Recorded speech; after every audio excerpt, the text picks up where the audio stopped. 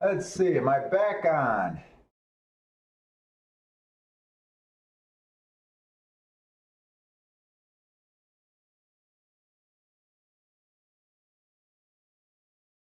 I should be back on.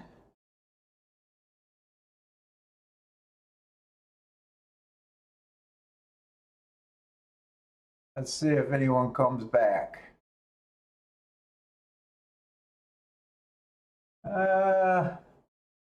Am I on? All right. Hey, what's up, Joshua? Yeah, we lost power. Beautiful sunny day. I don't know what the deal is with this house.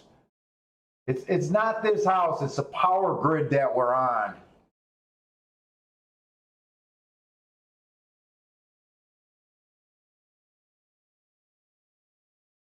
I just got to get everything all set up.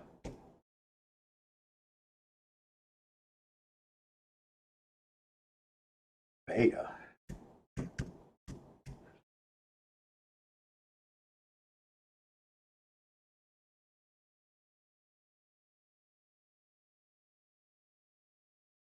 Yeah, I'm not going to remember what that question was, Premier, because it was kind of hard. I was trying to interpret what you were saying.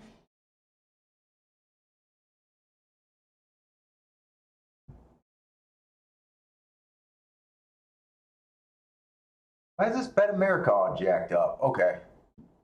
Let me just get back to where we're at. It's going to take me a minute just to get the forms and everything back over here.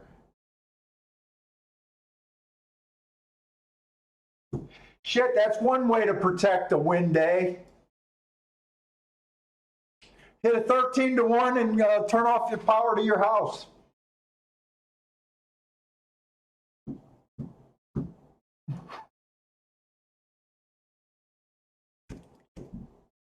You get the forms and everything back. It should just be a minute.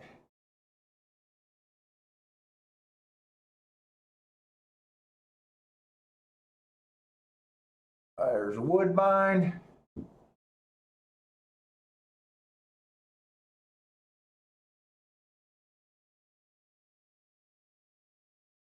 With the old Mac that I used to have when I first started doing this, just setting up a stream and the video and all that, sometimes that would take an hour or two on that old Mac. This new Mac, it just takes, it's so nice.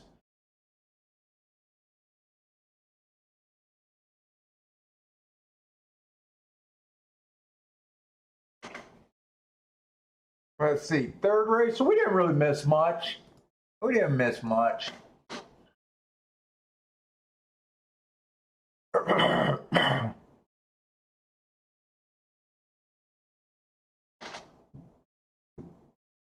Yeah, remember that day I had that 70-1 that I was going back to bed and the power went off and I couldn't get the bet down?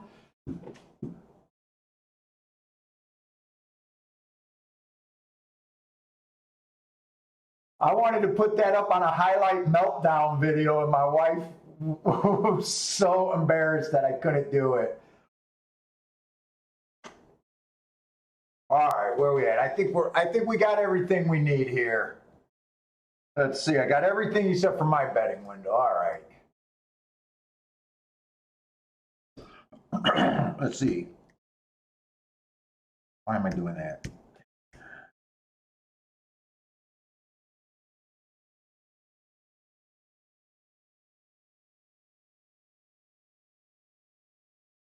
And my wife said to keep reminding people I am not going to be here next week. We're going away up north. I am going to take my tablet and everything, and maybe I'll play. I don't know how much time I'll actually be able to look at stuff.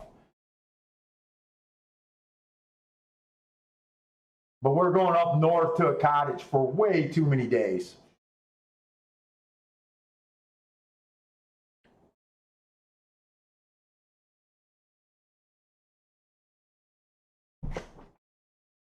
Yeah, when I started reading your question, Premier, I thought it was interesting that you said that you spotted something that's been winning 85% of the time.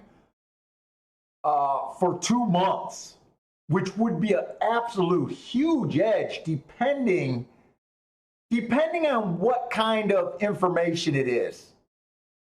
If it's a bias thing, that would, oh my God, that would be huge. 85% of the time would be huge. But if it's, we'll see what you got, what we're talking about. And if you don't want to share it completely because you don't want the edge to go away, you can be vague and tell me if it's a trainer angle or some kind of angle like that, or it's a bias angle. That would help me in knowing.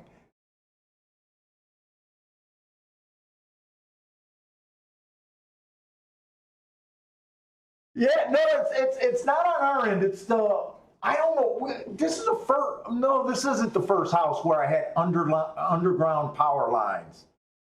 So when you have underground power lines, you're not supposed to have any problems, or very few.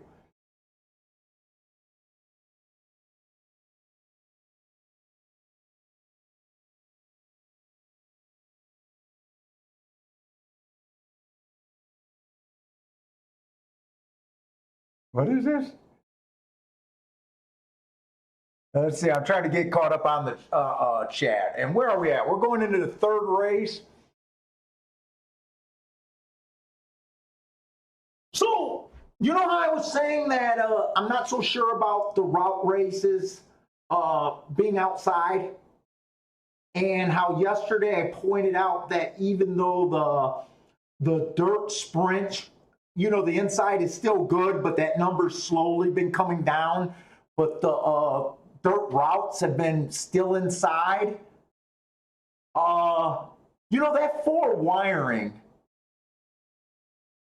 I don't remember if there was a scratch inside of them and he had the 3-hole. Yeah, he did. There was a scratch inside of him. He had the 3-hole, and from the little bit of the race that I actually saw, because you guys know that I run and hide, he did look like he got a really good rail rally, or you know, most of his running was done on the rail. I just want to point that out, you know, that might be a good indicator that the inside of the track is going to be just fine at the route races today.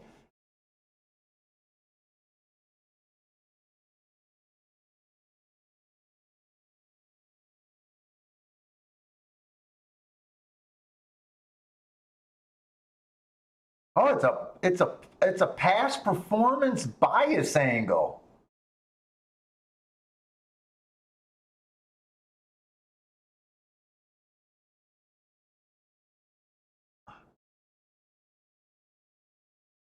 Well, fuck, Premier, if you got a biased angle that's hitting at 85% or 80% or fucking 60%, I'm hoping you're making your year, or at least, let's just say, I'm hoping you're at least making your quarter. That's a huge angle. That's a huge angle. Yeah, I'm going to want to see the rest of that question, where you were going with that. But you're supposed, unless it's at a track where they're not paying, you know, where it's just chalky, you know, it's working, but it's on the chalky side of payoffs. You know, it'd be hard making the money that I'm talking about, but you should be making money. Yeah, June 3rd to August fucking 12th, 13th, whatever it is. That's a 2 months it's been running. Woo.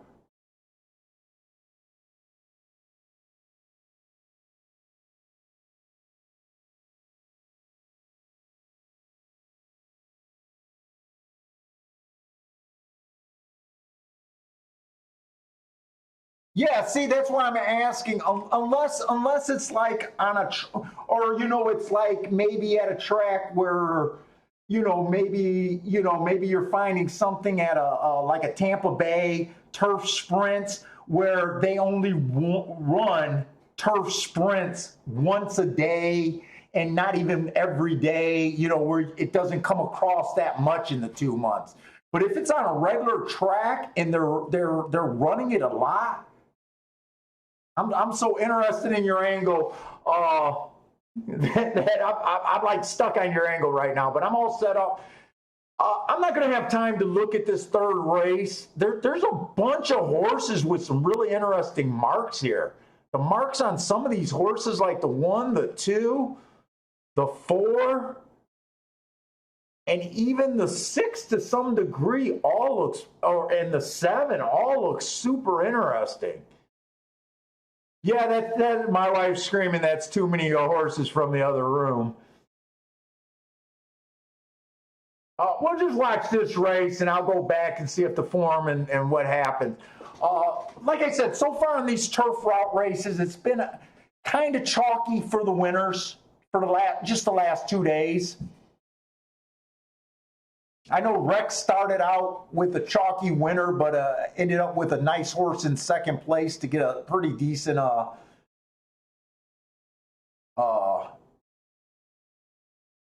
exacta return. By the way, Rex, were you on that 4 on that double? For some reason, I think 4 was one of the horses you had on the double. Is Rex back with us?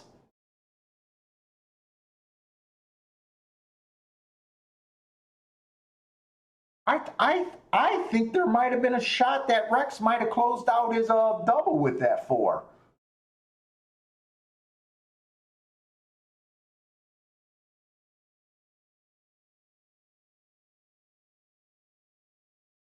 I think 4 was one of the heart horses. There was quite a few in this race.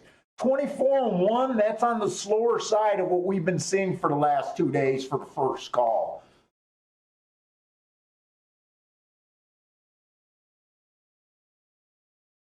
Oh, that was Frankie. Oh, Rex had the 4, but he's saying Frankie was the guy that had the that played the double in the exacta. Sorry about that. Oh, Frankie's here. Frankie, did you close out that double with the 4? For some reason, I think you used the 4 and the 5.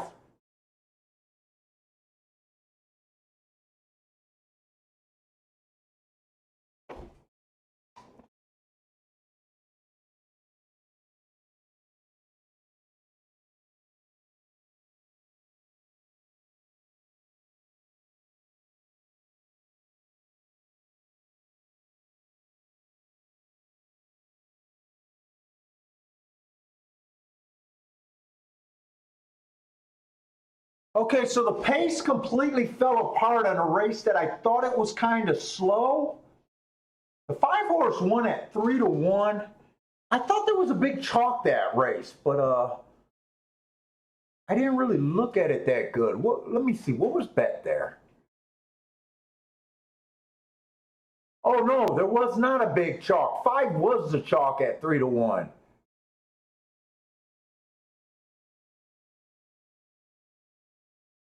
Let's just take a look.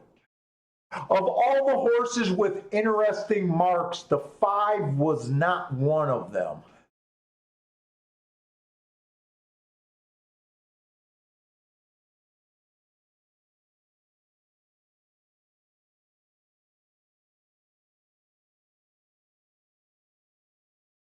What kind of race was this, though? Was it a $25,000 claimer?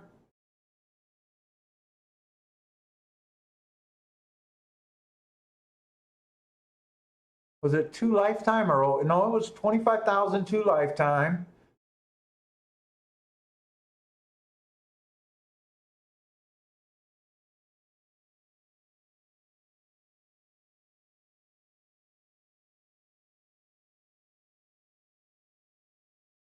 Oh, the 5 horse bin. His marks aren't like sexy. I didn't mark him sexy on anything. I guess his big thing is he was dropping in class. He ran a allowance 1X, pretty just okay, even race. Got a really nice speed figure for that race. Then he tried in one of those. I think they're almost like a starter stakes. But I think those races, even though it's for a 12-5, that's the qualifications. I think those races come up pretty tough. And then last race was a last race he just chased an extremely slow pace. Oh, I might have seen that. He was one length off, and I gave him a slow. So that was he was chasing. Sometimes these horses get hidden from me when I see so many horses where I got them like marked where they got, you know, the hearts and stuff.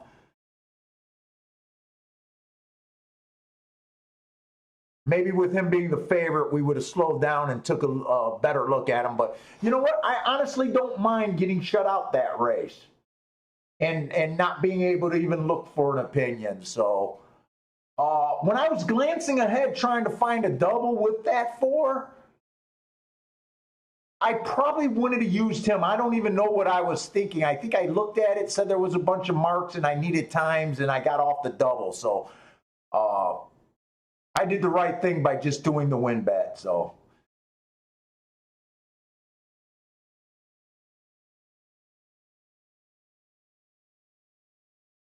Oh, okay. Frankie did have that 4. Nice job on that 4-horse, Frankie.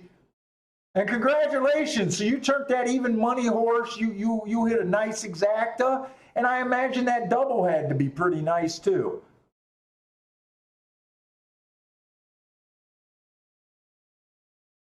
I thought you had the 4-5, but I wasn't sure.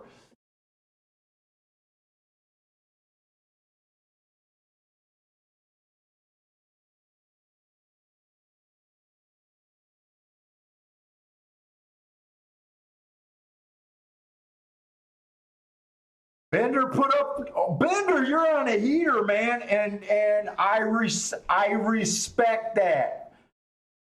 Bender had a huge day the other day at Parks, I think he said. And then today he popped for 1,400 and he's out. Smart man, Bender. Enjoy the rest of your day, man. And congrats on the two very nice days in a short period of time.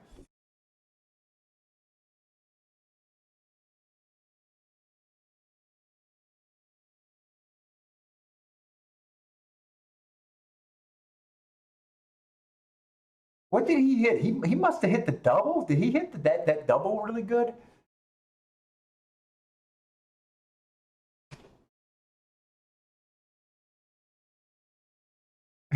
Ryan said they need to link up with Bender. We still need to link up with Bender for the barbecue. Bender, we were looking forward to meeting Bender for the first time this last March in Vegas. He was one of the guys that was going to fly. He was coming, I think, out of Texas to meet us for the Orleans tournament that got canceled. So I was pretty geeked about meeting Bender. And there was a few other guys that were saying they were going to make it.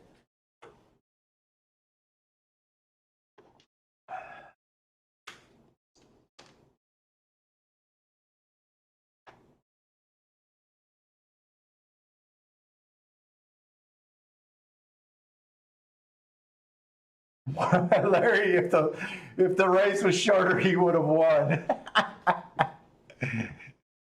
Nice. So I do got Woodbine handicap. Let me see. I hope Woodbine and Gulfstream are not going to be competing today. We actually missed the first race at Woodbine.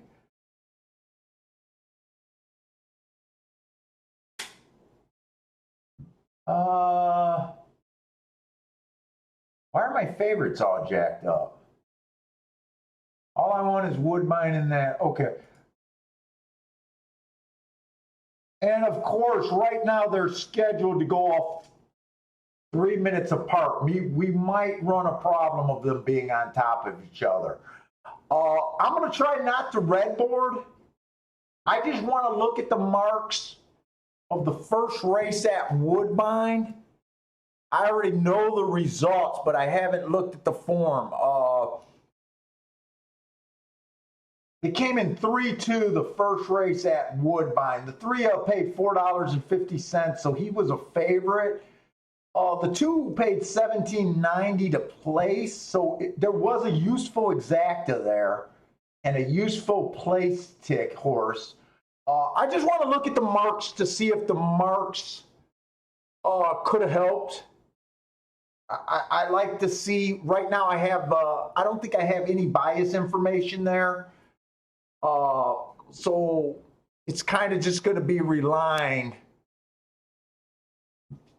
And let me just make sure. I think I put the scratches in. Okay, so the 6 was the only horse scratched. The winner was the 3, so I don't even have a mark on him.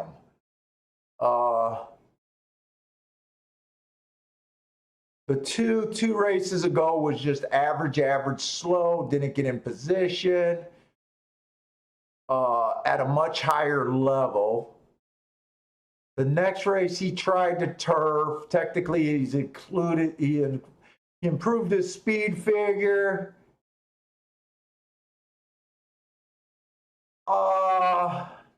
Yeah, in all honesty, the 2 probably wouldn't have, the 2 wouldn't have caught my attention.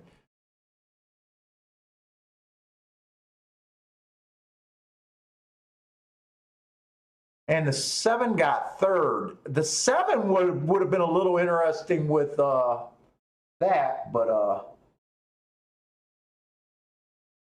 the 7 was also 5-2. We didn't miss anything, and the information that I had here on the marks wise probably didn't help.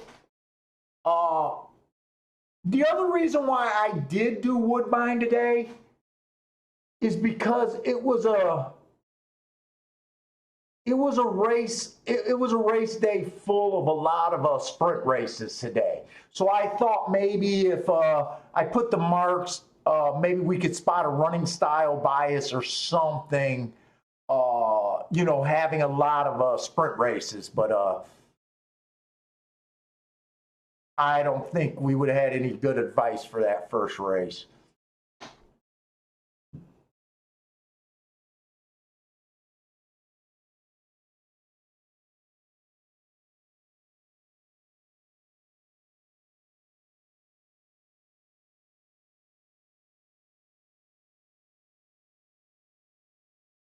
Yeah, Bender. Oh, Bender's still here. Maybe he's just done betting, but he said he's still planning. I think going when the pandemic is over. So are we. I'm still looking to see if they're going to reschedule that tournament or have their fall classic. Right now, the last time I checked, probably 2 weeks ago at the Orleans, it's still canceled.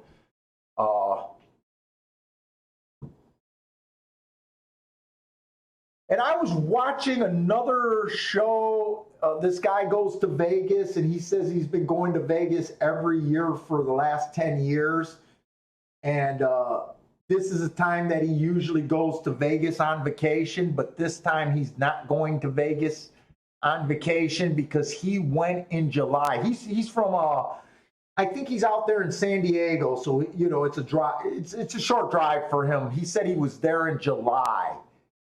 And his overall opinion of Vegas right now during the pandemic, it's just a sad place. He thought it was a sad place. He said he wasn't interested in going back until the pandemic was kind of over. He's a younger guy too, so he might like the clubs and shit, and I get that. Oh, here's your question, Premier. If you found a scenario that hit 85% of the time going back to June 3rd and 60% of that 85, it happened the next 3 races on that day, how do you bet it? Okay. From your clues earlier, it sounded like it was a post position bias. And as long as the sample size, look, two months is a strong sample. I make adjustments sometimes just out of the, as fast as we did yesterday. It's hitting 85% of the time.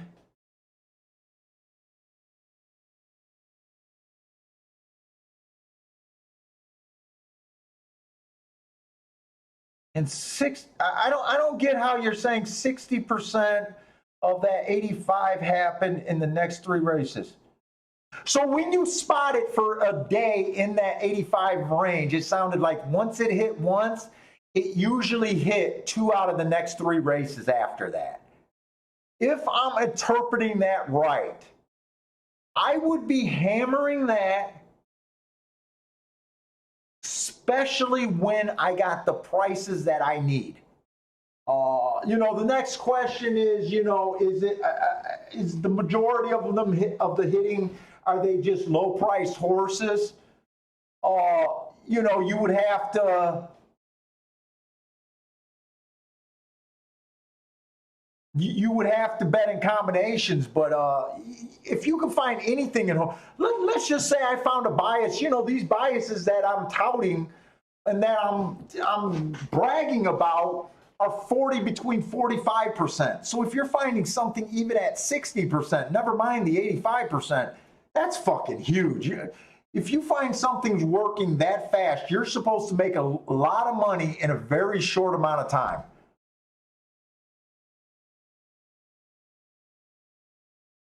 Yeah, 33 cards. That's a ton of shit. Speed. Okay, so speed is a holding 27 of 33 days. You're supposed to be making a ton.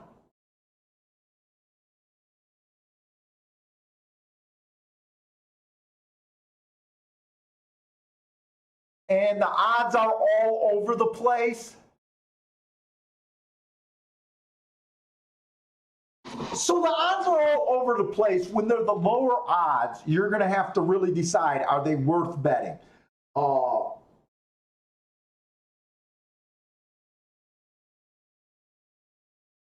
If they're worth betting, if you could find combination.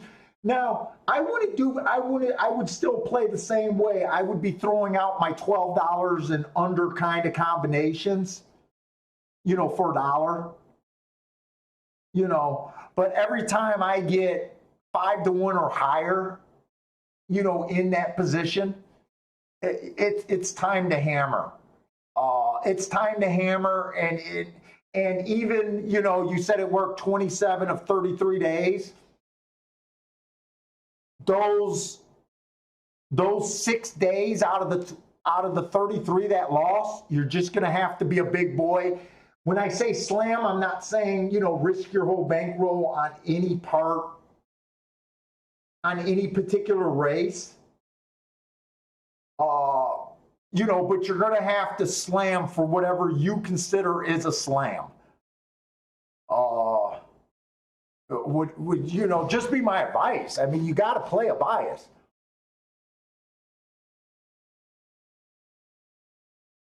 And you milk that edge for as long as it's there.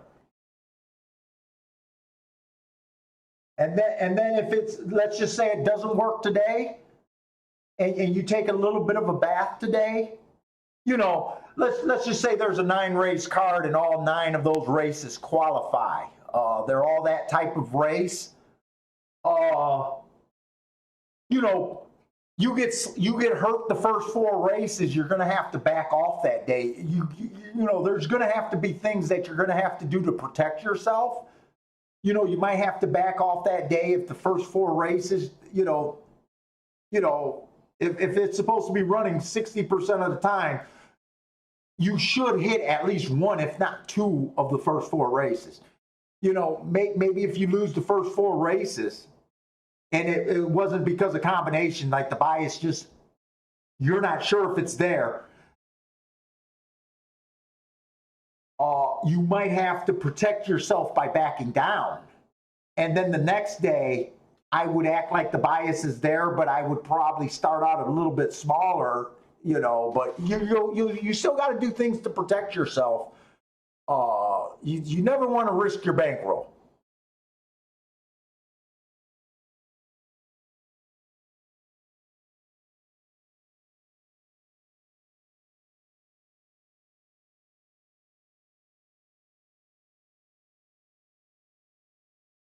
Yeah, so we got the fourth race. So far we've seen one sprint, or not one sprint, one dirt race on the route. Yesterday the inside held. Today the 4-horse was in the 3-horse. He wired on the rail. So I'm gonna try to block what I thought I seen yesterday on the sprints, that the outside was good. I'm just gonna handicap this. Maybe I'll lean towards the inside, but we'll see, because the 6 still got second. The 6 would have been in the 5 hole. But we'll see.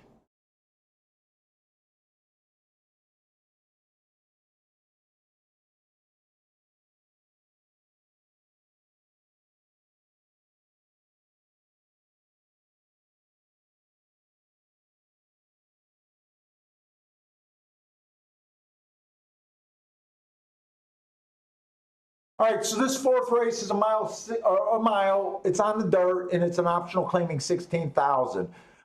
This 1-horse, he was the slowest winner of the day. He basically wired the race. Second call, he gave up the lead for a second, but basically dueled and wired. That's not a bad race. 2 races ago, he had a bad rail. He got an asterisk for running against the bias. I think that's a good race. 3 races ago, he also had a bad rail, and he went fast average. I think his last 3 races are all on the good side. He did drop to 12.5 for that win.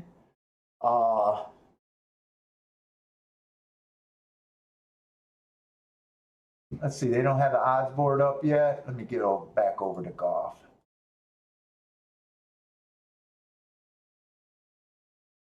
What is this, a 6-horse field? 6-horse field. So this 1-horse overall looks like a solid stalker. Yeah, solid. Had some excuses. She does not look bad. The 2-horse. When 1 tick slower than the fastest winner at the first call, at a higher level, dropping a bit today. This would be his lowest level ever. Let's see, this is a 16,000. He ran in a 2 minor stakes race, one for 75, one for 100. Basically running close to the same speed figure last 2 races. Let's see what else is there. So far, I have not. I haven't seen anything that nothing bad yet. The 2-horse. He's won 2 of his last 3 races. He's taking a solid step up right here, in my opinion. Claiming 10,000, not winners of 2 life. He has front speed, but it looks like the 2-horse has front speed too. With the class up, stepping up in class, I'm probably not interested in him. 4-horse.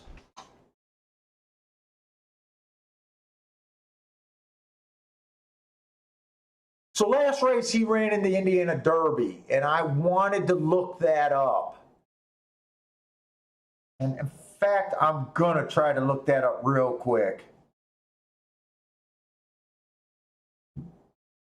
When I was marking this, I noticed right away that he ran in the Indiana Derby.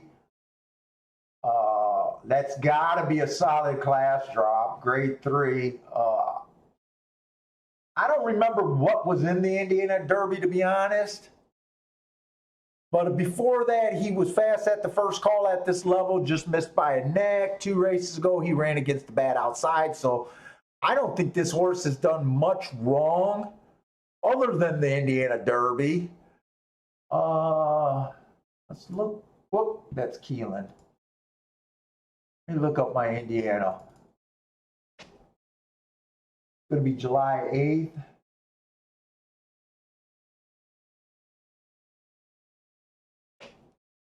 Indiana Derby was the 11th race that day.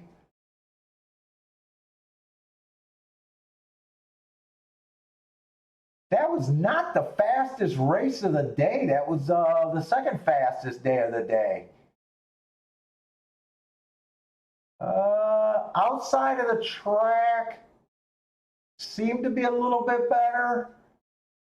Oh, he was on the rail. Give him an asterisk for the Indiana Derby. I think the outside of the track was better that day.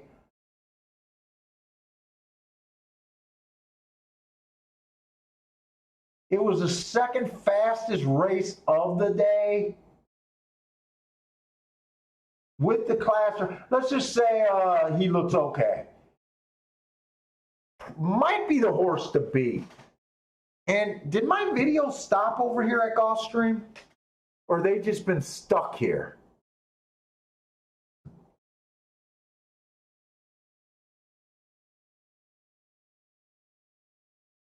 All right, I didn't realize that my video froze.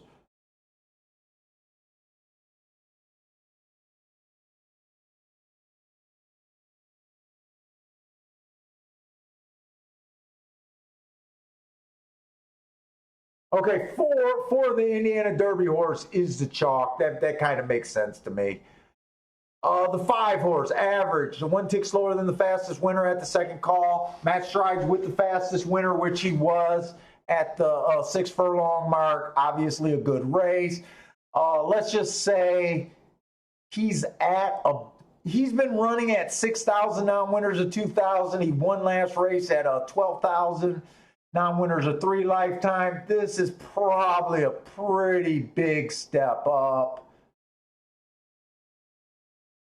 And the 6 horse, 6 is the first horse that looks pretty close to a throw out to me. I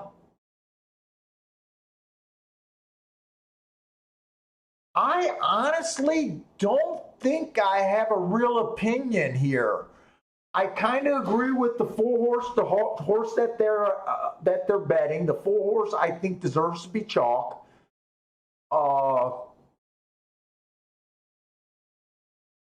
would think that the 2 horse, with his speed and his class drops, to me he looks like he deserves to be second choice. I would say 1 and I would say 1 is probably my third choice there. I really don't know if I really have a bet that I like.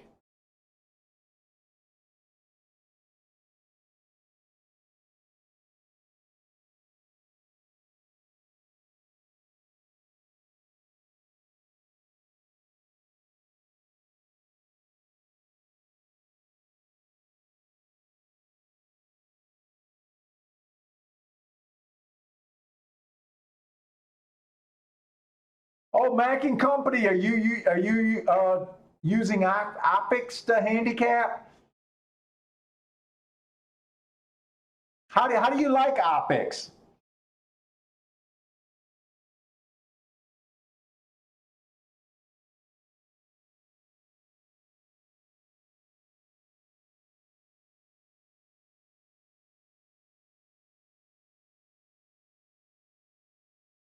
You think the 3 has a shot here at Gulfstream? I think 3's only shot is to go. I think 3's on a really big class hike.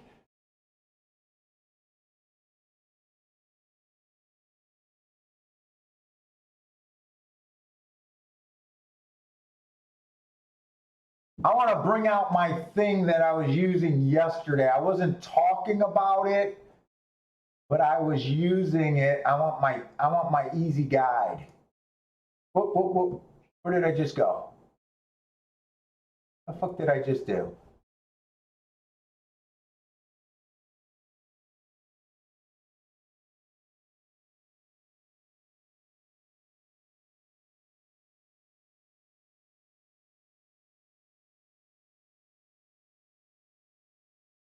Where the fuck did that just go? Odds. Oh, I moved it to the bottom. So basically right now we got a 6 horse race. So when I start thinking we got a 6 horse race, if all horses are equal, all horses deserve about a 20% chance to win this race. 4-1 is basically fair value if you think everyone has about an equal chance.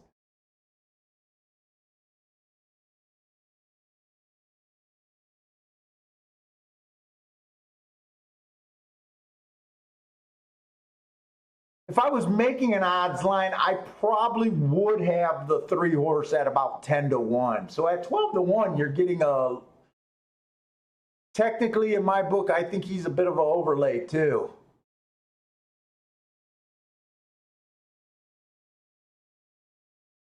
Let's see, I think the 3 can get the lead. I'm guessing the 2 might want the lead, so I think that would be enough to keep the 3 honest. I don't know if the 3 can get the rail without going fast here. I think the 1's probably going to be about 2 to 3 lengths off the lead here. I think the 4, who I think has the best shot to win. I think 4-2 has the best shot to win this race. I think the 4 will be able to be about 2 lengths off. I think the 5-horse and the 6-horse are probably the closers in this race.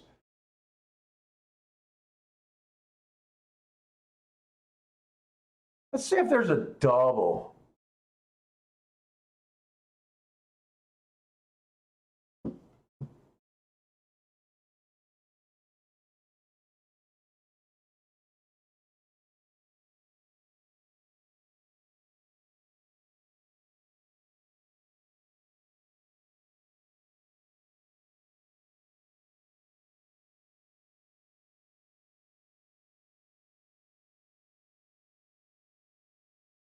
Yeah, speed is all on the inside too, Marco. Yeah, I agree with you.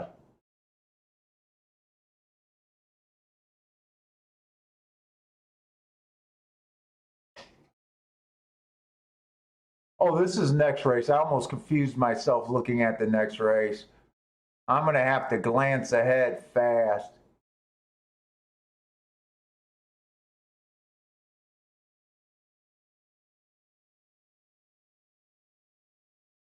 But I hate looking at ahead at daily doubles when I don't have that odds line. Even though I never put tons of stock, I like to have the odds line.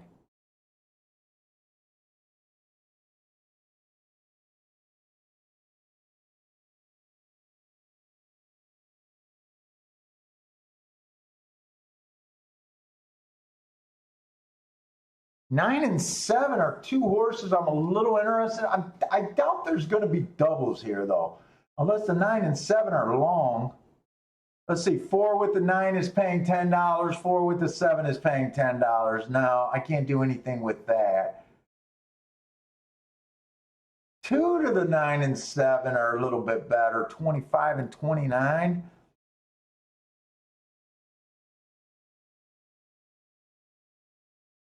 Steve likes the 4 next race.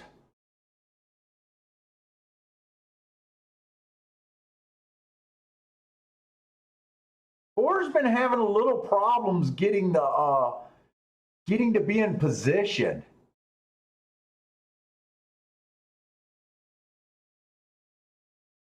There's a lot of speed next race too. I think the 1 goes to the lead. Who else? The 1 and the 9 looks like they're definitely wanting to lead. The 11 looks like he'll be a little pressure.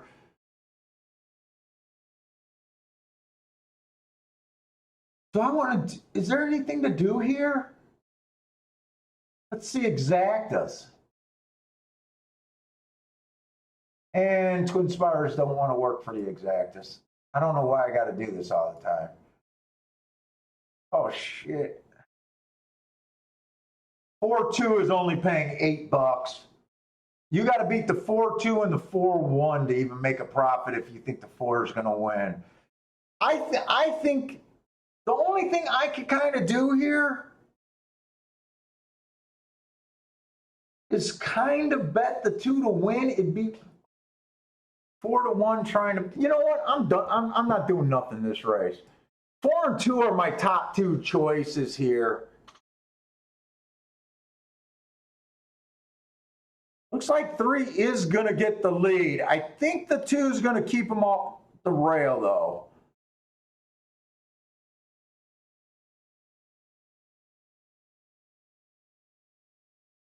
Well, shit, I thought the 5 and the 6 were going to be closers. Actually, there's not a closer in this race. Everyone's within 3.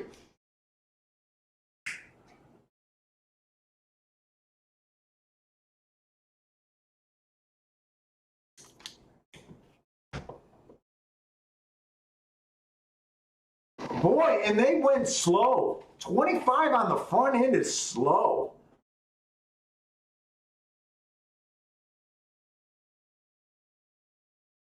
That's got to make you feel good if you're on the 2, 3, or 6, I would think.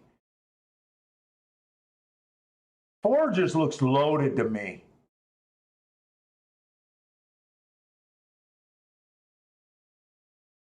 So they went extremely slow to the first quarter, but they really sped it up at the half. 47 and 4. I think this 2's gone. I think the call is, ooh, unless this 5 beats him. I think the call, I'm leaning, I don't want to say it, but I think the call that the inside of the track is kind of where you want to be. Right now, 5-1 on that 2 horse is looking very good. I was close to pulling the trigger on that.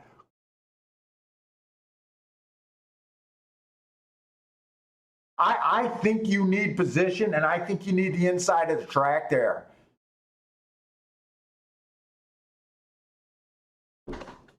Yeah, I thought if the inside of the track was good, I thought with the 3 stepping up in class would have had a hard time getting to the inside of the track with the 2 inside of them.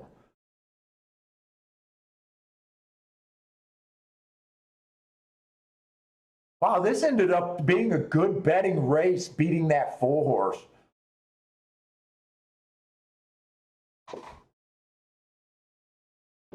I guess I put too much stock in the Indiana Derby, but I also thinking that the 4 looked wider than he needed to be on the backstretch. And then when we seen that 25 fraction for the first call, you would have had to be a really tough horse at Gulfstream usually to overcome a 25 on the front end. They did speed it up, 47 and 4 going to the half. That's a 22 and 4 around that turn. Or maybe it's down the backstretch, whatever it is. We call it the turn time. That was solid, but the race was won with that first call.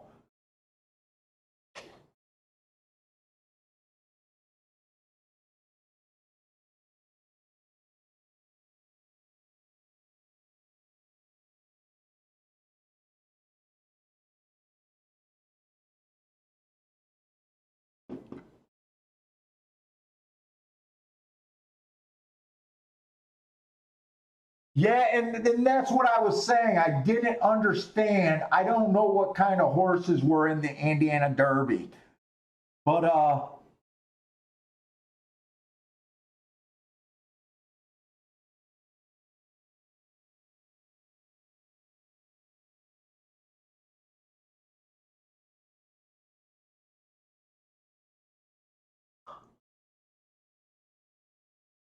I ugh. I think I'd be willing to get okay, if the rest of the route races are continuing are if the rest of the races today that are routes on the dirt are looking like the first 2 routes on the dirt where inside speed was dominant, I would kind of forgive the race on this 4 horse. I want to forgive him if he was jumping up. I mean, when we forgive horses, you know, it's still it's in the back of the mind, but you got to compare it to who he's running with his next race.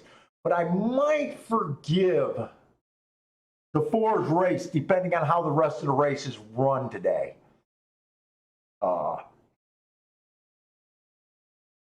Because in my head right now, I really think what did the fractions go in the second race? So they went 25 at the first call of this race. That 4-horse in the second race, that was another mile race, went 23-4, and he went 46-3. So he did a 23-4 with a 22-4 around the turn on a 46-3. See what I mean? This race went, they still went the fast turn time, 22-4, but they went 25-4. I think this too just got a gravy trip is the way I'm looking at that race right now. Dude, that's pace handicapping right there.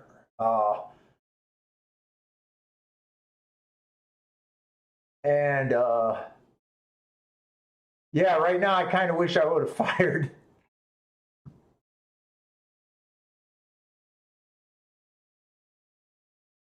I was kind of thinking that the 2 was probably going to take a little dip in odds, not go up in odds.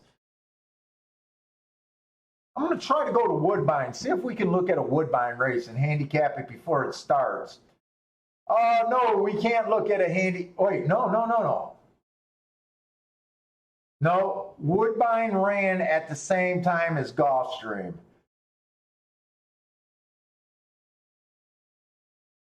And shit, they had a $34 winner at Woodbine. And you know how I was saying that I was hoping that there might be a post position or a running style bias? It might be a little early to call, but if you remember, the first race was a sprint, 5.5 furlongs, and it came in 3-2 inside horses.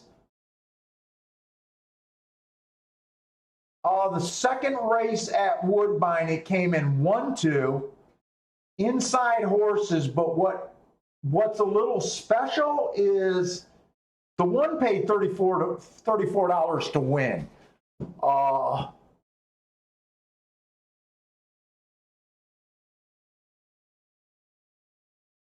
Son of a bitch, go suck a dick.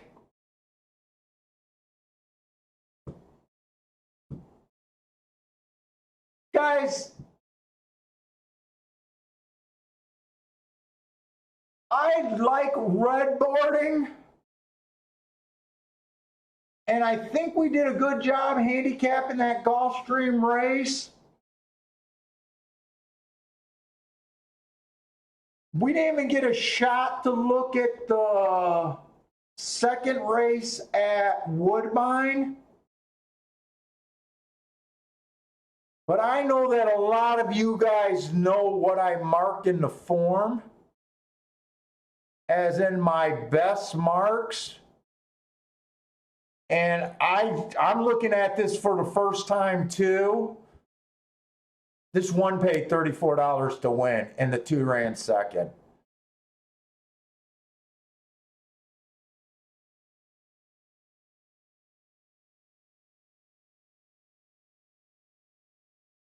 I don't know if it's really redboarding and saying there was a real shot for us to hit that race. But you guys that have been watching the show and know what the marks before I even read them mean are probably thinking the exact same thing that I'm thinking. Hopefully these races separate each other. And maybe there's an inside bias, but there might not have been an inside bias for that 15-1. He's arguably either my top bet or my top marked horse, or if you want to argue that he might not be my top marked horse, he's definitely my second marked horse.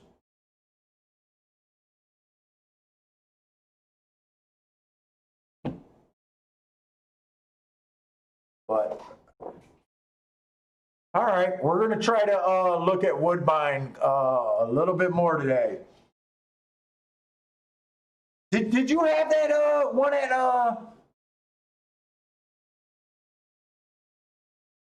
Did you have that one over there at Steve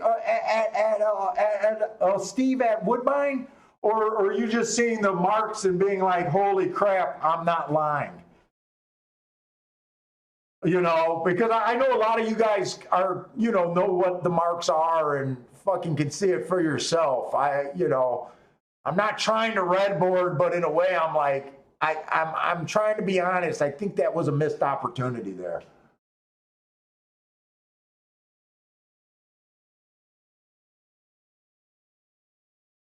Exactly, paid $61.60 for it. I tell you what, we can't complain about the racing today at Gulfstream, or I mean, we haven't been able to really look at Woodbine, but fuck, this is shaping up to be at least a solid handicapping show.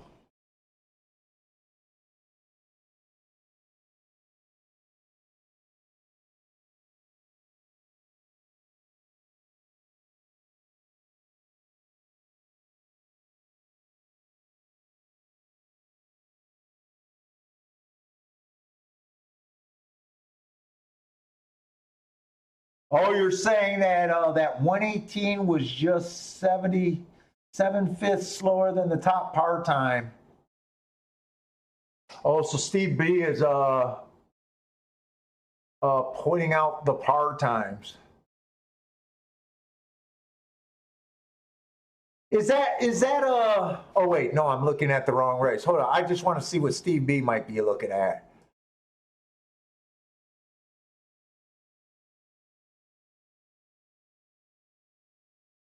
Yeah, you're right. They're saying that 92, 93, 82 are the par times there for the first two calls. He was over par last race, over par last race. That kind of agrees with my heart triangle, doesn't it? I actually got his finishes being good. They got his finishes kind of being shitty. I got it good for today. According to par, it's shitty, but according to me, it was fast. Yeah, there's more than one way to hit them, but yeah, their par times was pretty good there. If you're looking at the same par times that I'm just looking at this, I don't know if you're looking at Brisnet too. My goodness. All right, what are we at? We're in the fifth race at Gulfstream.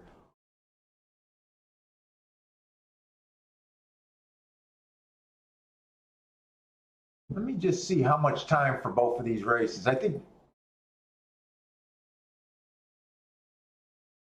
right now they got Gulfstream going off at 12 minutes, Woodbine going off at 17 minutes. But when you add fucking Gulfstream, we fuck around at the gate. They're probably going to be right on freaking top of each other.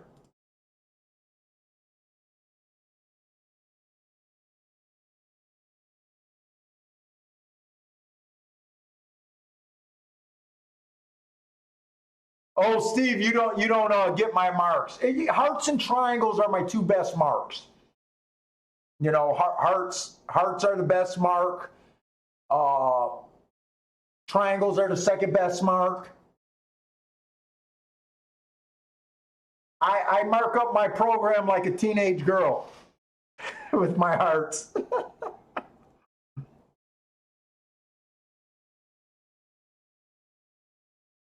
All right, fifth race is a mile on the turf, claiming 12.5. This one horse, average, 2 races back. He matched strides with the fastest winner. That's the triangle, matching strides with the fastest winner. His next 2 calls were average. 3 races ago, rail was bad. He had the 9-hole. That didn't affect him. He ran an average race. The 2 horse, 1 race sample last race. It's a terrible race. 22 and 3, 45 and 1 is on the very slow side at Gulfstream, just looking at fractions. But I don't like doing one race sample profiles. 2 races back. Okay, this horse is not a sprinter. That was a sprint race. He's back at a mile. 2 races ago at a mile. He was average. Rail was bad, but he was wide. He was in the 11 hole. 3 is out. The 4 horse, slow, average. Didn't quite get in position at the top of the stretch. He was a little too far back to win. He finished the race 3 by 4. That just looks like a closer. 2 races ago, I gave him an asterisk because speed was favoring. That just means they were wiring almost every race. Probably didn't have a shot because he's a dead nut closer. He still managed to be average that day.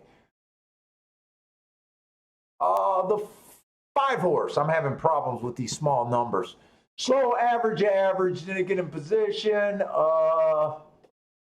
At a little higher level, 2 races ago at this level, he was average, didn't get in position. 3 races back, he flashed a little bit of speed, fell out of it, not in position. Overall, last 4 races, he just looks off form to me. What are they betting here? 7 horse? The 7 and the 8 are both 3 to 1? Okay. The betting board looks really good at Gulfstream if we can find something. The 6 horse, average. Fast, average. Bad, rail was bad. He was outside.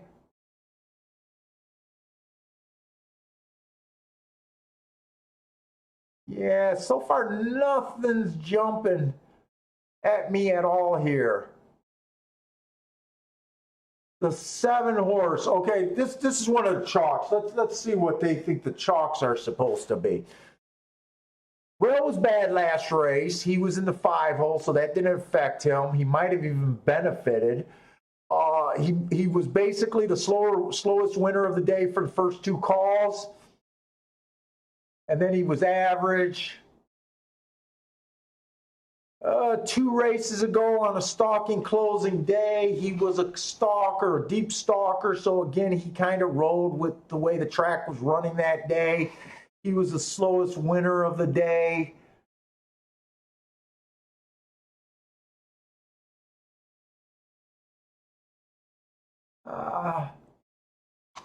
Is 84 the biggest speed figure in the race? Is that why they're betting him? I mean, this is a race where it just looks like, hey, we got to bet someone. I don't either like him or hate him. He's just there. He just ran with Zodiac Princess. Who the hell is Zodiac Princess? We didn't get the Zodiac Princess. Let's keep going. Zodiac Princess is the 9 horse. Those are the 2 favorites. Okay, those are the 2 horses they're betting. I like Zodiac's Princess. Okay, so they're both coming out of the common race. I'm talking about the 7 and the 9. To me, I always prefer horses that, he won the race. I didn't realize he won the race, but I always prefer horses that have speed. I think speed's a better way to go than a closer. Okay, so those are the 2 favorites. So far, Zodiac Princess is a horse that looks like he needs the lead, most likely to get the lead.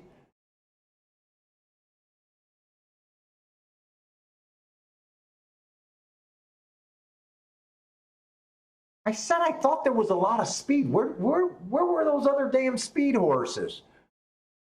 I remember saying there was another speed horse. Who was the other speed horse? One has a bit of speed.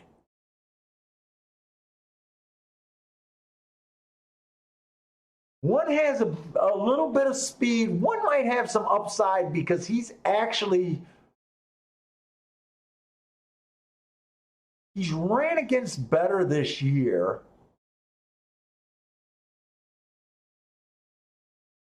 But he also dropped to this level twice and couldn't finish these off. This horse might not, well, he's 24-1. That makes me not want to throw him out completely. I was just ready to say that he looks like he's developing and being a quitter. But I don't throw horses out for quitting at 24-1. I'm not throwing him out yet.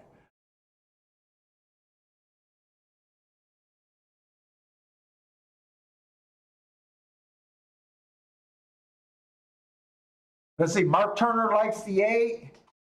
Marco Lou likes the 5 this race. I'm still trying to grab my head around this race.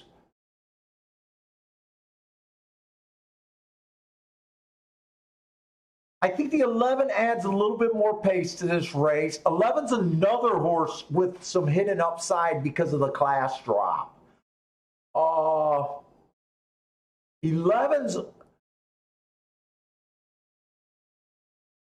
11 looks more like a solid stalker. He might not duel. I got a feeling that it's probably going to be the 9 and the 1 going for the lead. I think the 11 might get first run here. The 11's making a decent, he's making a level drop. At a higher level, he was average last race, managed to get in position at the top of the stretch. 2 races ago at a higher level, he was fast, slow. That looks like he chased the slowest pace of the day. He still managed to get in position. And 3 races ago, he won by being fast and then being the slowest winner of the day. This horse is really interesting to me at 5-1. And the 12 horse, he just looks like a stalker closer. He won non-winners of two lifetime. What is this? This is a 3. Is this a 3 lifetime or a 3? What is this? Non-winners of 3X for 3-year-olds of which have never won 3 races. It's the first condition. Never won 3 races.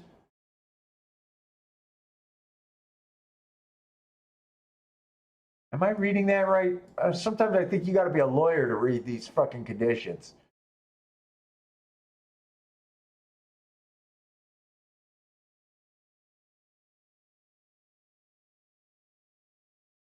Okay, so this is, why don't they just have it a non-winners of 3 lifetime race? Why is it a non-winners 3X? I don't think I've ever noticed that. Did someone get fat finger? Is the X and the L button next to each other? No. 3-year-olds and up, which never won 3 races. Okay, I get that.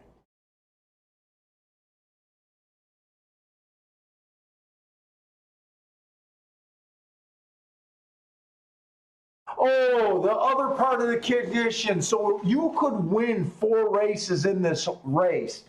But if you won and they were less than $10,000, so you could be a multiple winner in this, more than 3, if those races were for less than 10,000. I think that. But everyone in this race is on the non-winners of 3 lifetime condition. I usually don't read conditions, but I don't even know why I went down that road.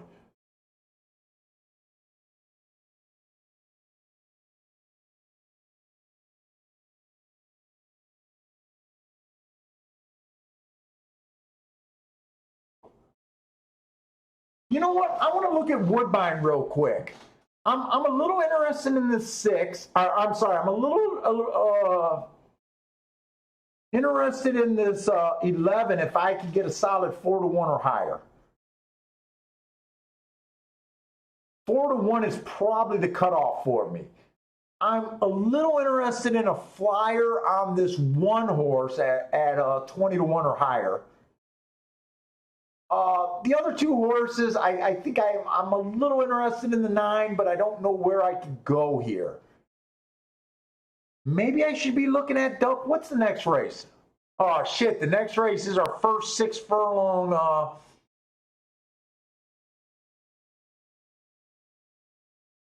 Next race is just a 5-horse race.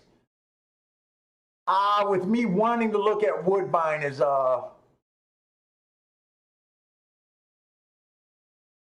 let's see. I'm at Woodbine real. This might be dangerous. Trying to look at both of these races. They're going to go off at the same damn time.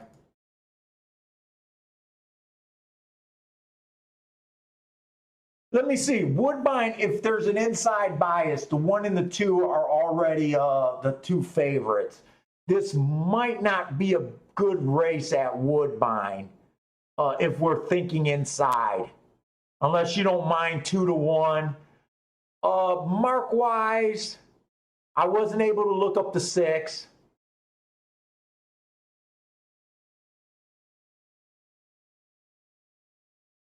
Two and 1 are probably kind of the best 2 Mark's horse.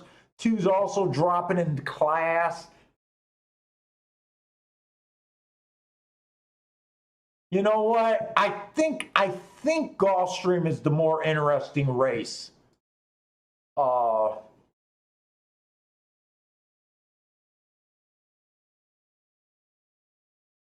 I'm in the 6 race right now trying to look for a double. There might not be a double because we just got a 5-horse field. Yesterday we thought the outside of the track was the place to be.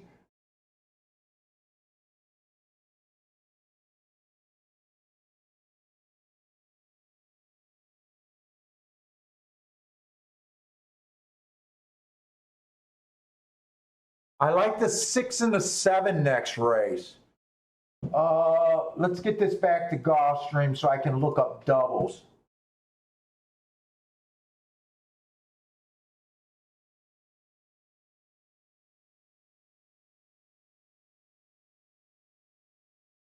Come on, Twin Spires, just give me the...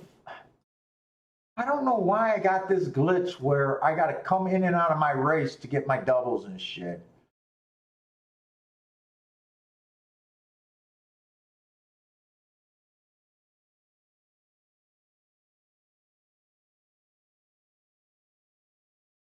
$11 to the 6 and 7 are paying $20 and $22. 9 to the 6 and 7 are paying 12 and 19, borderline. 7 to those 2 horses are 11 and 13.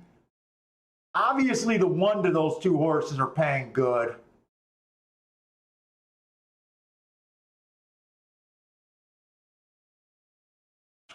If I get a 1,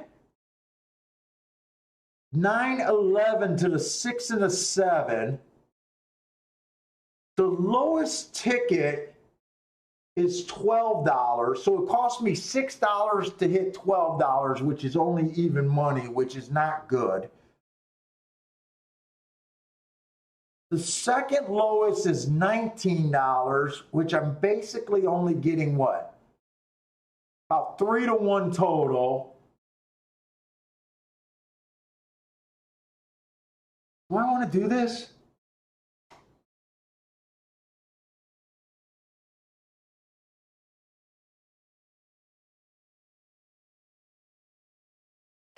I'm gonna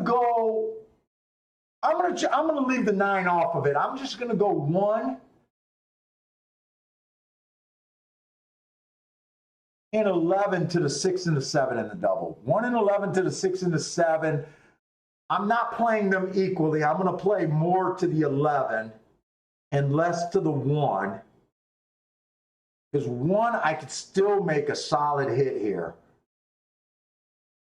Do I want to do that, or do I just want to bet the win ticket? You know what? I'm going to cut the doubles down on both. And I'm going to do a win ticket on both of those. And I'll do the same. I'll put more on the 11 to win than the 1. I like the 11 better than the 1. I still want to do something with the 9.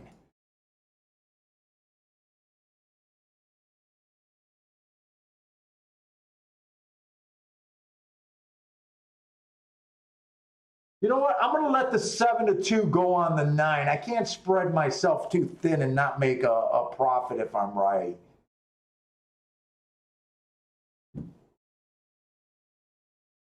I think my chance is slim for winning with this one. But I'm willing to do it at 20 some to 1. I'm willing to take him. Yeah, I don't know if I kind of thought that the track might be backing up, and that's why I left the 9 off because let's face it, I kind of think the 1 and the 9 are going to the lead. I think the 11's going to rate. I'm hoping the 11's going to rate. Okay, so 11's rating. The one's rating too.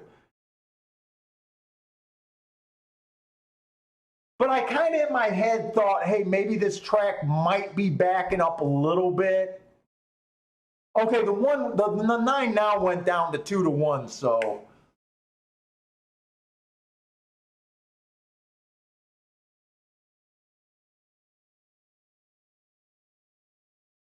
And I didn't go crazy this race, but I did want to be part of this race. I actually like where the 11's at. Kind of like where the 1's at, too. Where's my form?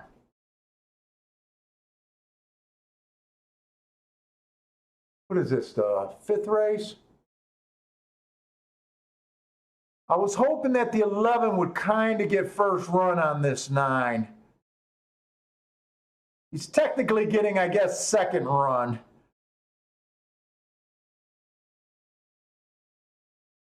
I don't know if this 9 is working at all.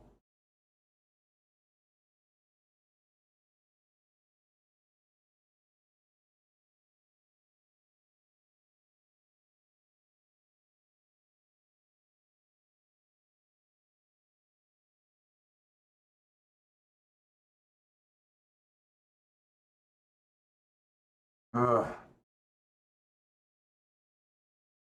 One ran a good race. One ran a good race. He just wasn't good enough. I think he finished 3rd.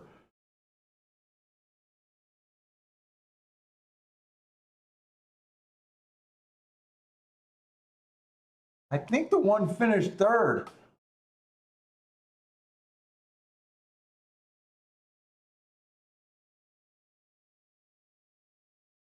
Yeah, I really thought that the 9 deserved to be played over the 7 horse, even though they were coming in the common race.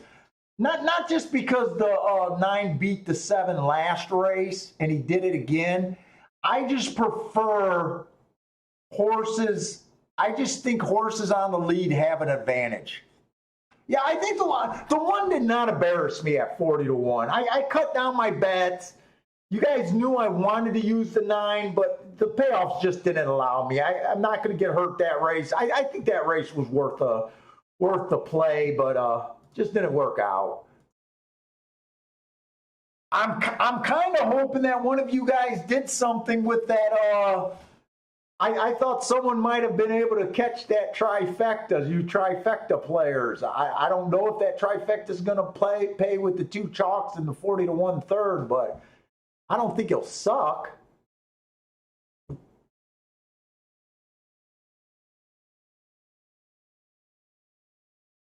And at Woodbine, we didn't really look. We kind of did a quick glance at Woodbine.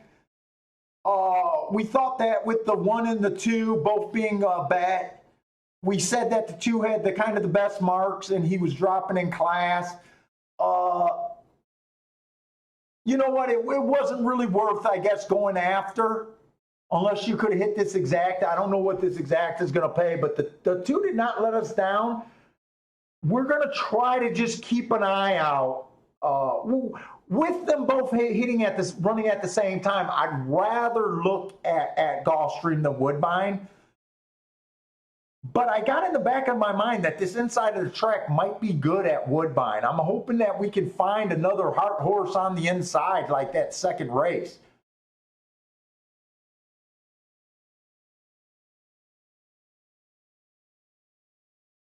Hey, Elliot, I gave you the respect that I thought you were out on your big. Oh no, I'm sorry. That was Bender. That was Bender that said he was leaving after hitting him for 1,400 today. Okay, I'm bad. I'm bad. I was like, you couldn't resist. I got you mixed up with Bender.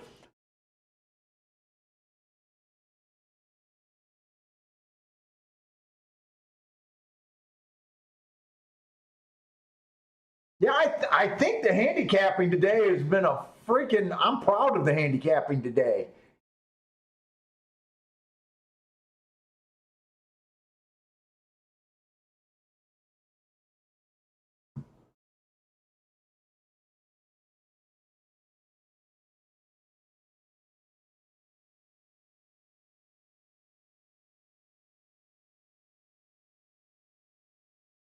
Okay, so they went 23 and 1, 47. Okay.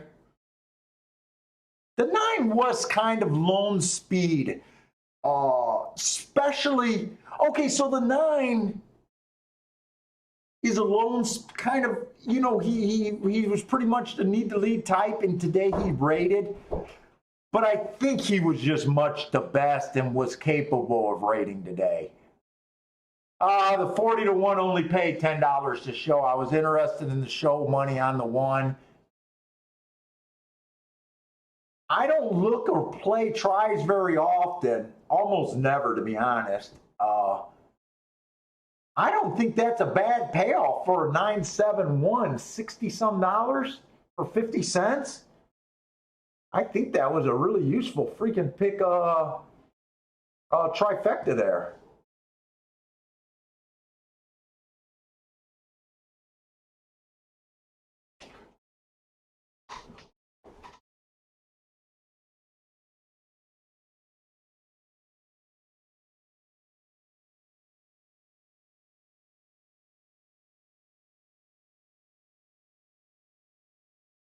Oh yeah, you did like the 5, Marco. That's right. I do remember you saying that. Well, fuck, he ran just. In all honesty, he ran just as good as the 1 horse. I think it was a fucking nose between the 2 of them. That super probably paid decent. Yeah, the 5 didn't embarrass you either.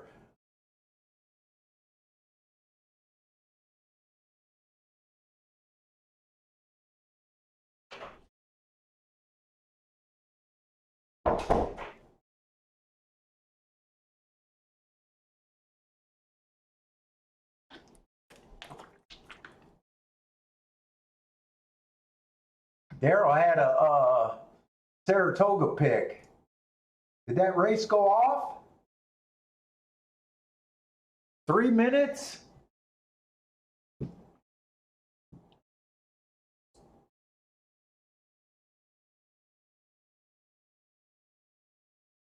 I just want to see yesterday when I did that. I never got the answer if you guys could see that Saratoga race that I did.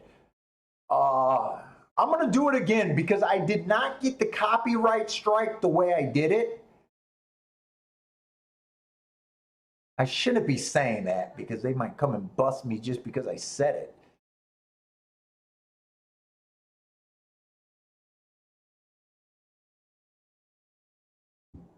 But since Daryl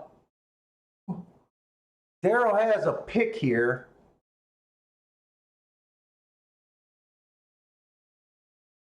that's right, I can't blow it up. Let's see. How do I do this?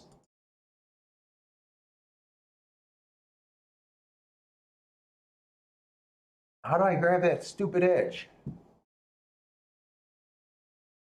Ah, fuck, I'm trying to.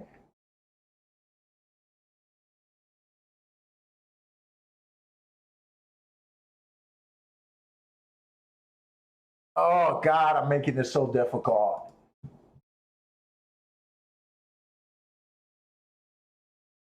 No.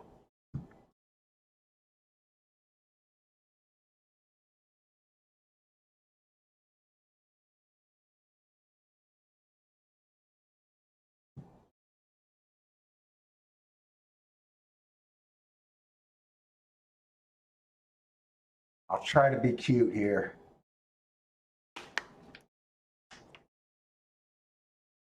Oh, that super paid 138 for a dime. Yeah, I would say that's probably a great super.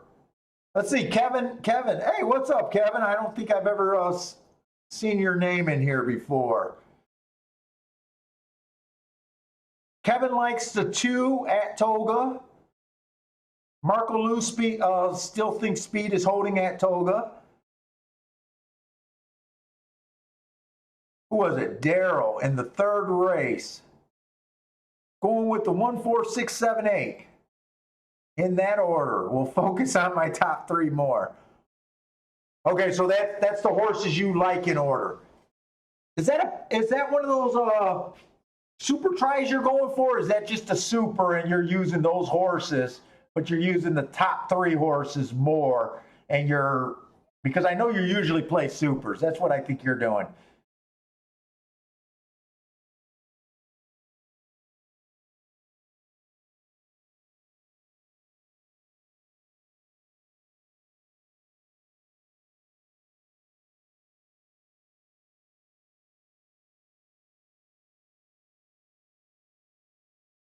Yeah, I kind of don't know if. So I see your comment. Who said that about the track backing up? Yeah, I'm not sure if the track's backing up. It might be. I did notice that 9 decided to rate today. The 9 and the 1 rated. I don't know if they just came out the gate and that's what happened, where they were forced to be raters today, or was it a conscious decision to be a rater? It would have been a little bit more interesting if the 9 would have got the lead and we could have seen if he held on. But other than that, I don't know right now. Let's see, Marco Lu would key the 1 at Toga.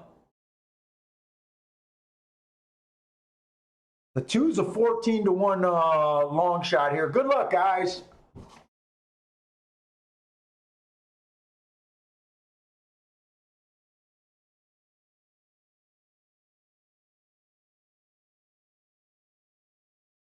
And someone please text me and tell me if watching the feed on this little thing is that helping someone that doesn't have the feed, or is it not even worth me doing that?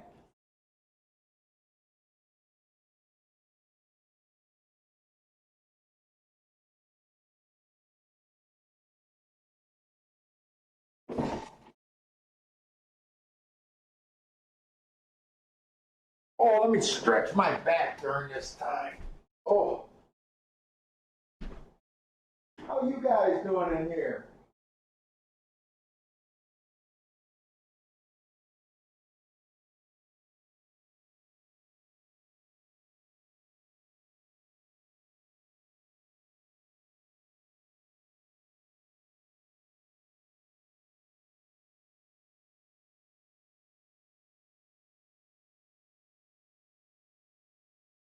Well, I'm gonna have to go back to shaking my ass.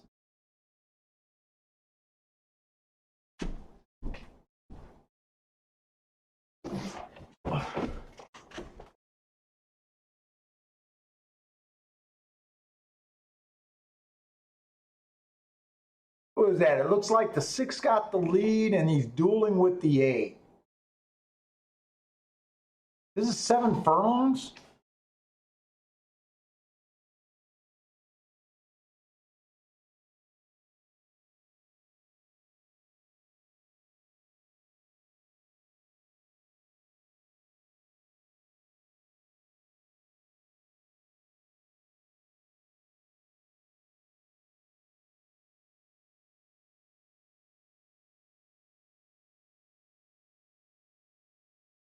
What is that? Is that the 1 or the 7 that just exploded through there? I can't tell. It looks like the 7's on the inside, or the 1's on the inside and the 7's on the outside.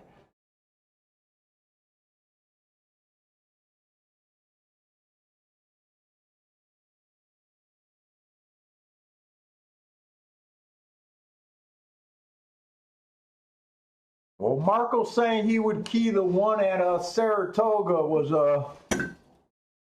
the right call, but too bad you missed the exacta, dude.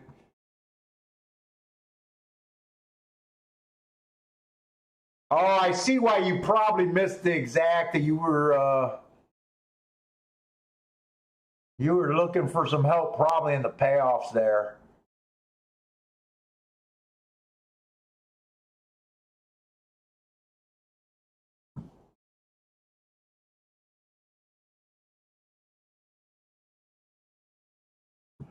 All right, Gulfstream Park. Oh, this is just a 5-horse field. It might be better to focus on Woodbine right here, maybe. This is going to be our first route race, so yesterday we thought the outside of the track was good for the dirt sprints. Today's a new day. It might have changed. It seemed like for the route races that the inside is good. Man, I don't know if it's a tough call.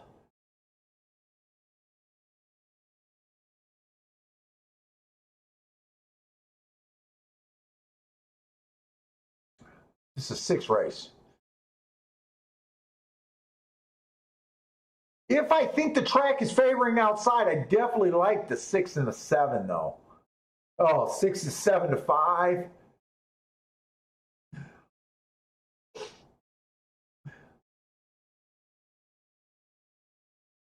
If it's inside speed, you might have to worry about this 4-horse. The 4 doesn't always go to the lead.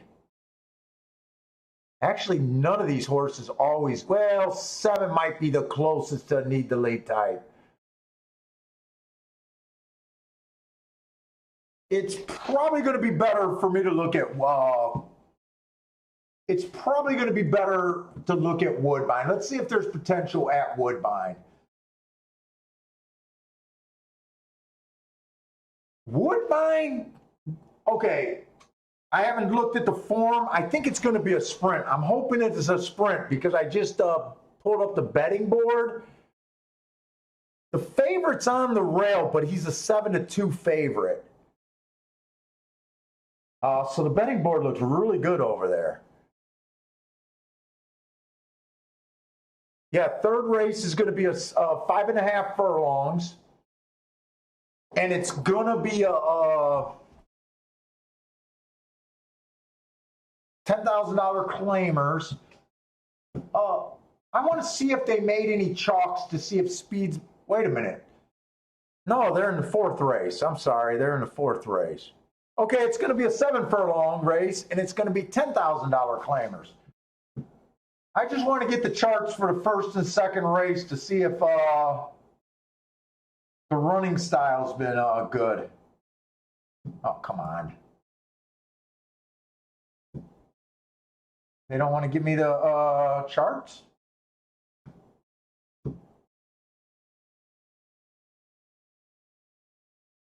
Woodbine, first race. Give me the damn chart.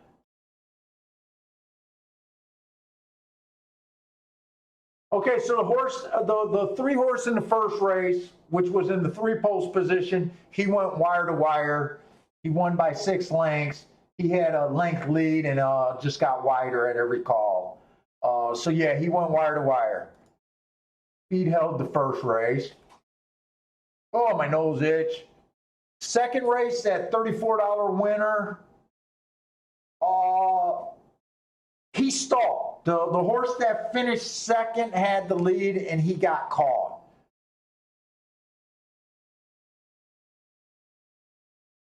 But that horse came from only 1 length back. So, you know, speed stalk.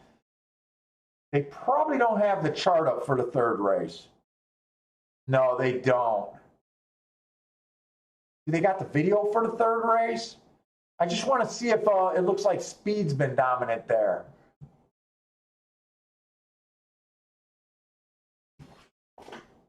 This is a 3rd race at Woodbine. We already know that the 2's going to win. I just want to see if he was inside, which he probably was just because of the 2, and I kind of want to see if speed held. And since we know that the 2 won, speed probably held.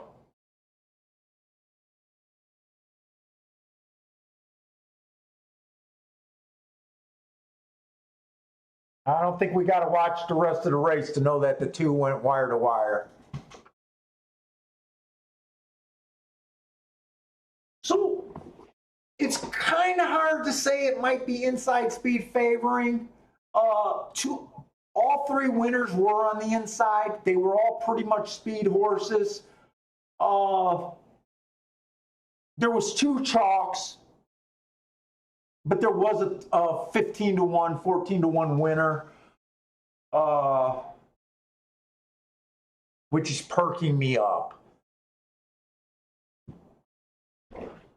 So this is 10,000. Oh, let me just get it to Woodbine so we can just handicap like we're there. Wait a minute, how much time for that race? 14 minutes. They might be separating from each other.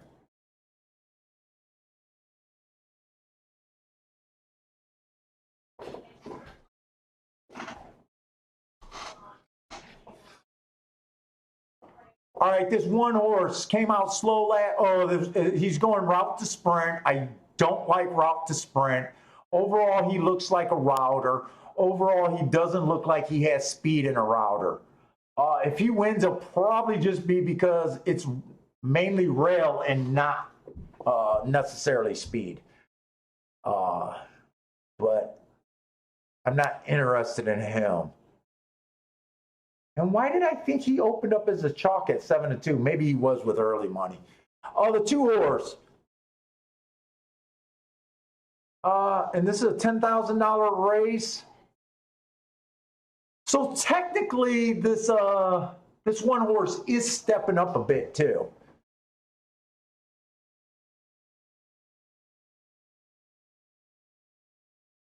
2 stepping up. He running against winners for the first time. Last race, he was at average, average and the slowest winner of the day.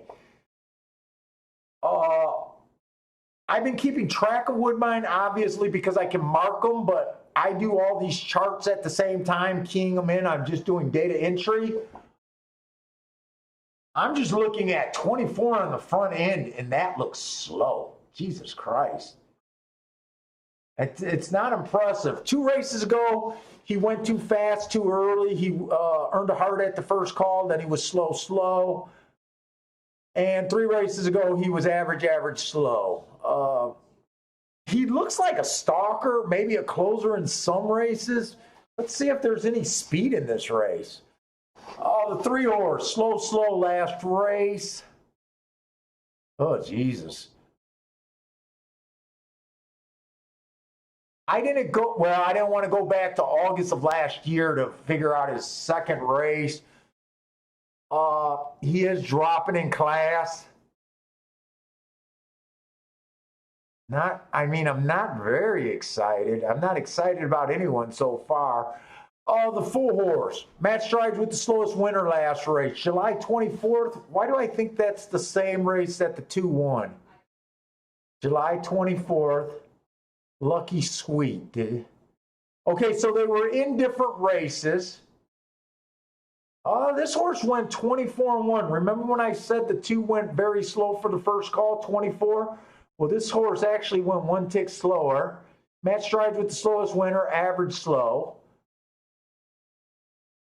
2 races ago, he was the slowest winner of the day. And 3 races ago, he was average slow. He looks like a stalker. So far, I'm not seeing any horse you can trust on the lead.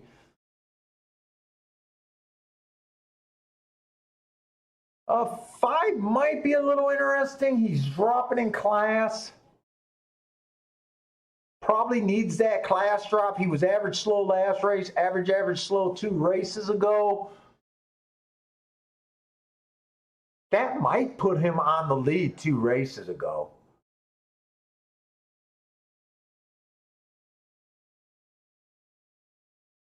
He's the only horse dropping. It looks like every other horse is stepping up. So right now, this looks more like a $7,500 claimer than a $10,000. 6 might be the speed of the race. He was at least average, and fast at the 6 furlong mark last race.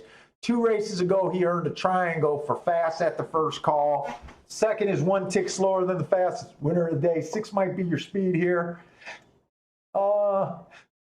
7 might have speed too, a little bit. Wow, this is a race where no one's that fast or talented. I guess that's what you get at 7,500. I want to look up that July 24th day at Woodbine. No. Documents.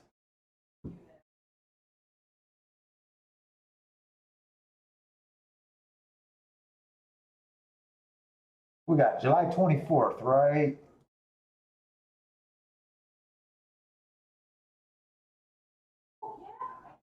No, there was a fast race that day. There was 2 fast races and 2 slow races.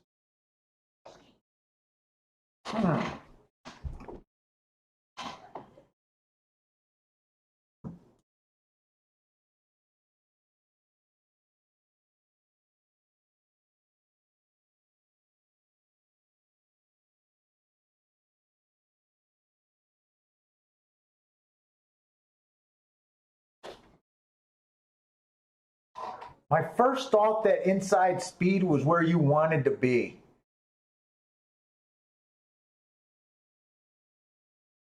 I wish this 6 was on the inside. I would probably play this 6 horse. I'm still a little interested in the 5. He's the only horse that dropped, and 5-1 sounds kind of fair. We got 8 horses in this race. 8 horses in this race. Fair value for all the horses are what? Where's my paperwork?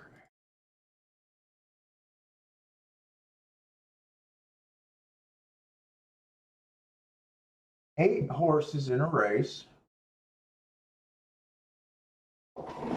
So every horse has about 11-1 or 11% chance to win. 8% is about 8-1 is fair value. I'm not going to get 8-1 on anyone that I'm interested in. But I don't believe that.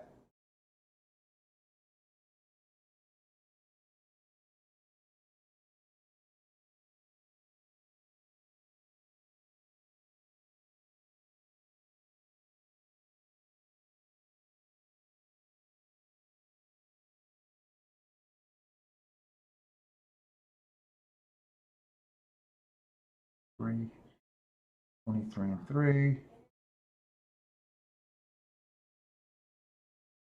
What is that?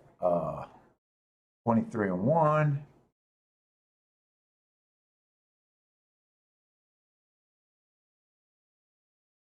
Fuck, I kind of wish the 7 was inside. I'd be interested in the 7 if he was inside.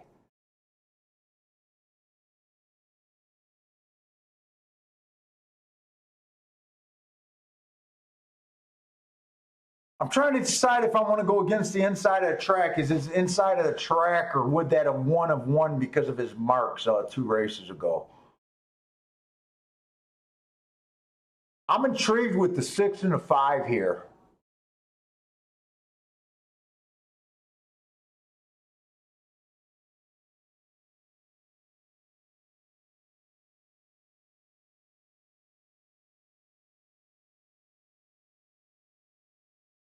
And Gulfstream, let me see that betting board. I don't think I'm interested in Gulfstream.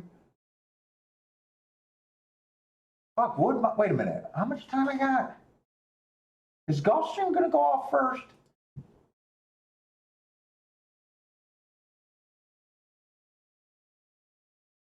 Yeah, Gulfstream's betting board kind of went to shit here.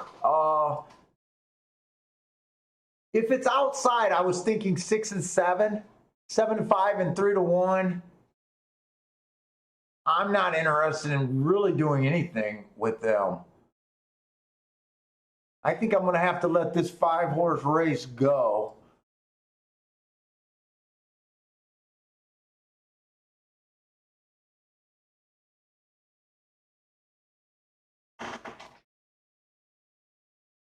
Oh shit, I'm on Jeff Bratt's selections. I don't know what that means.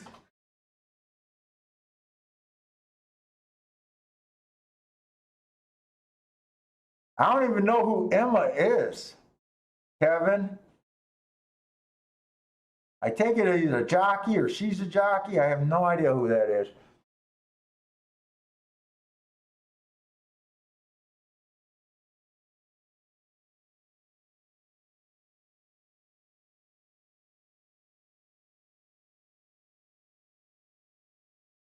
Man, this race is a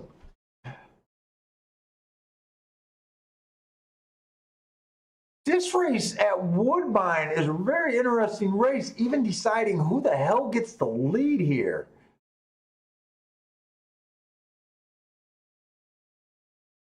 I feel like I'm working overtime on this race.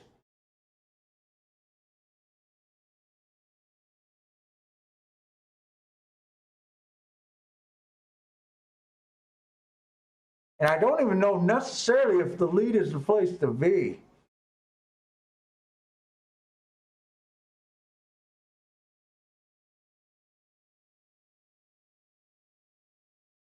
I'm still looking at this 5 and 6. They're kind of being bet down.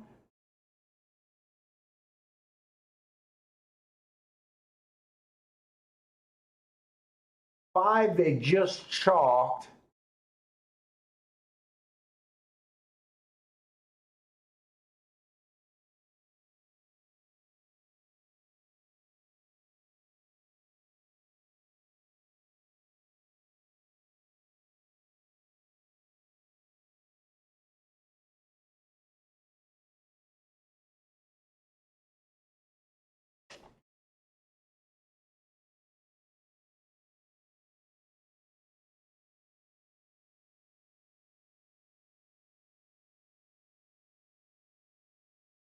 Look at that July 24th race again. Here's the Gulfstream race where we liked the 7 and the 6, but there was no bet.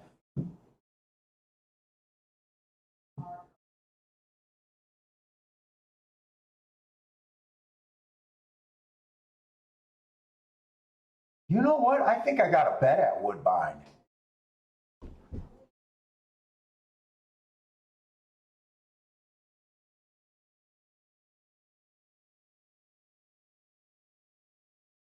I think I'm going to do a 3-horse box, 5, 6, 7 at Woodbine, and I think I'm going to.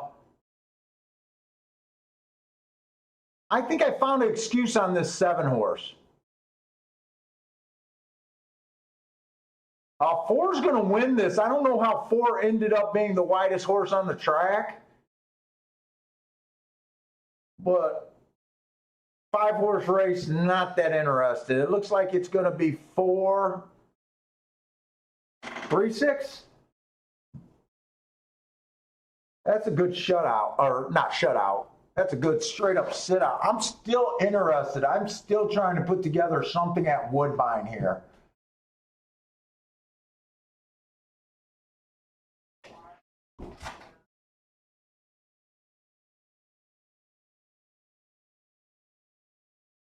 I know I was excited thinking the inside of the track might be good. I'm going to tip my toe in this because I also think speed might be good.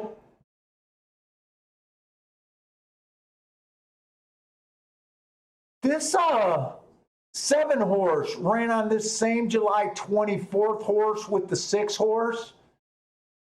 I don't think that the inside of the track, I think the inside of the track was better that day. I noticed that the 6 was in the 9 hole, the 7 was in the 10 hole. Right now I'm thinking I'm interested in a 5, 6, 7 exacta box.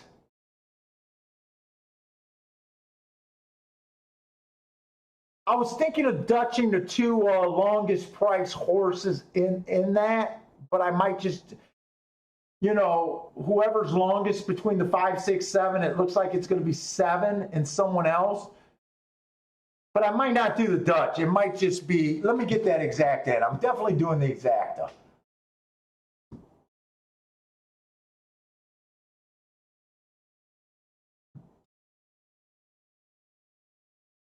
Five, 6, 7, box. I'll do that. Oh, because I'm worried about the inside, I am not doing a $10 or $20 exacta box there. I cut that exacta down.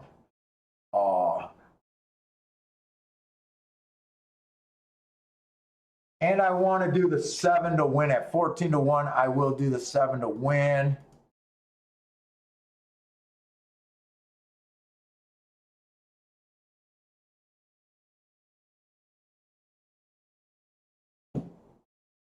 Do that.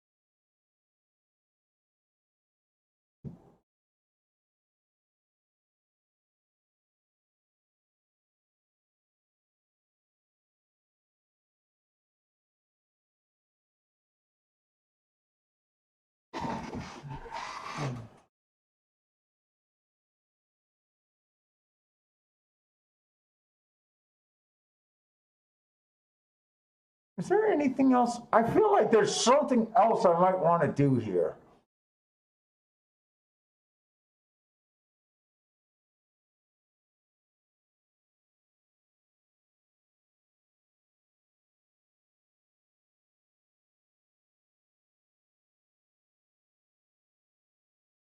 You know what? This is my first bet at Woodbine. It might be my first bet on Woodbine this year. I don't remember if I made one. That's all I'm going to do. 5, 6, 7 box, 7 to win. I was thinking about King, the 5 and the 6 on top of a few more horses. But I think I'm just going to let that go.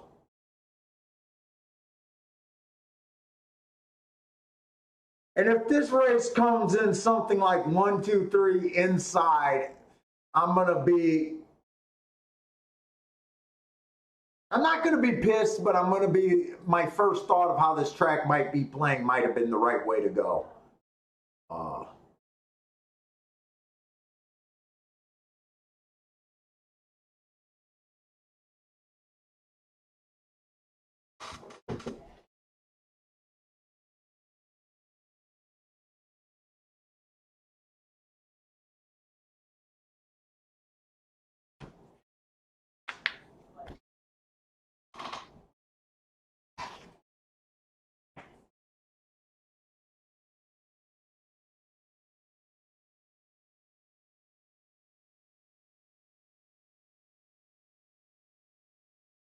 The one at 44 to 1, is that here at Gulfstream? If this one wins at Woodbine, I'm going to be like, this was a golden rail. 5 actually gets the rail.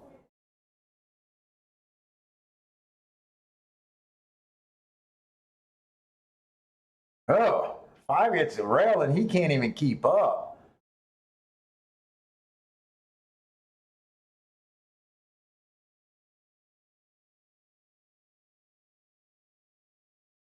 I wish this 7 was allowed to settle on the inside, but maybe this horse got some run.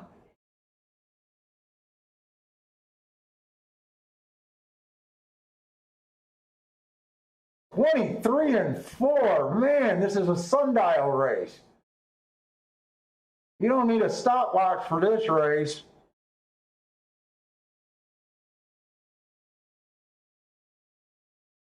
I think 7's dead, but he's in second right now, but I think he's dead. I think this track isn't speed to the inside. I think this track is favoring speed.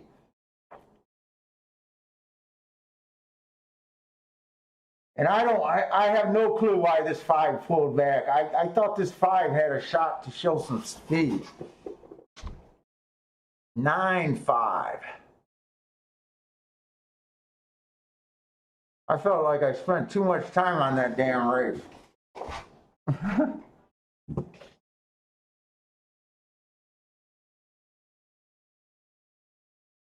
Yeah, I think it might end up being speed. I kept looking at that 9, except I kept looking at this race right here, but it was on the turf and it was a mile race. I seen the class drop too, but I don't know. I didn't quite believe in the 9 hole, but maybe I should have because of the 7's just really one spot over. That 7's just one spot over. I seen that race, but I kept saying I don't like route to turf, but this horse was dropping. In fact, the 2 horses that were dropping were the exacta. The 5 was dropping and the 9 were the only 2 horses dropping. Everyone else was stepping up.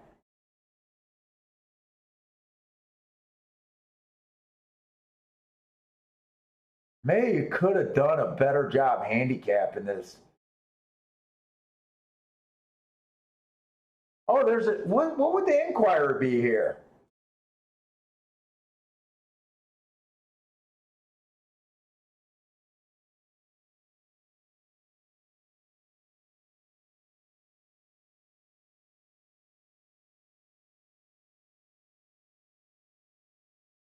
What the fuck would the inquiry be? It must be for a place and show or something.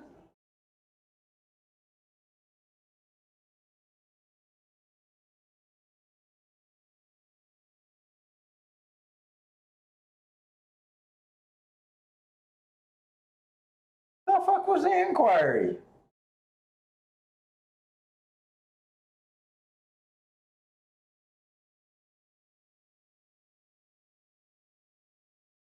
I don't know that part that I seen. I didn't see. I don't think I seen anything. Hey, take it easy, Rex.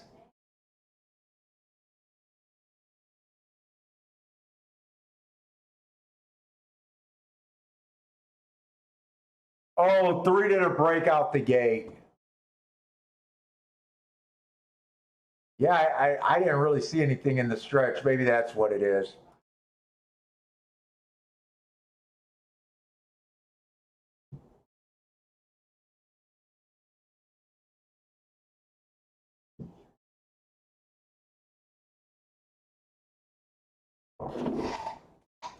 Oh.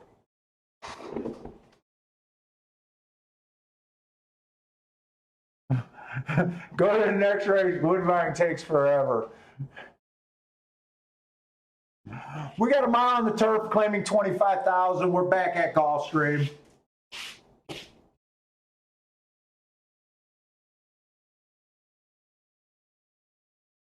This one horse, the timer malfunctioned last race, but he won that race.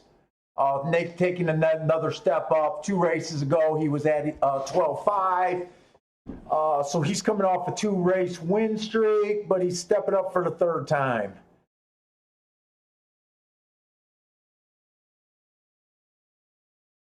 The 2 horse went fast for the first call, went too fast at the second call, 1 tick slower than the fastest winner. Yeah, that's a hard, fast race right there. At a little bit higher level, there's a nice class drop. 2 races back, he went too fast to win. I like both of those races. Oh, 9-1. I'm not sure about how I feel about speed right now. This horse is capable. So he did go wire to wire 1 race. The other races he was just stalking.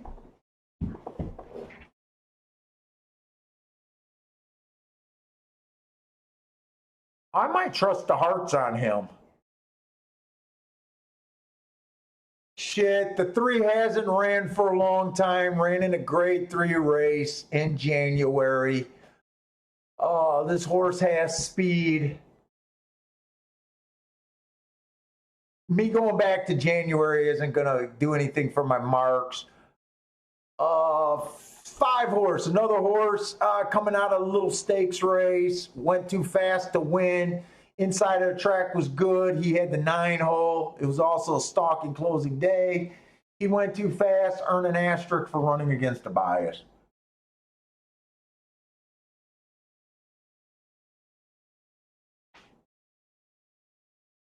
Six horse, timer malfunction. He won that race, stepping up. 2 races back, he was just average. 7 horse doesn't look like much. Just the back end. If the pace melts down, he might have a shot that way. 2 races ago, I gave him an excuse for running on a bad rail.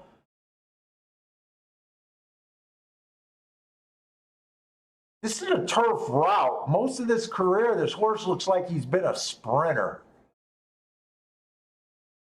8 scratch. Oh, man. We got the 5 horse, who was a really speedy horse going 5 furlongs, stretching out for the first time. This horse has legit sprinter speed. Now he's going a mile.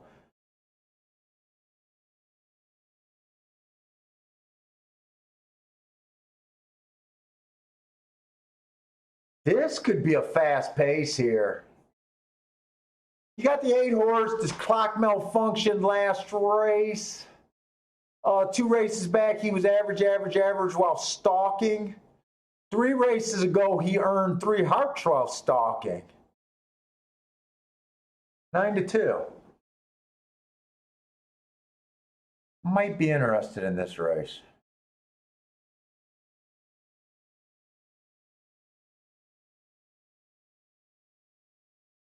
I see a fast pace here. This 5 looks like he could be fast. The sprinter, the 9 horse, is definitely fast. This race, all it breaks down to me is if these router horses with speed can press this 9 horse. If we get a fast race, I see a complete meltdown here. It all depends on how you look at this race. Is some of these speed routers are going to take back and just let this 9 do his thing. I can see one scenario where this 9 just gets the lead and the other speed just lets him go. I don't really care for that scenario because that only gets me to a 2-1. I kind of want to look at this race where the 9's going to go. I'm hoping that the 5 horse doesn't let him get away from anything. I'm hoping that this 3 horse, who showed nothing but speed, has enough speed but just not good enough off the layoff. And I'm hoping we can get a back end. I'm going to play this race like this race might back end. And I'm willing to see if this 2 horse might rate today. I have no reason to suspect that because, but I'm kind of interested in the 2 horse rating here. And as long as I could get 4-1 or higher, I'm a bit interested in this 9 horse, the 10 horse rating and being able to come off the pace. But I kind of need the scenarios to work out perfectly for me here. Let's see, Steve B is looking at the 3 and 10 at Gulfstream.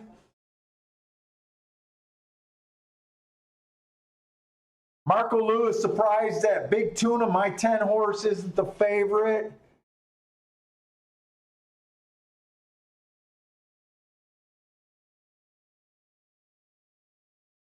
I think we're getting a little bit of value on Big Tuna. Kind of.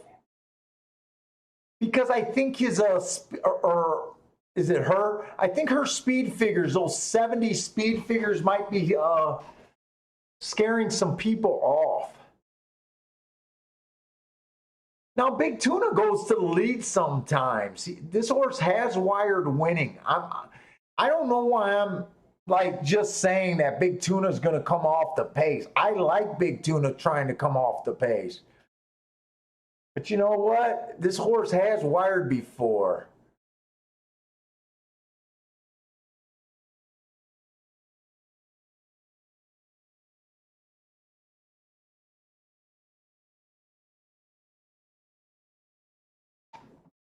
And I'm making a reach saying that I think this 2 is going to stalk also. That's a pretty big reach for me to be making.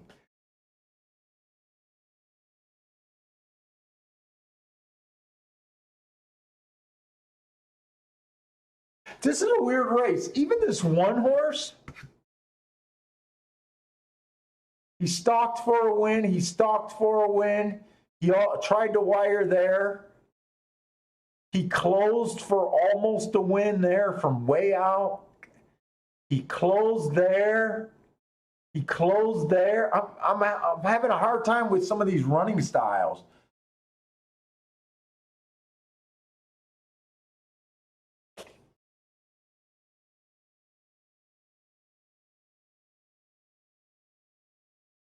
Is there a race to watch? I think I kind of got my mind made up this race. Maybe I should be looking for let's look for a double next race. This is going in the 8th race. I'm going to try to look for a double. See if we can try to make something happen here.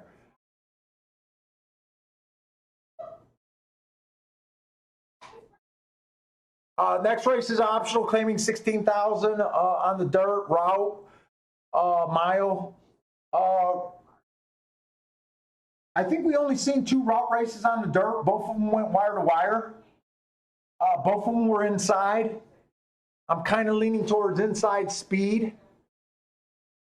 One looks really attractive. Last race he went too fast to win at this level.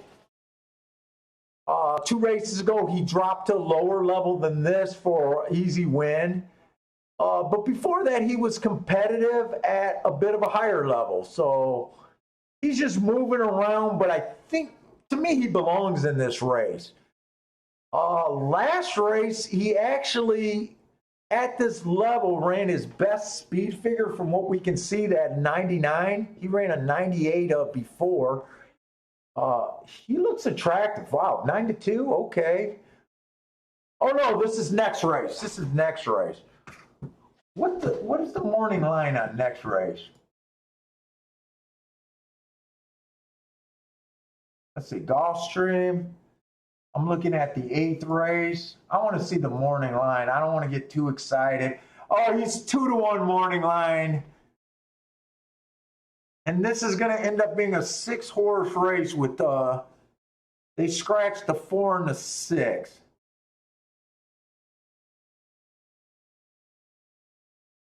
Oh shit, what are you guys rooting for?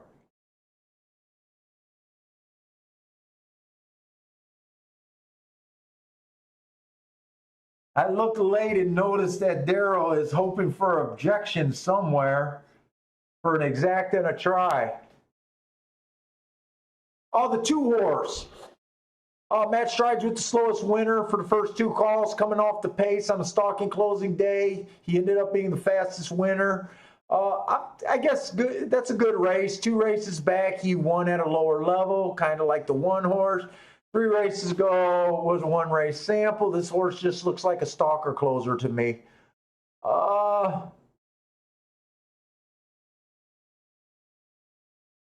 3-horse been earning really good speed figures. I don't like speed figures, but I noticed these good speed figures. I got him as slow, matching strides with the slowest winner. He did get in position at the top of the stretch almost every race. He looks like a back-end horse. If I think inside speed right now, the race is kind of setting up from what I see so far that the 1 might be the only speed in the race next race. 5-horse, average, slow, slowest winner, average. This horse is just a closer. This horse is not just a closer, he's a deep closer. I'm usually never interested in a deep closer unless they're a monster price. 7 has a bit of speed.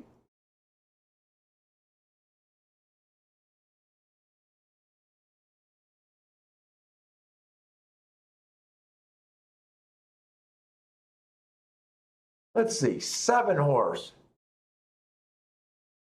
Matt Charge with the slowest winner last race, average. He came from 1 length off the lead at this level. 2 races ago at a lower level, he was the fastest winner of the day for the first 2 calls, but he wasn't on the lead. 3 races ago, stalking closing day, he went too fast to win. I still think 1's going to be pretty much a lone speed horse, but if any horse probably can keep him honest, it might be the 7. Overall, I don't think this 7 really wants to lead. I think he's a fast stalker. And then 9, or the 8 horse, he looks like a stalker to closer. Last race was a nice race. The rail was bad. It was at a lower level, average, fast.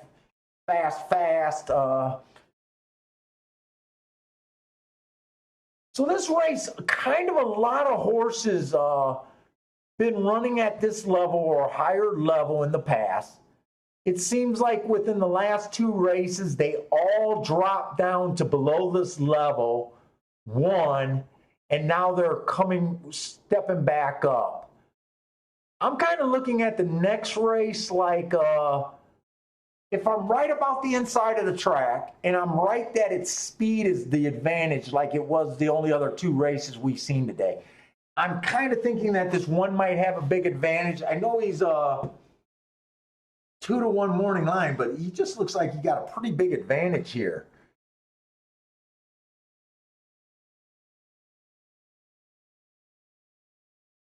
In the 7th race, I was still interested in the 10, and I was a bit interested in the 2. Let's see what these doubles are paying. Oh, Daryl didn't get his change you needed. Let's see, Frankie Tubbs is going for a bomb at Gulfstream. 359. 359. On top of the 5-9-10 exacta win place show on the 5. Oh, yeah. Who is the 5? Now, Frankie, I'm interested.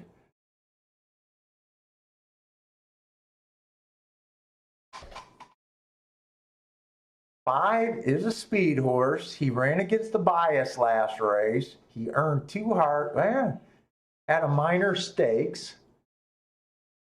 He's 30-to-1. Oh, okay. I got to rewrap my head around this race. So this race, this race got some real question marks. One of them is the chalk horse, this 9 horse, if this horse can go the distance. We know this horse got speed because he's been able to win some real races at the turf sprints, and he went 21, 43, and 3. So we know this horse has some real speed. I'm kind of said that I'm addressing this race like, okay, so the first scenario I see is if all these jockeys just let this 9 goes out, and if they make a mistake and he gets too slow of a pace, he is dangerous. I need a few things to happen. I need this horse to either not be able to go the distance at all, or this horse to be able to get pressure.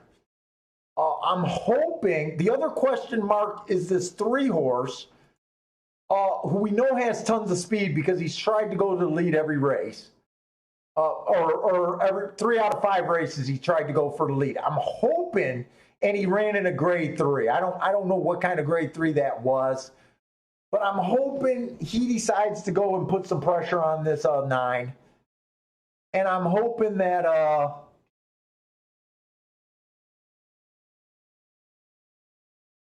that this 5, I think this 5's best shot is if he goes to the lead. I think the 5's going to have some problems. But his marks are really good, and I gave him an excuse. The main reason I think he's going to have problems is just because of the speed figures. Even though I say all the time that I don't like speed figures, I do notice when most of the horses have a 10 or 20 point edge on them. I would love to see him win just because, fuck, I gave him hearts and I seen something, but I think with the 9 being a true sprinter, I just think, but this horse does have sneaky upside because this horse been running in these stakes races. If this 5 wins at 35-1, I honestly can't say I'd be super surprised. It'd be one of those races where I'd be like, fuck, I should have just bet the shit blindly, you know, the marks blindly. I'm trying to be cute here, and I'm trying to say that I think this 2's gonna rate, even though there's no reason to believe that he's gonna rate. And I think the 10's gonna rate, even though this horse has one wiring today. I'm being really cute here, and it might get me in trouble.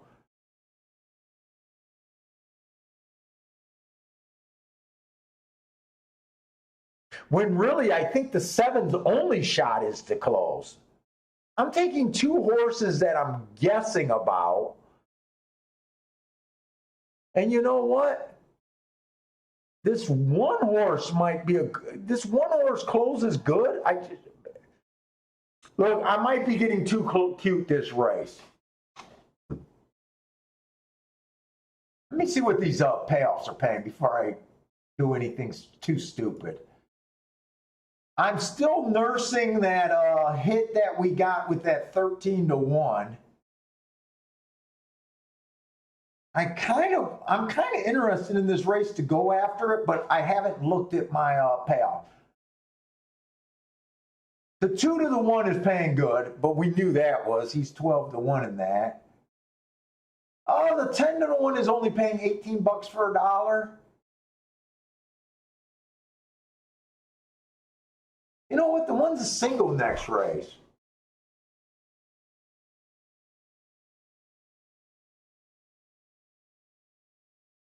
I think this is what I'm going to do. I'm going to play 2 exactas, or I'm sorry, 2 doubles. I'm going to play the 10 and the 2, my first 2 choices, to the 1 and the double.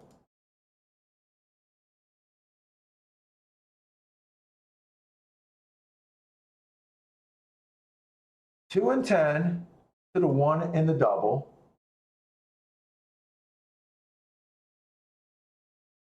And then I'm going to get another double. I want to make sure I got the right horses. It was 1, 2.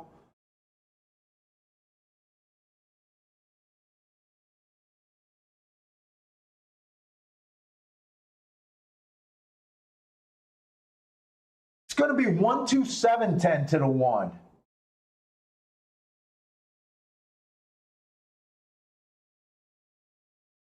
And I need the pace to break down.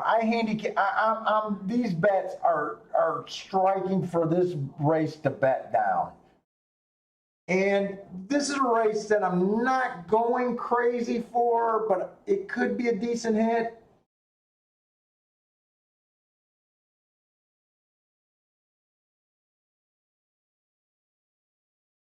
And you know what? I'm also going to do a small win bet.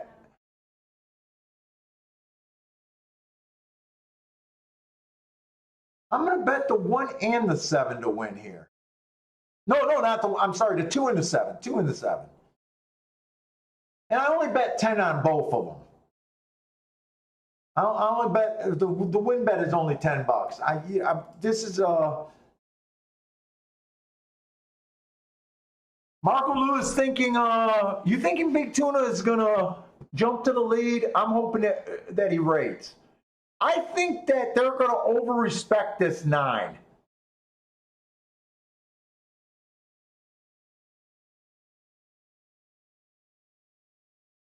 Come on, you need pressure here. I don't know if this feels fast to me.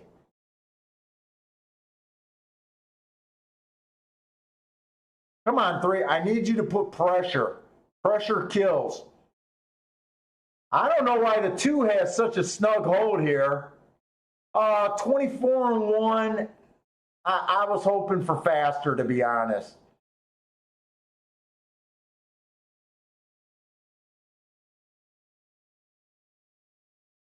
I was hoping for faster. I thought I'd seen a fast pace. That's not a fast pace.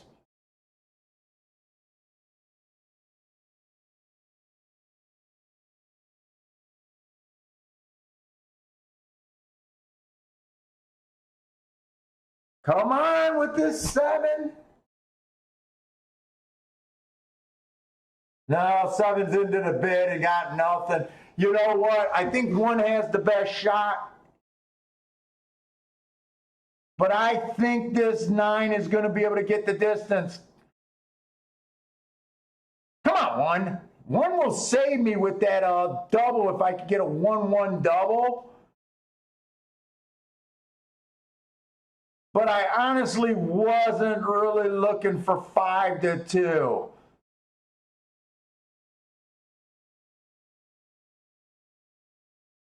Actually, this race, okay, the pace wasn't what I expected, but what they did to the 9 is exactly what I needed to happen.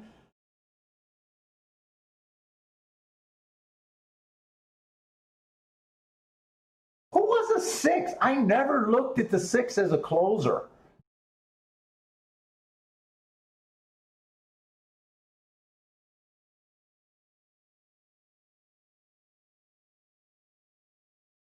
Oh, I did look at the 6. In my head, I was between the 6 and the 7, and I went with the 7. In my head, I was between the 6 and the 7 when I did that full horse double. I was never thinking an exacta, and if I did the exacta, I would have keyed the 2 and the 10 on top. So I got the only bet that I could have, and I don't even know if I hit this double. It might be a break-even proposition. Yeah, if I hit this double, it's probably just going to be kind of more break-even. Oh, Mark Turner hit the 1-6, 1-6-10 exacta box. Nice. Yeah, this definitely went slower than what I thought, but the pressure was there. And remember what Marco Lou says earlier today when he said that he thought that the track was on the turf today. Marco Lou mentioned when the 9 won and stalked that he thought the track was kind of backing up today. So the fractions might not made as big of, I look at fractions too much. The real important thing about that race is the 9 had pressure with that 3, and I think it was either the 3, the 5, and the 7. They were kind of on his flank. He never, and then there was a question, could he even go the distance? Betting-wise, this didn't turn out to be a real good race. I mean, I got a shot to hit a double to basically break even probably. But handicapping wise, the race kind of makes sense. We were, the 9 gets the lead if he gets pressure. We really thought that this track might have broke down. We thought that all the contenders might have been coming from the back end. And that's kind of what happened. The one kind of closed, the 6 came out of the clouds, and the 9 got the pressure and he broke down, or not broke down, but pace broke down.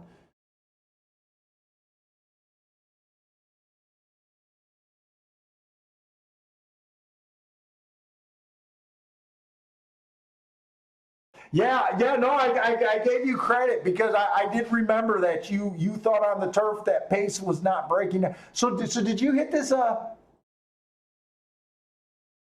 Did you hit this exacta? Oh yeah, Marco Lou did hit the exacta. Nice hit. Yeah, I kind of liked your big tuna horse too.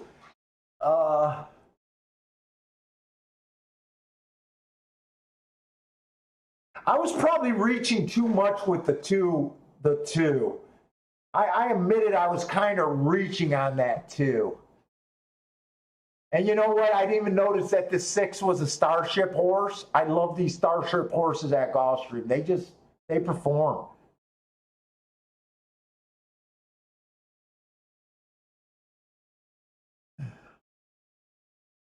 That exacta had to be pretty decent, right, Marco?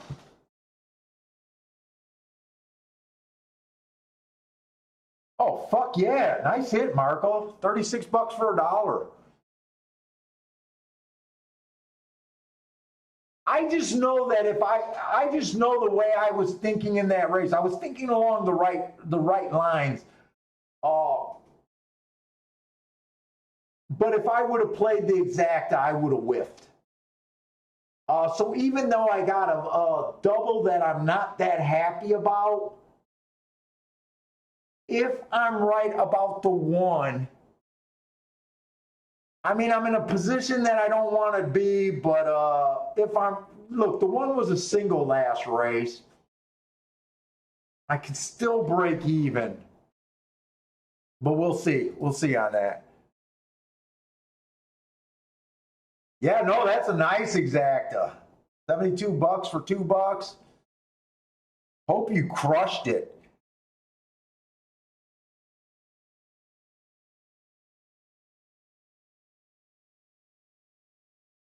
I bet you were worried like me about that fraction though. I was really thinking that race was going to go 23, maybe 23 and 1, 23 and 2, something like that. I got really worried when I seen 24 and I think it was 24 and 1.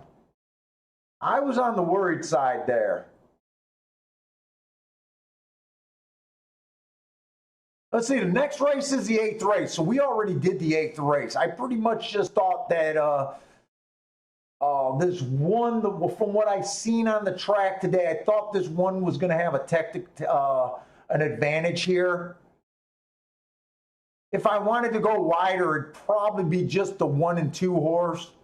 Maybe the 7. Oh, 7's 11 to 1, but I'm thinking the inside of the track is better though. I'm a little shocked that the 7 was 11 to 1 next race. Oh shit. Cole said something that got me interested.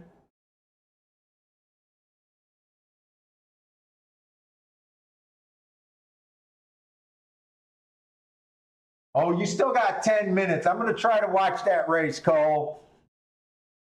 It was Cole, right? Cole thinks the 8 at 60 to 1 at Toga is interesting.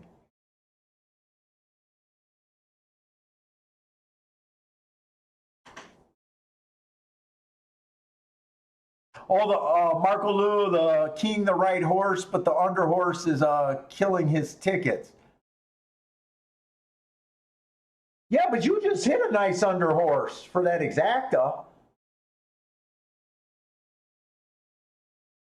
Unless you're going deeper and betting tries.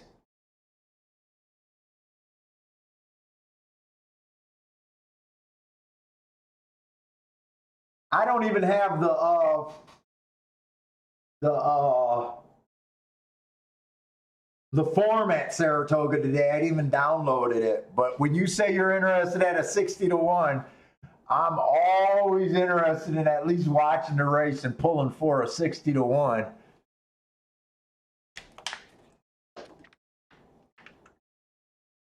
I'll be right back. We got a ton of time at Gulfstream.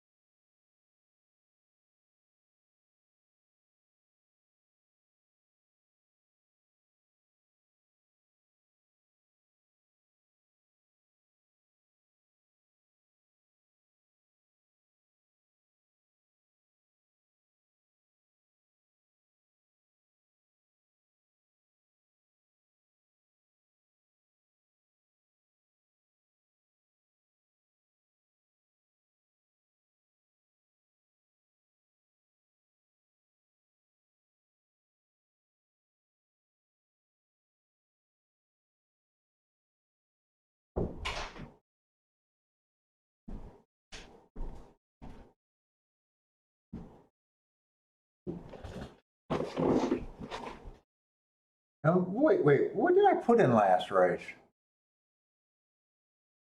40 and 6, 40 bucks and 20 bucks.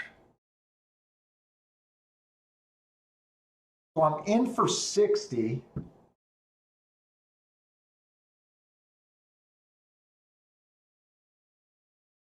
What is this double even paying with the one? 13? Oh, actually, I'm going to do better than I thought if the one wins next race. So I did a $10 double with the 2 and the 10 to the 1, so that was $20. And then I did another $10 double, the 1, 2, 7, 10 to the 1. So I'm in for 60, and that's paying 13 bucks for a dollar. So I guess technically, if the one wins next race, I can end up getting even money. I thought it was worse. I thought I was going to be lucky to break even or even lose a couple dollars. So actually, I don't hate my position. Actually, I thought I was hating my position. It's not as bad as I thought. I mean, I don't like to hit a double for even money. You don't want to hit a double for even money, but if I could back in and backdoor it, it was, we could do it.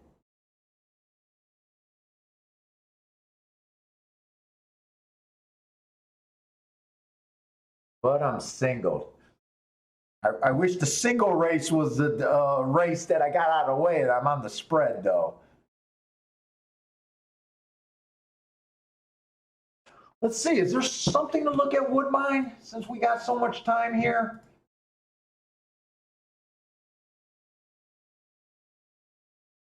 Did we miss a race at Woodbine? What was the last race we looked at Woodbine?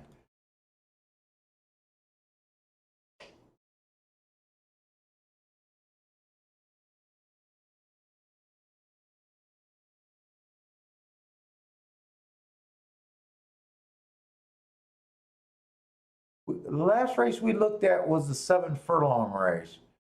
We're the 9-1. Oh, so we missed the 5th race at Woodbine. We didn't even get to look at it. That was 40,000 on the dirt.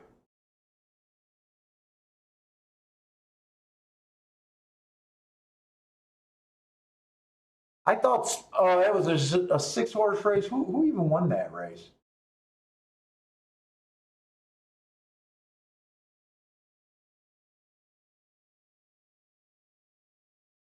The 132 all inside, but it was very, very chalky.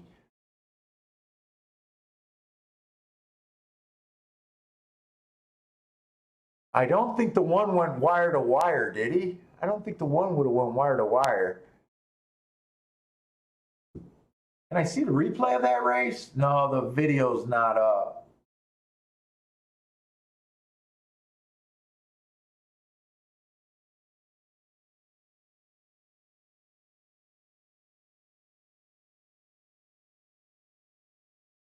Woodbine, I did. Oh, I think I did handicap the last race. Does the last race look interesting? Ooh, 7 got some speed. The last race at Woodbine might be interesting if I'm on that long. I don't know if I'm going to make it that long. It might be an interesting race there. But I don't like anything till I'm not interested in anything till the last race at Woodbine. So it's pretty much all Gulfstream.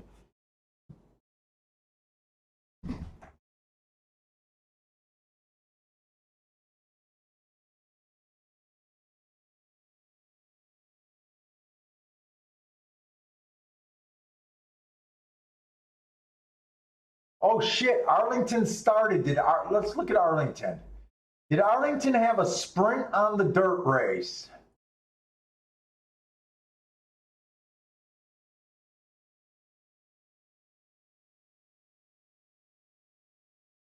No, the first race was a turf race. And it was a 5-horse field. And the winner paid $2.80. Okay, so the second race in 10 minutes is the first race at our, oh, Jesus Christ. 1, 2, 3, 4, 5. Another. Arlington is hitting you back to back with 5-horse fields.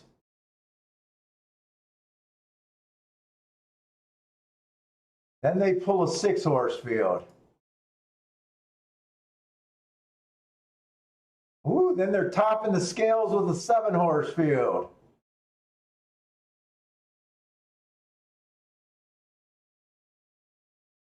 I wanted to see if Arlington, remember that silly bias that I told you guys about? I just keeping my eye on it.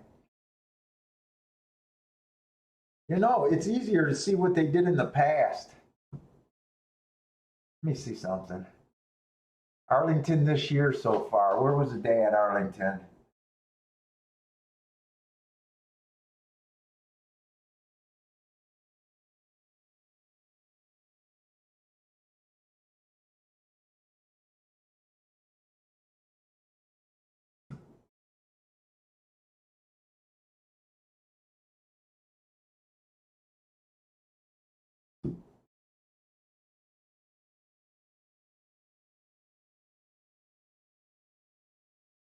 Well, opening day at Arlington, the first dirt race of the day, it was won by the 1 hole.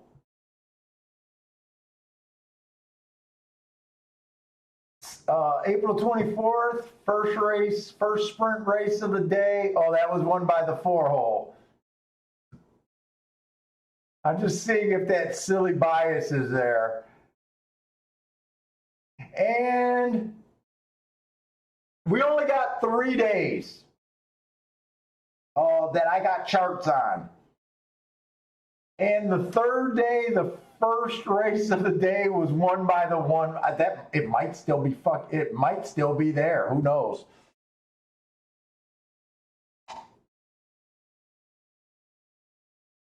Oh, did I miss that Saratoga race that I said I wanted to watch?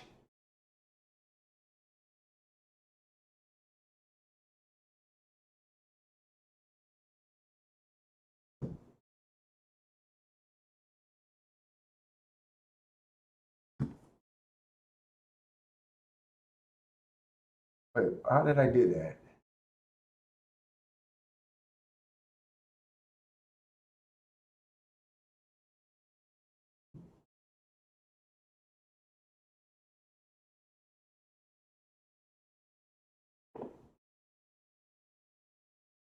Let's see, Daryl is doing something with the 47513.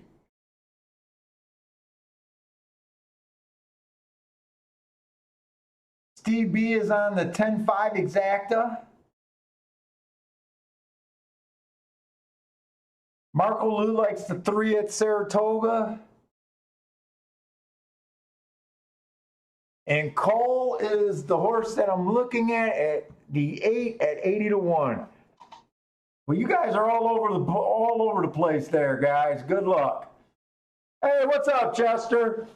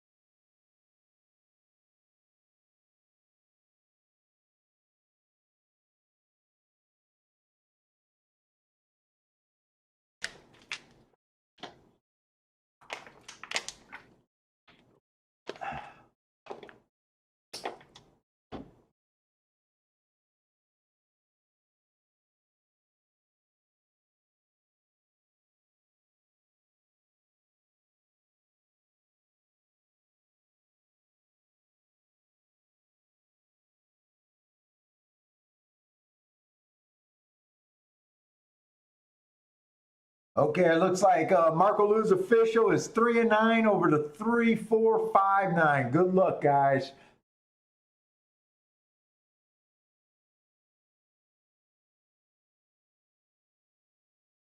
I know it's small, but I think I got to do it this way until I figure something else out right now.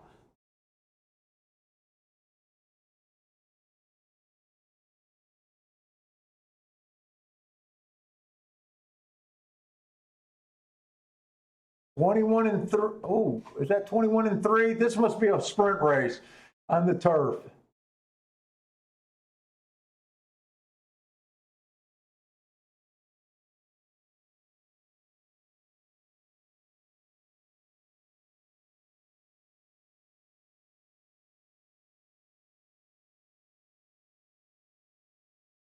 Jesus Christ, did that 4 just stop?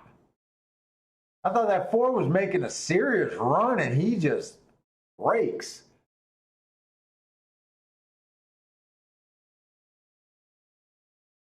Yeah, I think 7 was the chalk there.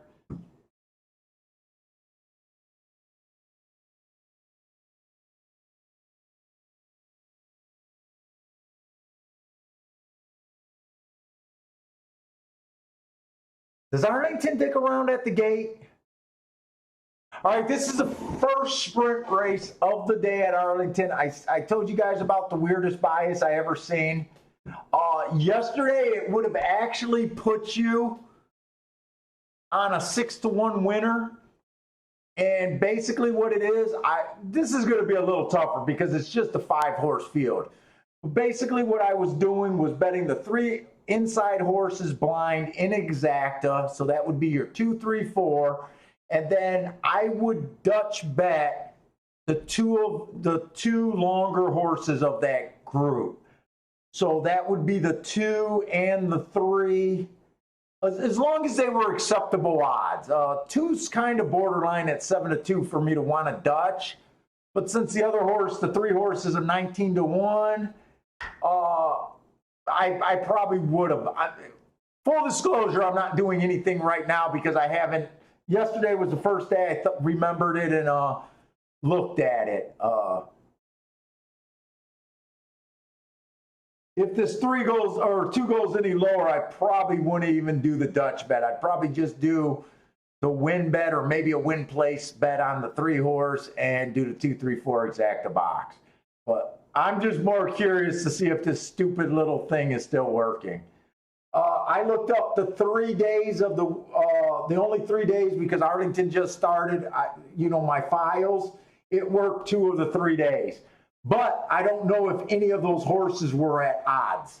So I can't say, and I don't keep track of the 2nd and 3rd place finishers. All I know is that the inside horse did win in 2 of the 3 races, and it worked yesterday. So I guess that's a file of 4. But mostly I'm just killing time because I pretty much went over the Gulfstream Park race. My real opinion is the 1 and the 2. And I'm just alive. I'm not going to continue any bets. I'm just alive to a single of the 1 horse.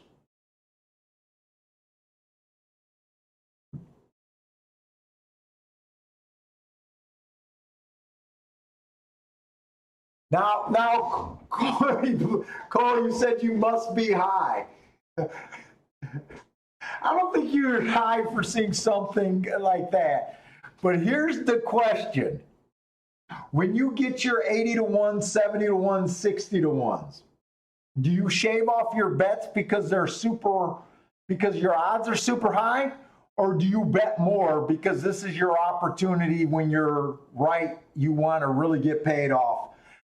I operate under the belief that you're supposed to bet your long shots more than you bet their chalks.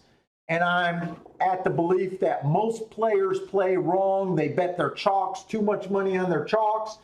And when they get a long shot, they tend to bet less than even their average bet. So I'm just kind of curious, which way did you operate? Did you bet more because he was 80-1, or did you bet less because he's 80-1?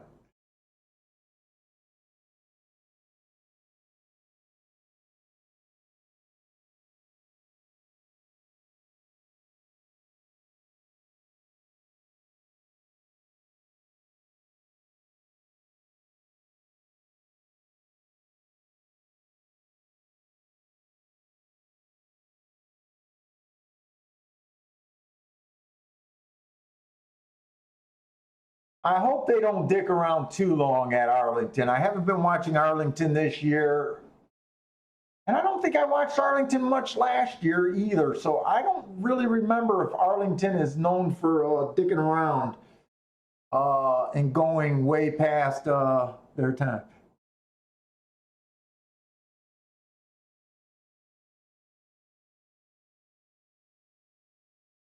Let's see. What is Steve saying? Gar's saying he bet less because he's soft. I don't know this word that you wrote. It just looks like you got excited with your spelling, Steve. They get a. Is that supposed to be a fiver, Paul, with big odds? Is that what you're saying? That's all you do with big odds is you bet a fiver? I can't figure out what those what Steve was trying. Oh, you typically don't bet. And the only time I'll bet a favorite is okay, so you typically don't bet much. It doesn't matter how much you bet. You could be a $2 better, but when you get a 20 to 1, you could decide that it's not about how much you bet.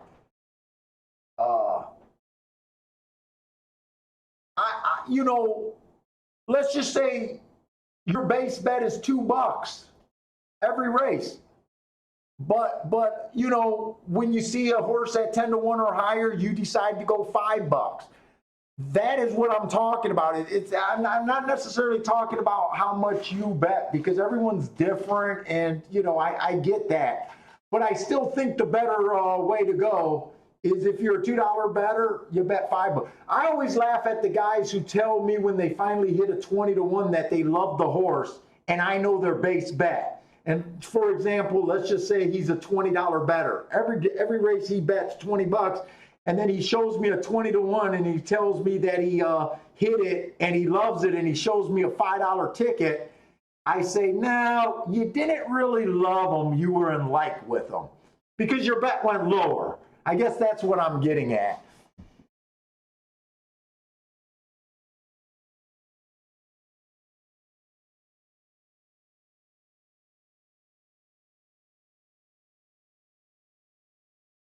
Cole Adams, when you get a 20 to 1, you'll bet $10.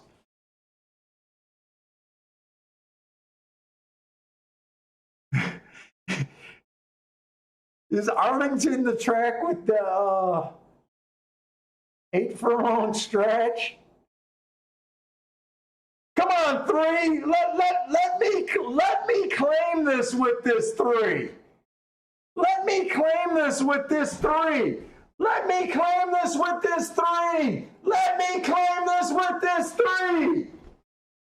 Boom! And no, I said I wasn't going to play it, but don't act like my advice is not worth any goddamn money, guys. Tell me someone bet that. Tell me someone bet that 3. I know someone did it yesterday. I think someone did it today. Tell me someone did it. Tell me someone did it. Don't let this, come on, I wasted this 28 to 1. I even suggested a win in place bet instead of the Dutch. Craziest fucking bias I've ever seen in my life, and it might be fucking back.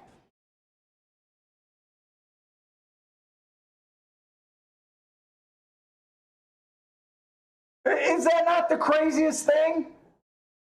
I don't even care if it really exists.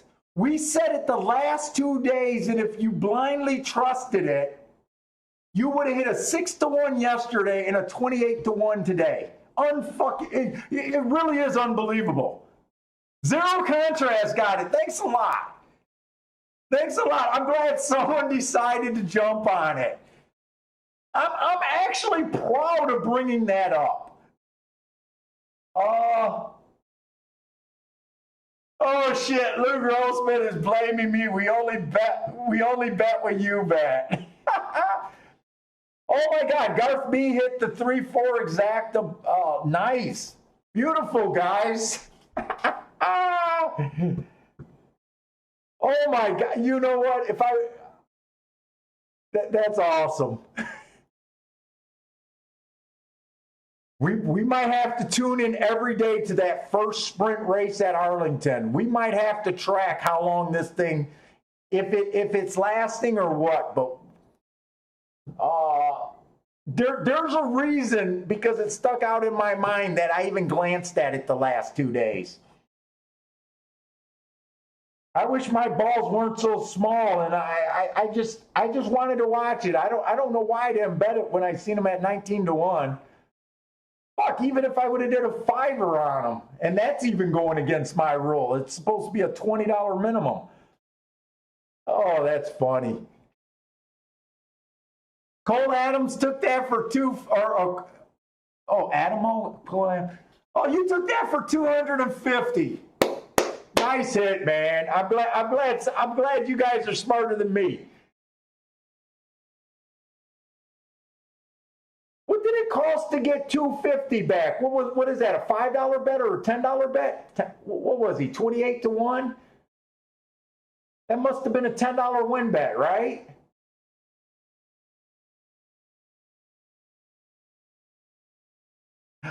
Okay, Lewis, I brought it up yesterday for the first time. So I discovered it years ago, and I only played it for 1 year because I kind of went away from Arlington. But the bias is for the first Polytrack sprint race of the day. The first one. So if the first 2 races were turf, it would be the third race. Today, the first race was a turf sprint. So the second race, but the bias was I spotted it and I was blindly betting the first 3. Wait a minute. The one was scratched. So actually I gave out the exacta and the win bet. Holy shit, I didn't realize it. The one was scratched. You guys were supposed to, okay, so the bet is, you're supposed to blindly bet the first 3 inside post position.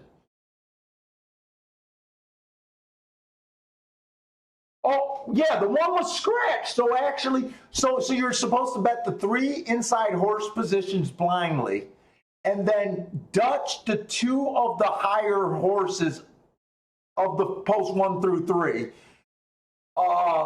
Unless, they were too chalky, a 2-1 and a 3-1 and a 10-1, you would only bet the 10-1. So this race, I said you boxed the 2, 3, 4. I didn't even realize that I even said the exacta here. And then you're supposed to bet, the 3 was at 19-1 before the bet, and I think the 2 was at 3-1. He was at 7-2, and I said you could Dutch them both. Then he dropped the 2 dropped to 2-1, and I said, you know what? Instead of the Dutch, you could probably just bet the 3 horse to win in place. So it's a crazy little thing. I didn't even realize that the exacta won too. I was thinking that the 3 horse just won, and that was the only ticket that you guys would have cashed. Beautiful. I'm so fucking proud of that. I'm super proud for a bet that I didn't even fire on.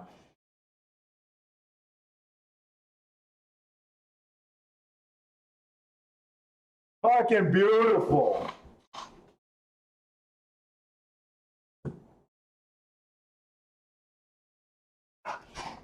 Why only the first race?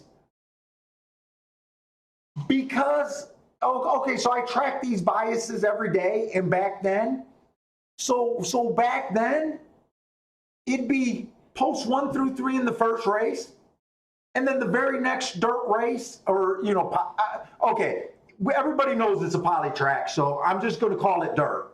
Okay, but the very next race it could be the exact opposite, and the next race it could be the next opposite, and the next race it was inside. It was just consistently. I don't even have a theory about.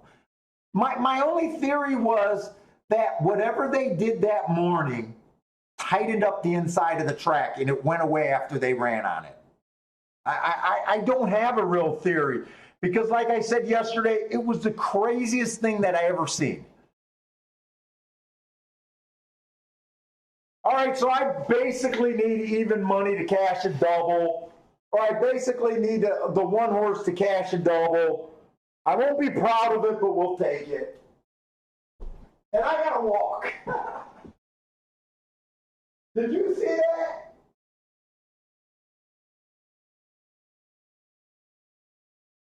My stupid Arlington bias is back. Can you fucking believe that? I didn't play it, but some of the guys did. The guys that played it the last 2 days hit both times. 28 to 1 shot. With the exacta. Crazy. All right, do I got to stress about this one coming home? Hey, Bentley, Bentley. Oh, yeah. Oh,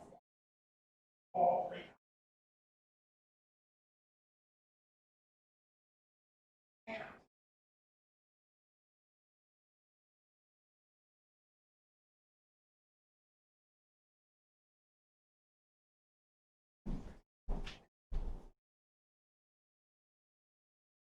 Oh my God, is he going to get ran down? I think he's caught.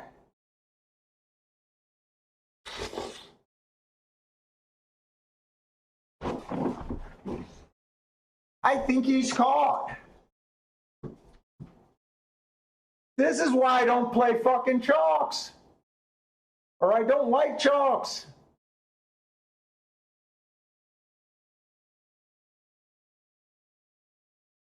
But I think the seven is the horse that I said.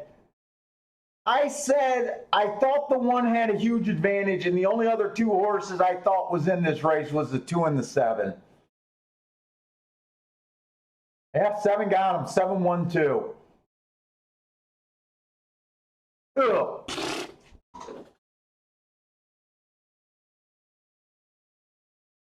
Gregory's saying that the fractions were bogus. Do you think bogus as, I didn't get to see the fractions. Do you think bogus as in this rider's an asshole and went too fast, or we got a clock malfunction here?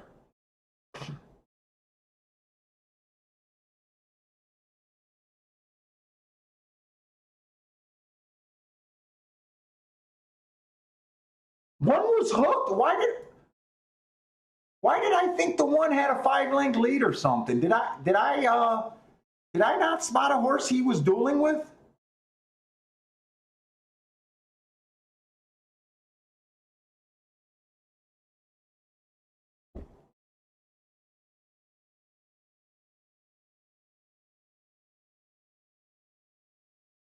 Did I not see this race right? When I walked away, I thought the one had an easy lead.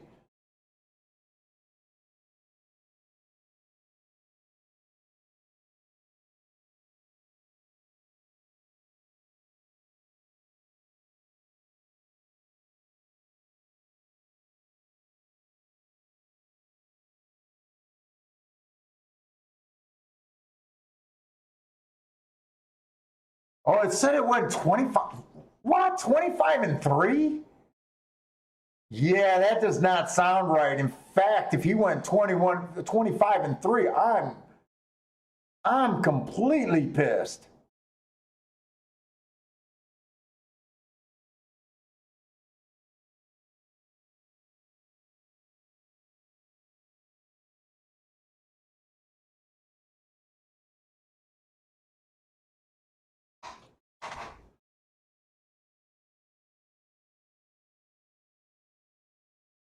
This is why I usually don't like to rely on one or more than one horse. I just thought the one was going to have a huge edge with the lead here. I don't think I'm going to miss anything. Maybe if I wasn't distracted, I would have thought to take this 7 at 5-1. But I really didn't want to do anything more here. I don't think there was any chance with me in the double because of the way I played it. I went 4 and I would have had to go 3 here. And 2 of the horses would have been chalky.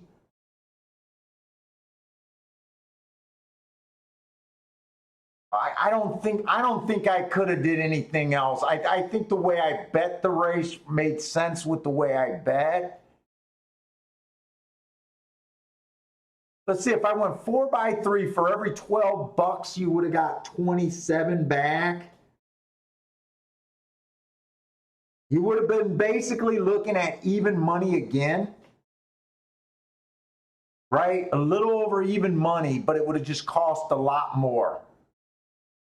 And the problem is 7 would have been your best payout, right? And if 1 or 2 won, I probably would have put myself in a position where it would have been a losing bet, is what I'm thinking, without knowing what the 2 doubles were paying. But $59 had to be the best outcome. I don't think I really could have done anything different there. I thought the inside was a better place to be. I just want to watch this race again. And if Gregory's right about that clock saying they went 25-1, unless there was stiff holds on everybody, that does not sound right with these horses. I agree. That sounds.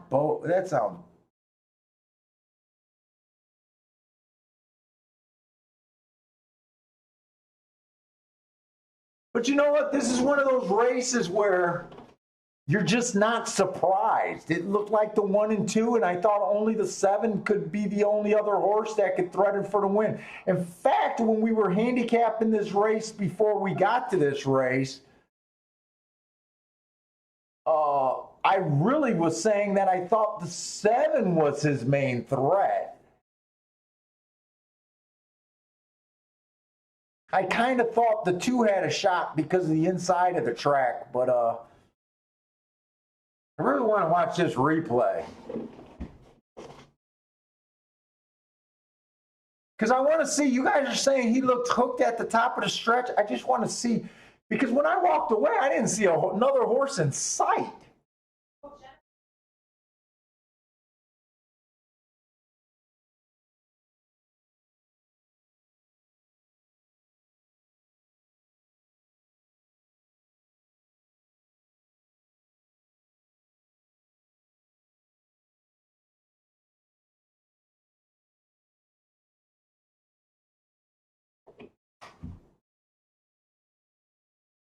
Yeah, this weekend, guys, be looking, but be careful with that bias at Arlington. Like I said, when I was doing, okay, so when I played it, when I found it, I don't remember what year it was. And I only played it for one meet. It really stood out for one meet. I think the next meet, I looked at it and I didn't really think it was there. I mentioned that I did it blindly, but remember, I didn't do it blindly all the time. There was some days where I handicapped it and took advantage of it, but there was some days where it was just kind of a blind thing. Like today and yesterday, it would have been blind, and that's probably why I didn't pull the trigger. I have no idea what those horses looked like in that race. But, if you're going to do it blindly, don't act like please don't act like it's going to be automatic and come back blaming me for it. But I will say, if you like the horses on the inside and you're getting odds, maybe be aggressive, but it's early in the meet there. So I just think it's hilarious that just happened. You know what? Gulfstream does this when the timer's broke. I did not see the backstretch ride, but they're not putting the times up. I got a feeling the timer malfunctioned. Because on the replay, they usually have the times up there. I think they took the timer down.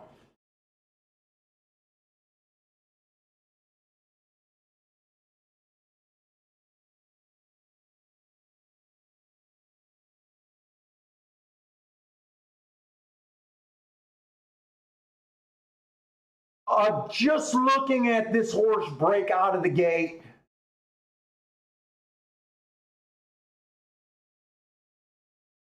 this does not look like 25 and change.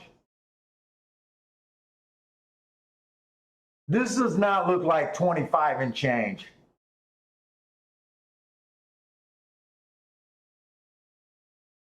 My guess is the timer, and they're not showing the fractions. Okay, so one did have the lead. When did he get hooked?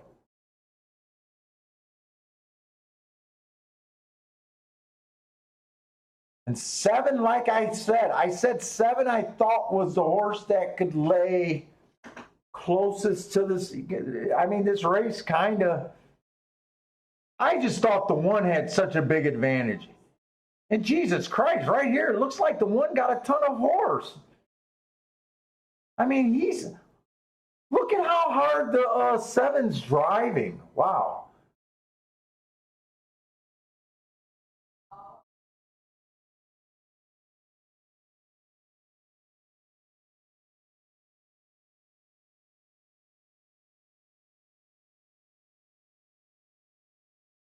Wow.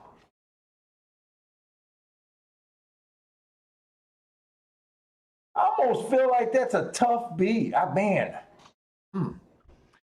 I really wish I knew the fractions of that race, because if he really went 25 and change, I almost find him losing that race almost like a big negative, almost in the unforgivable territory. Even though I'm not going to get that pissed about it. It's only, I think I was only going to get 130 back, but Jesus Christ. Cheese and rice on that one. Yeah, okay, Gregory, you're kind of agreeing with me. You think that they do, okay, so you remember that they do stop showing the fractions when they're not right. I think that's what I remember. I think we spotted that before. I won't know until they mark up the chart, but that's going to make that race extremely hard to rate.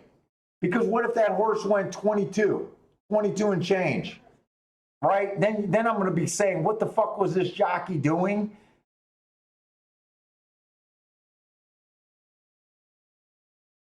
But you know what? No matter what, I'm not going to be that hard, because the 7 won. And, you know, before we did the double, he was kind of the horse that I was saying, look, he had the best shot to win if they were going to beat this, you know, the 1. You know, so it's not like I'm surprised by the result. It's kind of like I'm trying to get a crappy double home.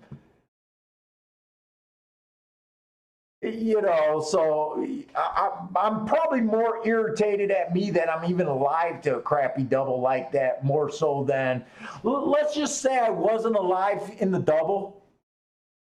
I might have been interested in this race because I had it pretty narrowed down. Maybe I could have done something with it, but then again, maybe I wouldn't, you know, like going into this next double. But because I played the first double and didn't have a real good expectation, I kind of just sat on my hands. I don't know. We'll see.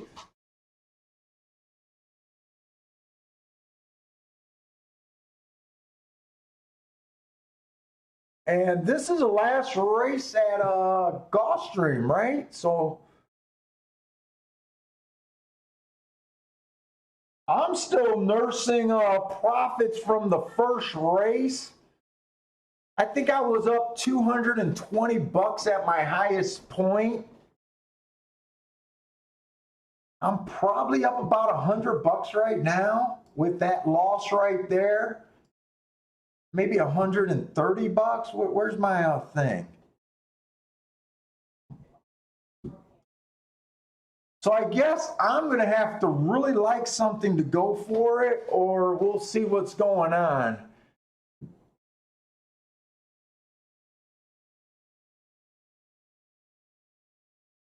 Actually, I didn't get much action down at all today.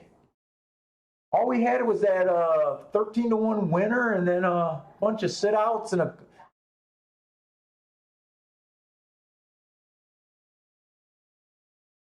Okay, we got the 9th race on the turf. I'm kind of seeing it how Marco Lou's saying it. I'm kind of seeing that speed's not great. I kind of think the turf's backing up on the route. But I do want to put one thing. We did have a speed horse, the 9 horse. He was ended up being 2-1. He earned some hearts, right? He earned some hearts.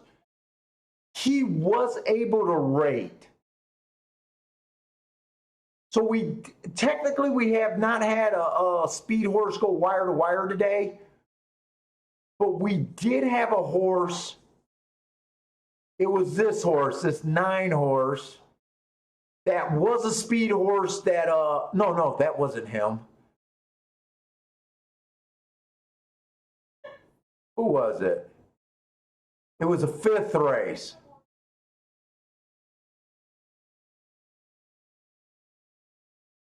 Yeah, we had this horse that looks like he was pure speed. He I don't know if he missed the break or just got a slower break or they did it on purpose, but he decided to rate.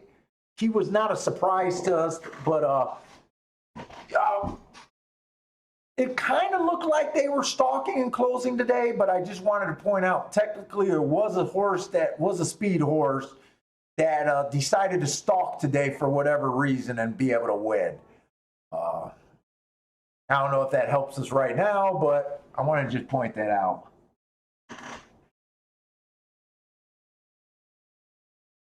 Yeah, the 4 horse wired and the 2 horse wired earlier today, but those were both on the dirt. So both of those horses winning was kind of why I just took the 1 as a single last race, if you remember, was because of those 2 horses. We had the 4 and I almost pulled the trigger, but I sat out on the 2, if you remember. And I thought speed was really good on the inside. So that's kind of was also why, even though I seen the 7 last race, that I didn't really want to, go after that race that much, because I thought that the 1 had an edge and was the most likely scenario. I kind of thought that on the dirt route, speed was on the inside was holding up extremely well. It wasn't until last race.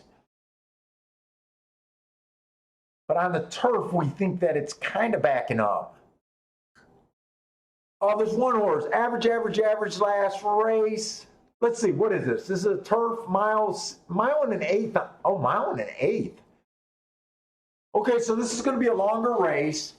It's still going to be 12.5. It's going to be now for 3-year-olds and upwards, which never won 3 races. I'm just curious because this is the second time I noticed this condition. To me, when they put the X, it looks like there's a 2-part condition here.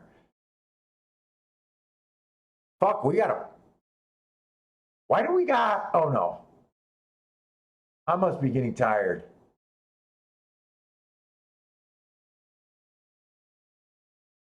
This is another 3 lifetime. Why am I all of a sudden confused? Did Gulfstream always card these 3 X's instead of 3 lifetime? 3 and 4-year-olds, which never won 3 races. Non-winners of a race allowed. Races entered at 10,000. Okay, guys that read condition, let me know if I'm right about this. This is technically, okay, this race, everyone only won 2 races. There's been no one that won three races, right? But just read the conditions and see if I'm right, you guys that know. Is this technically a race? The first condition is non-winners of 3 lifetime. And there's a second condition where you could have won more than 3 races as long as they were less than $10,000. They're not considered. Am I reading that right? And we just seen 2 races where there's just been no one trying to get under the second condition.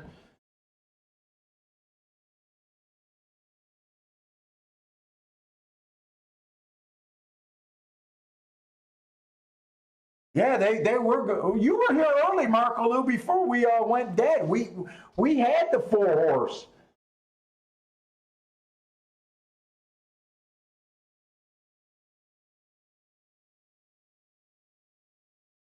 Can someone help me with these conditions and tell me if I'm right, or this is just a standard non-winners of 3 lifetime? I know it's a small point here, but Parsons would know. So, anyways, this 1 horse, average last race. Let's just say that's an okay race. Technically, he wasn't in position at the top of the stretch, but he was pretty close. Okay, Mackey Company thinks I'm correct. I think I'm correct. I usually don't read conditions. The X caught my eye today for some reason, and that's why I started reading it. Usually I get lost trying to read conditions. I just trust them to put the right horses in the race. 2 races ago, I don't think that was a bad race. He just missed. It was just a 1 race sample. Got in position at the top of the stretch.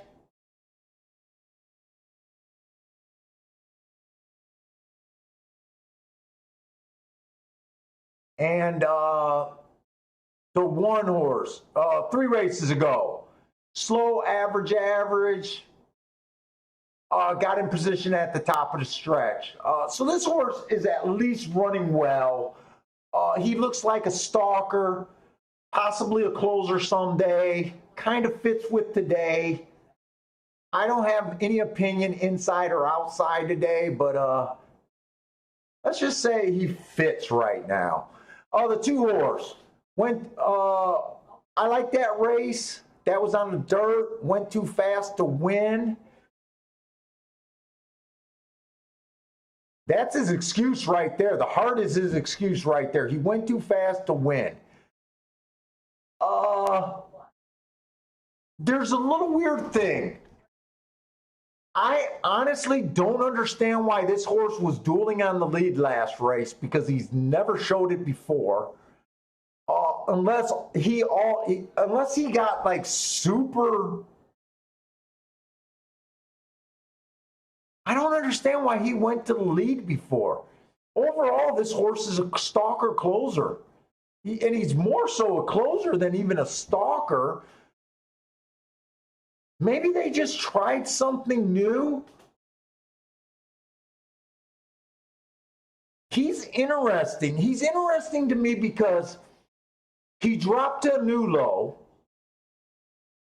He did, whenever horses earn hearts, seconds, and triangles, I just call that they did something special that day.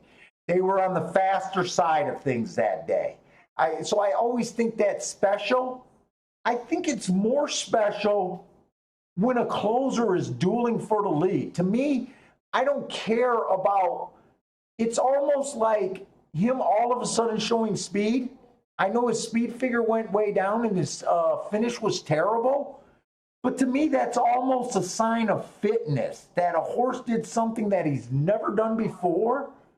I'm a little interested in this horse, especially at 10-1. Let's go and see what else is there. The 3 horse. I didn't get a chance to look up this horse.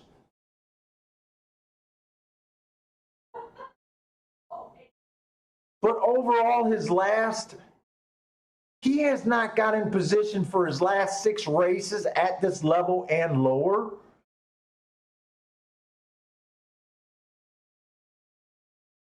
And he has no speed. I'm not feeling the 3. 4 horse has no speed. Slow. And all honesty, last 10 or whatever races this is, he just looks like he's not even interested in racing. And he even rode his last 2 races at a lower level.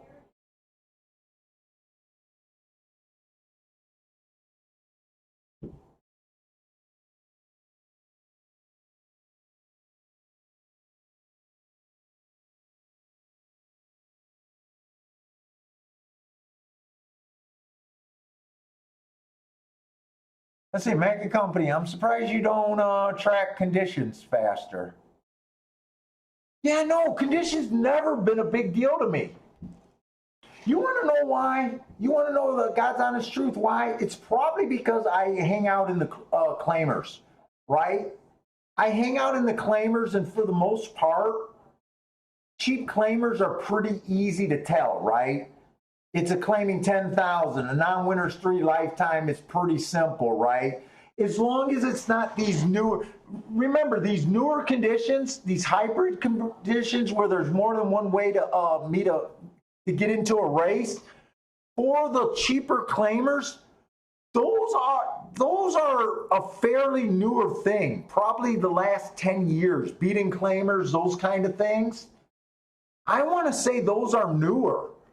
So when I started, a claiming was a claiming. It might have been non-winners of 1, 2, or 3 lifetime. It might have been non-winners of a year, non-winners of 6 months. They didn't have that second hybrid. I think the hybrids is a newer thing. And because I'm not a big class handicapper, I handicapped 20 years with it being one way, and then they kind of, the hybrid being the newer thing. Those probably came on when I started not looking at them as much, right? It's probably has to do with that. I know when you start looking at allowance races, starter allowance races, stakes races, reading the conditions are a lot more important. And you guys know me, I tend not to play then, right? So it might have to do with the hybrids being a newer thing. But yeah, I'm not a big class guy, but okay, so the 4 doesn't even look like he's a racehorse right now. The 5 was average last race. He showed a little bit of life. He just looks like a 1-run deep closer. He's off of a recent drop. His last good race was March 11th, where he finished 2nd, and that speed figures just jumps off the page at me. But I don't feel like I could trust him. Wow, he's 13-1. Wait a minute. Let's go and see what else is there. I don't want to talk.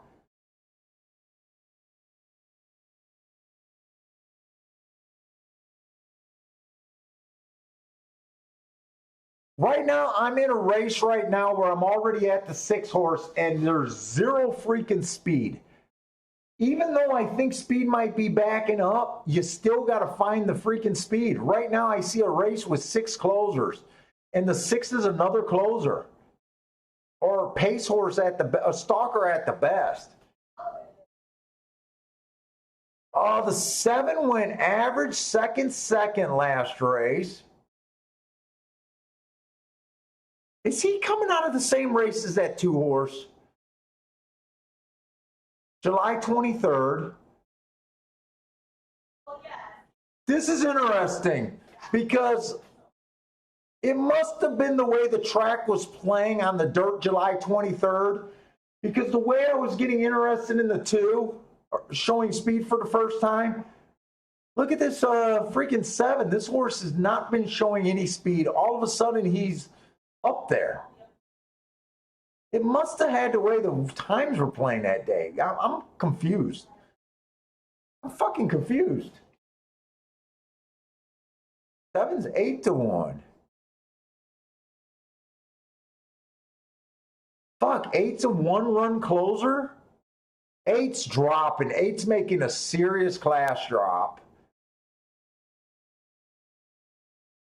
But he's a 1-run closer. They're betting a 1. Man, I'm confused this race.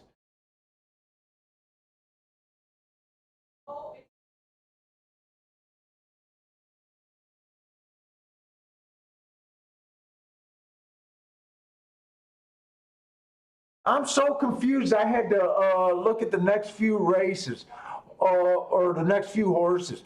The 10 has some speed. I'm going to want to look this up because this is a race with 0 speed. I know I said I think the track might be backing up, but there's one speed horse at 10-1. This fucking race is interesting and confusing the shit out of me at the exact same time.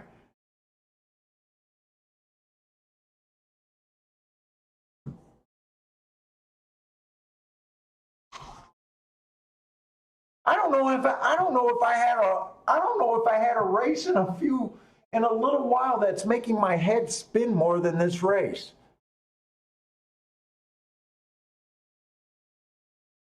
And at the same time I'm saying my head is spinning, I'm fucking interested. Oh shit, that 10 has not ran since January 29th. Jesus Christ. For me to look up this day, okay, last time he ran, it was a stalker closer day. He was basically a speed horse. He went decent fractions.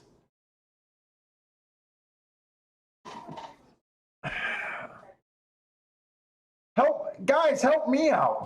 Does anyone have an opinion this race? Where did my chat go?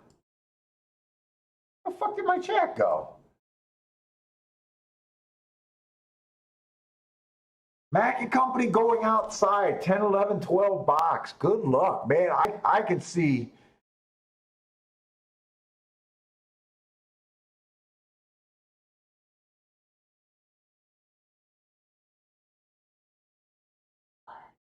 Mark is saying 10 has not raced since January. Waste of a bet.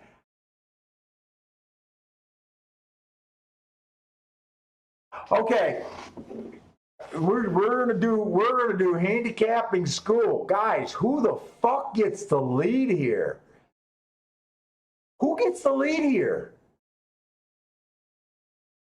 I've never seen a race with multiple horses where no one gets the lead. Someone has to have the lead. What's the over-under that this is going to be the fastest pace of the day on the turf? It might actually be. Sometimes when we get these races, it just turns out to be crazy. I might be leaning towards one get the damn lead.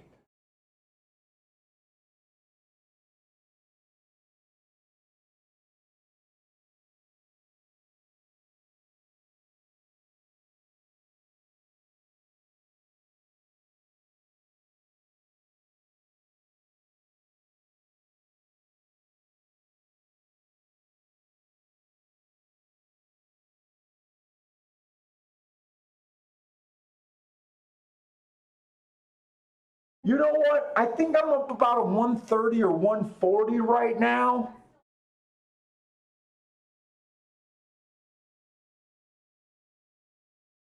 Here's my betting window. I'm actually going to bet this race, but I think I'm going to keep my bet under 30 bucks. Or 30 bucks at the most this race. I'm going home with a profit. I'll stumble home with a profit today.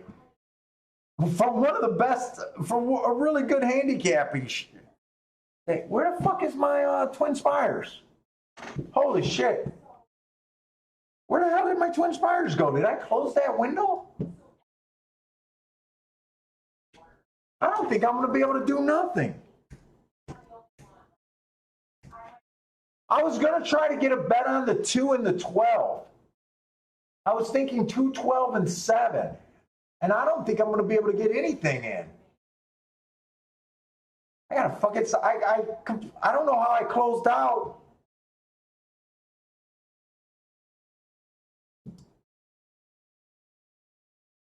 I'm going to get this in.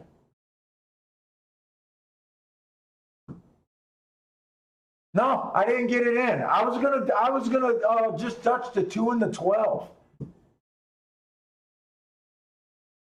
The fuck did my window go? Oh, dude, I got the second screen up here. I got the second screen up here. That's where my Twin Spires went. I was like, where the fuck did my Twin Spires go? So I got no bet in here.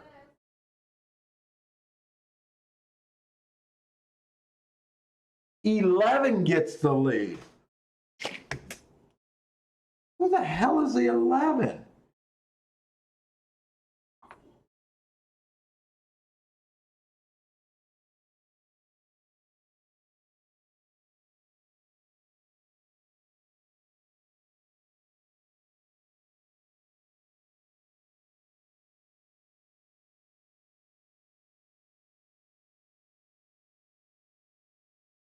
the fuck is 11?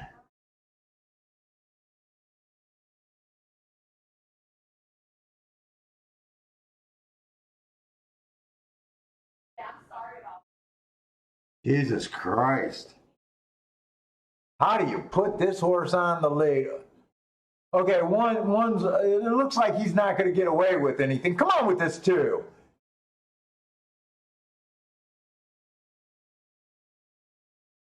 No, I don't think the two has a run. No, two's done.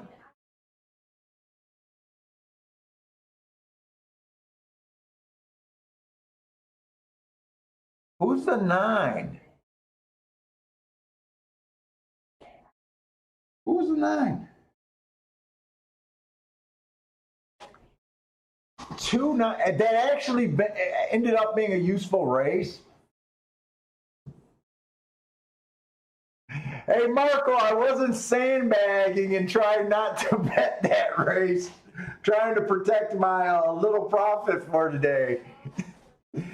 I didn't realize, I was looking for my screen. I didn't realize that I had 2 screens on the other thing.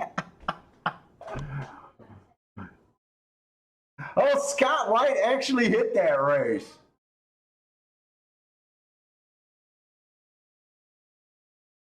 And he put it right up there. He put the 1-8 on top of the 1, 9, 10, 11, 12. What did that come in? 1? What did that come in? 1, 9?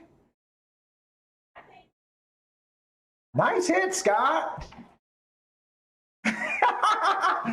Marco's calling me out. He knows that I like to coast home when I get up, which I do. But I was honest truth. I thought I was going to put $30 into that race. But I did get shut out, but I couldn't find the damn thing. That ended up being a nice exact. The exact has got to pay.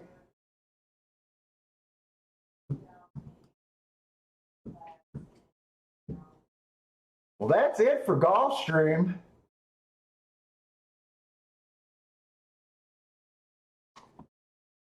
Hey, Steve, you guys, Steve, you watch me handicap a race. It's not the handicapping a race that takes my time. It's the marking the programs. So when I put my marks in the night or the morning of, when I play alone, I don't pre-mark anything. I'm able to do everything by myself as the races go, and I can usually stay 1 or 2 races ahead. But for me, just to mark a program, it takes me about 45 minutes to an hour just to put these marks in, because it just takes time looking up everything. I just got to look up so much shit. So when I'm putting my marks in, there might be a few things that stand out, but I'm not really glancing. I'm not handicapping the race. I'm not trying to get an idea or anything. So that's what takes me time. I call it show prep because it's the only time that I pre-mark a form. I'll pre-mark a form for a tournament, but for just a day of me going to the races, I don't pre-mark anything. Sometimes Parsons will pre-mark a form and he would be like, here's my form. Just don't even waste your time the way you do it. Because he hates that he doesn't like that I can do it as I go. So when I'm actually putting thought into the race, what you see is what it takes me to do once the marks are made, kind of deal.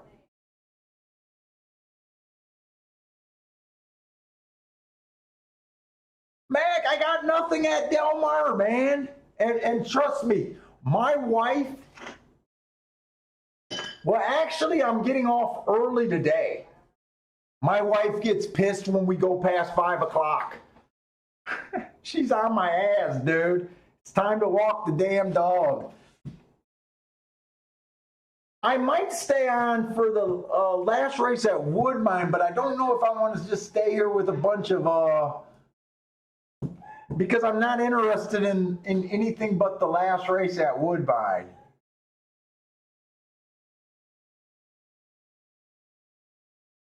And I don't even know how interested I am in that last race. Does a horse? No. The horse does not make a. You know, I'm actually, when I was watching Jimmy's show, when Jimmy was handicapping live horses, I was shocked at how many guys were actually looking at the age of the horses. I think it's absolute bunk. I never look at the age of the horses. Look, you see what I try to do? I try to mark up the last 3 races. I figure if the horse can run hearts and triangles the race before, or there's something I like about him, age is not a thing. I never look at it. Who do I like in the last at Woodbine? Let's just see if I even really liked anyone. It was just a race that I had marked. Wait a minute.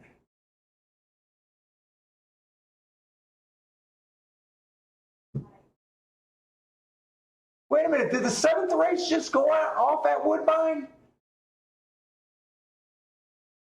Oh, fuck. I'll stay on for the last race in Woodbine. It's the next race. I'll stay on for the last race at Woodbine. I was thinking I liked the 9th race at Woodbine. I didn't realize they had a 8-race card today.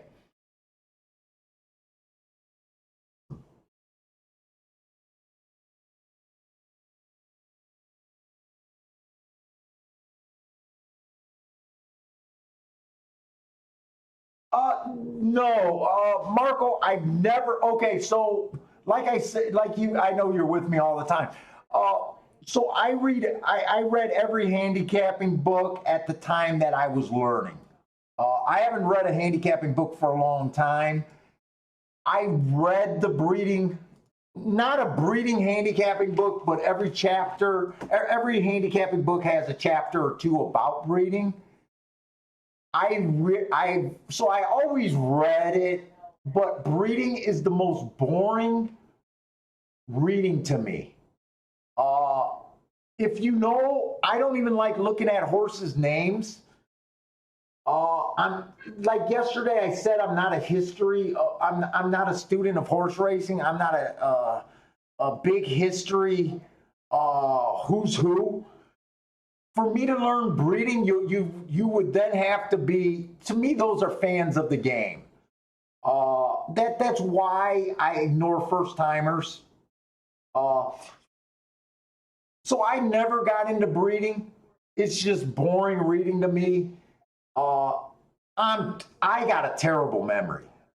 So for me to remember what stallions, what is what with breeding would just be, Jesus Christ, it'd be you wouldn't even want to watch me.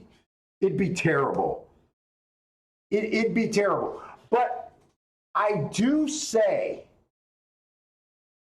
the guys that play this game at a way higher level than I do, and I'm not just talking about betting guys. I'm talking about guys that pay hundreds of thousands of dollars, millions of dollars in ownership.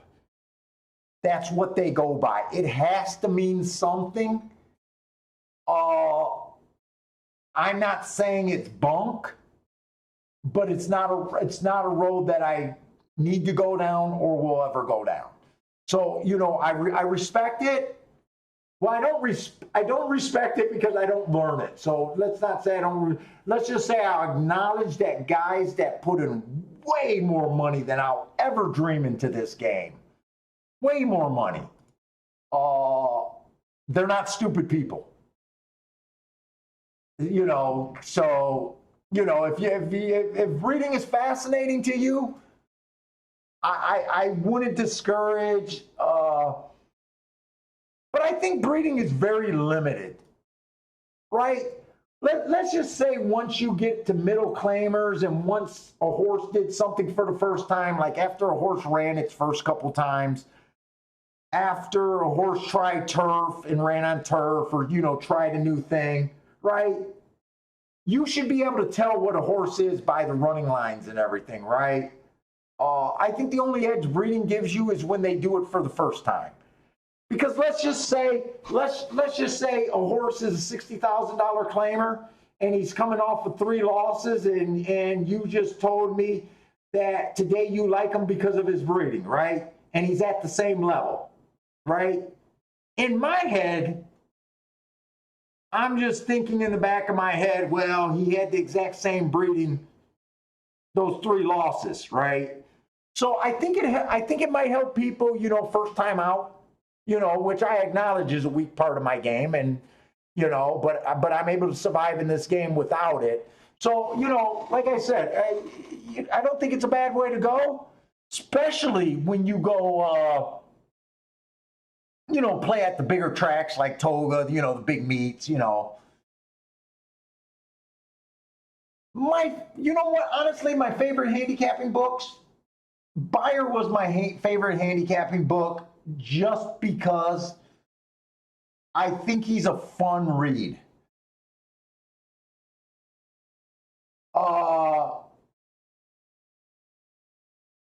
Other than that, I can't tell you. I think my book that I spend and probably earmark the most and spend the time rereading the most was probably, I think, by Tom Ansel or something like that. Some of his old books. I remember reading Mark Kramer's Kinky Handicapping kind of thing. If you're learning the game, I think all the books are good for basic knowledge as long as they're not system peddling with hard rules. But I tell you where I think you guys should spend your time. Biases, trip handicapping, and understanding pace. I think understanding speed figures and how they're made, you'll understand their weakness in them and why I don't like speed figures.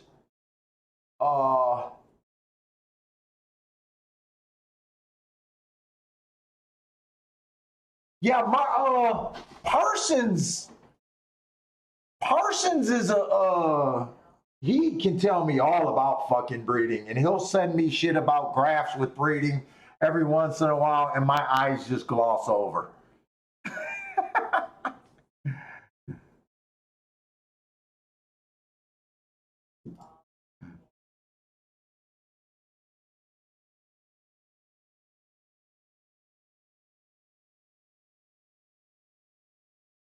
And the other way I don't want to act like there's anything to breeding is because I do all of my all of my basic handicapping shit was kind of my you get a lot of your handicapping if you were an athlete and you kind of understand sports a bit. Pace, to me, pace makes a lot of sense because I understand pace. I understand pressure. I understand what you can do without pressure is always a lot more. From being an athlete, I understand the pressure part of the game. What pressure means. I understand when everybody can see the pressure of 2 horses dueling, that's pressure. That's one way of pressure. I understand pressure from pressure against the clock. Like that 9 was kind of beat by pressure, even though the fractions weren't, but he still got pressure doing something new. I think some of your experience in sports kind of makes sense. So, I think that kind of helps with pace handicapping. When you understand pace times and then you look at it under a pressure thing, you can jog. Put it this way. I could spare all day, even being a fat old man, if the guy is levels below me, right? I can box for a longer period of time if I'm setting a pace that I'm comfortable with, right? But then there's other pressure. You're not in there alone. So if a guy can operate and throw combinations at a faster rate, and he can get in and out of his when he takes less breaks, so he makes the pace of the punch. You know, punch counts during a fight. You know, you can operate throwing maybe 60 punches around effectively, but if there's a fighter that makes you have to throw 80 punches around, I understand that pressure, and I can relate that to horse racing. Part of my trainer philosophies is from my boxing background of knowing how Kronk came up. Kronk came up with Emmanuel Lewis, right? You get a trainer, and he takes an amateur team of unknowns, and all of a sudden, he's winning amateur contests, and all of a sudden, he gets a pro that he takes to the championship. I know what that does to a boxing gym. So all of a sudden, when he first started out, he got a very small area of kids in a very small area, right? So his talent was very small. And then he developed guys. And as his name got bigger, guys would travel in. Next thing you know, his boxing team was being filled with guys coming from different states even. And he's getting to choose his guys.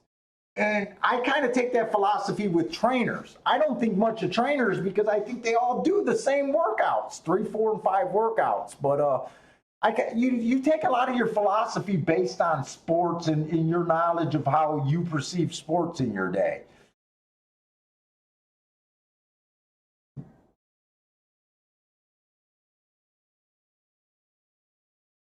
Yeah, betting thoroughbreds was one of the look. Every book I've ever seen, and I didn't invent biases.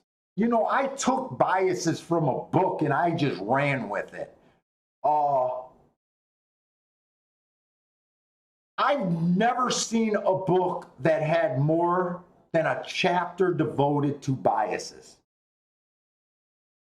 I honestly think that if I ever wrote a book, I could write a book on biases.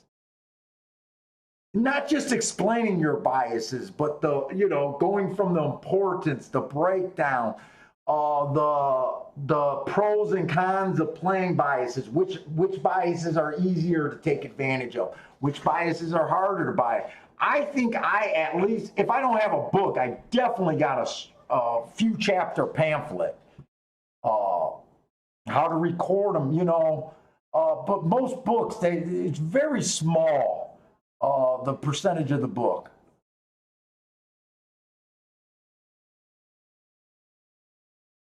Yeah, and Chase, that's like when people buy like, hey, that's a Pletcher horse, and I know Pletcher has horses at all different places. Pletcher has a system. He's spending time with his darlings, for the most part, I would guess.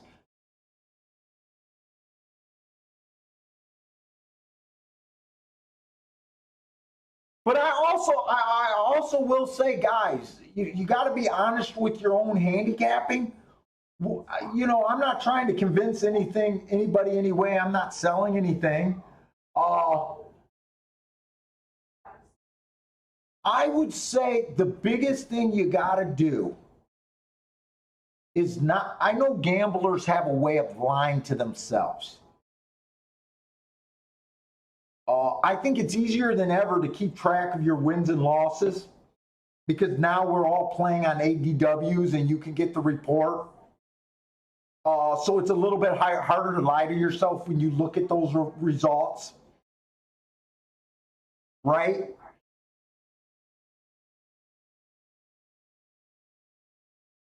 I think the most important thing is to be honest with yourself. If your handicapping is not putting you on enough long shot winners or price winners, you need to keep looking. and you might have been trying biases for years, and that might not be right for you. It's not right for everyone. You know,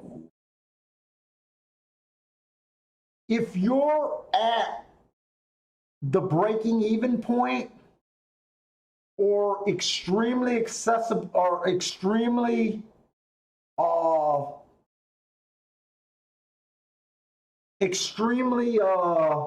what am I saying? Acceptable losses for the year. Let's just say you're almost a 4 or 5 week player and your losses are less than 2 years for your action the entire year, right? To me, you got a pretty good understanding, and your handicapping is right there. No matter what it is, your handicapping is right there. If you're able to play all year, and you play for a decent amount, let's just say even if your bankroll is $100 a day, and you play for 3-4 days a week, so you're at least putting $500 in a window a week, and at the end of the year, you're at $2,000 or less, your real problem is probably discipline. You got a good grasp of the game, and it's probably just little tweaks. It's probably not a handicapping tweak. It's probably going to be a betting tweak or a discipline tweak. Now, if you're getting crushed every year, it's probably going to be almost everything, handicapping everything. And once you get to the place to the break even, it's small. It's small steps. Look for the small steps. And I'm not talking about you've been playing for 20 years and you had a winning year here, winning year there. I mean, if you're consistently losing less than two grand a year, and $2,000 a year, I say is fucking pretty damn good if you're playing that much. I say if you're losing $5,000 a year and you're playing 5 days a week at $100 a day, fuck, that's $100 a week. Fuck, for your entertainment for that many days, that's good. You're looking to tweak your game. You're not looking to make big changes. Don't make big changes. So if you're 2,000, if you're losing roughly $2,000 a year, the next year or the next meet, you really want to get to the break-even point. If you're at the break-even point, you might want to get to that little 5% win, which is not going to be a lot of money. You're not going to be buying a new car or something. It might only be $1,000, $2,000, $3,000 for the entire year, but that's a big fucking swing. Because once you're able to do that, the next step is maybe 10,000. Then the next step is a minimum wage, almost a minimum wage job of looking at it. And once you hit that, you got it. It's, so I don't know what level everybody is at, but you want to look for small goals. It's not going to come, rough. This game is too hard to be fast. I wanted to look. Did I miss it? Let me see. That was a turf race. I wanted to see if they slipped any more dirt races in. So I was kind of leaning towards, I want to look at Woodbine. This Woodbine.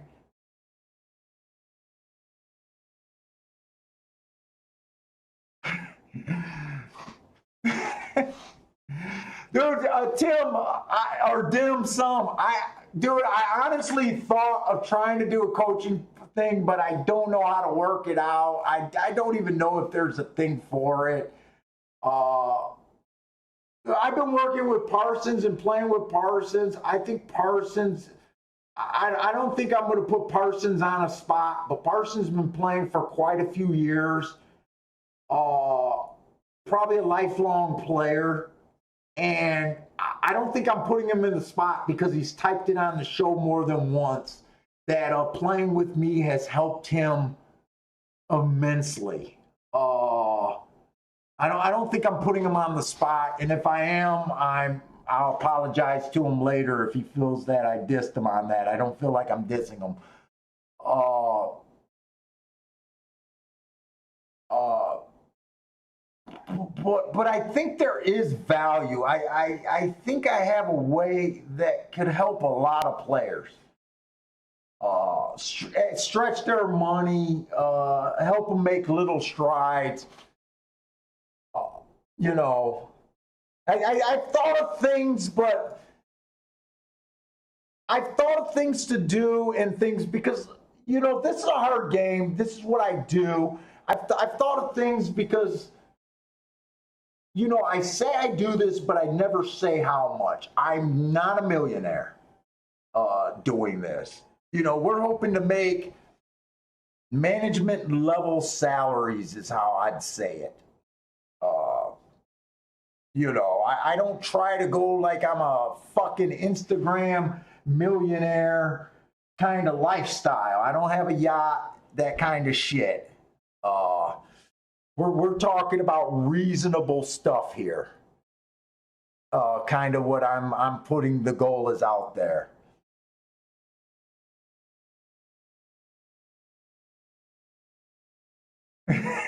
Parsons is a long time player in more way than one. Yeah, I like doing the early. I like doing those early videos. I had to start putting my stuff on. That's why I went to Discord because I was making those videos, and guys were saying, "Oh, you don't really pick these horses. You make these videos, record them, and then edit them and put up the picks later in handicap, so you could have had that." So that's the real story about why I went to Discord. I went to Discord because it was time stamping me putting up the picks before the freaking race, and you could go in the charts and see that all those videos were proving that. But when I went to do it live and do it, I really like the live stream. I wish I could do more videos.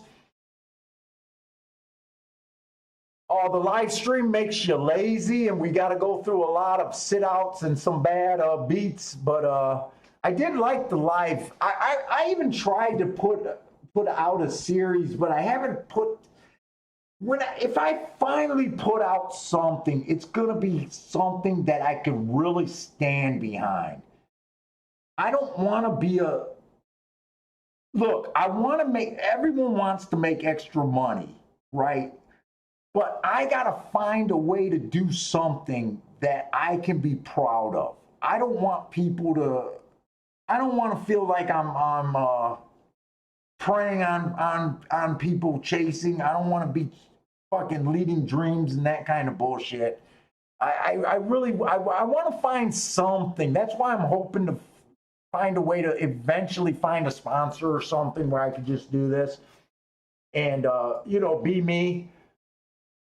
Kind of thing, but I got some ideas. I keep playing with them, but it's got to be something that I can really get behind. So there's Woodbine. I've been wanting speed. I think speed's good. First, we were kind of thinking it was on the inside, but that 9 horse kind of busted that bubble. This 1 horse ran that triangle on a route race, 2 races back. He was slow. Rail was bad. He earned an asterisk there. I'm not. What is this? $10,000 claimer?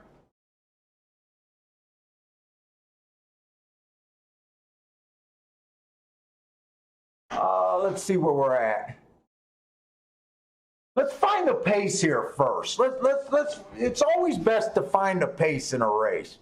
Let's see if we can understand this race. The 2 horse, average slow last race. He came out 5x3. It was at a little higher level.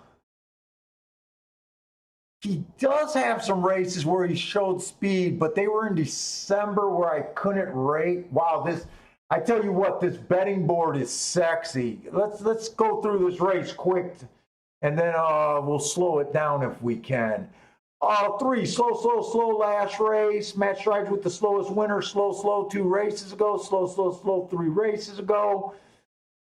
None of those look good. That was actually at a lower level. 4 is a first-time starter. I ignore him. 6 was slow, slow, slow last race, lower level. 2 races ago, he was 1 tick slower than the fastest winner at a lower level, average and slow. And 3 races ago, we were average, average, average. This horse has some speed. I don't have any sexy marks on anyone yet. 6 might be the closest horse to the best marks. He was 1 tick slower than the fastest winner at a higher level. He's lightly raced. So the first race he missed a break, automatically excused, plus he missed a break. He improved by 20 points the second race out. I think he was decent and had enough speed. He's so far, I'm going to call him the benchmark for the chalk so far. So I'm kind of agreeing with the board there. The 7 horse at a higher level, he was average, average, slow. That's interesting because he went from 7,500 all the way up to 25,000. He's 7-1. He's a bit interesting. 2 races ago at this level, he matched strides with the slowest winner. Slow, slow. That looks like a race where he chased the slowest pace of the day. And because it was the slowest pace of the day, he probably couldn't make up any ground there. That's kind of how that race looks to me there. 3 races ago, he got some decent marks at a lower level. He was 1 tick slower than the fastest winner. He managed to shake free. He went too fast there. 7's interesting as a long shot. The 8 horse was at this level last race. He was on the slow sides of things. 2 races back at 25,000. He came out fast and just fell apart. Wow, he was fast and 3 lengths off and fell apart. And 3 races ago at a much higher level, he was just slow, slow. So, wow. These are some Woodbine. I'm having a hard time figuring out some of these races. Why can't they be like the second race? The 9 horse at a mile and a 16th. He was fat. He went too fast to win. This is a 6 furlong race. I hate route to sprint. I just hate it. I'm usually against it. 3 races ago, his first race out, he was just average, average. Man, I can see why this is a good betting race, but is there something we can find?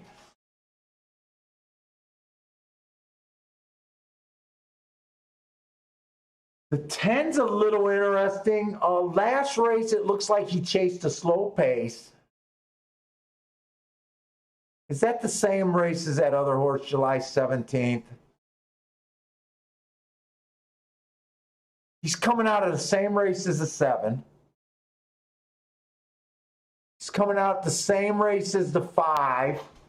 That's that weird slow pace race that.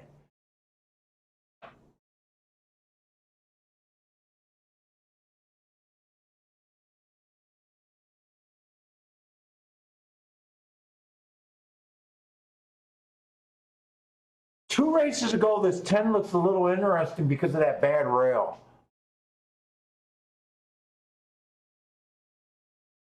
Well, I tell you what, is a 14 in this race? God damn it. I was hoping the 14 was scratched. 14 is in this race. 14 is making a really big class drop after flashing speed against better. God damn, I wish he wasn't in the race. I have not put together, I don't think I have a running style thing at Woodbine. Yeah, this is a tough race, but I think this race has potential.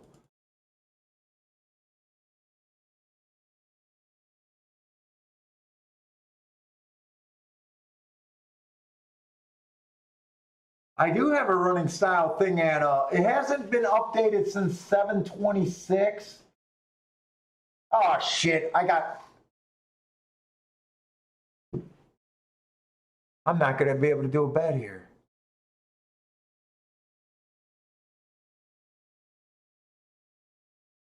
You know what? That I'm gonna bet $10 on the 7 and the 10. What the fuck is my thing? I don't see where my betting window is. I think this race is worth a flyer, and I sat here, so I'm gonna put $10 on 2 horses. And I'm not thinking this through real good, but I am taking a shot with the 10 and the 7. Just $10 on each.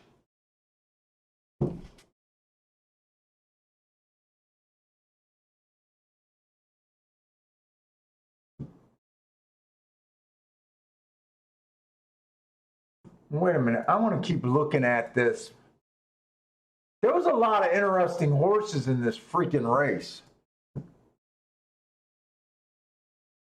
Well, but the digging was...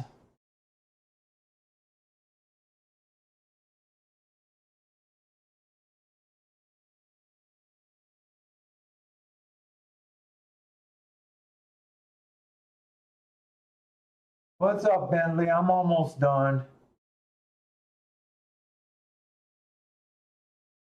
The 10, the 7, the 6.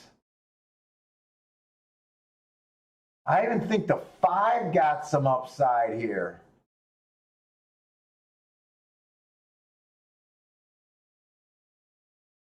Five, 6, 7, 10. Is there another way? 7, 10.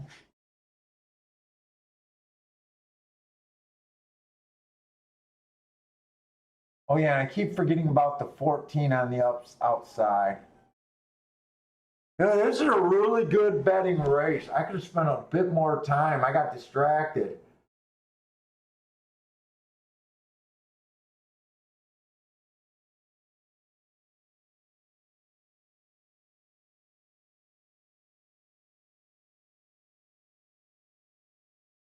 $14 did get the lead.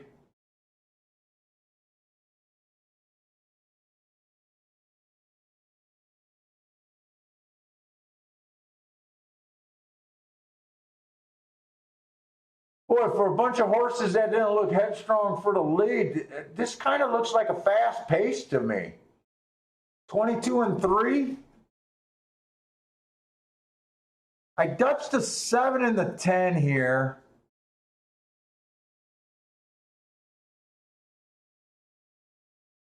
$14 looks gone. I wish it's not that I didn't see the 14. I was trying to where's this horse in second? Oh, that's the 10. Holy shit, come on. Is that the 10? No, that's a 6. Oh, their fucking shit is backwards.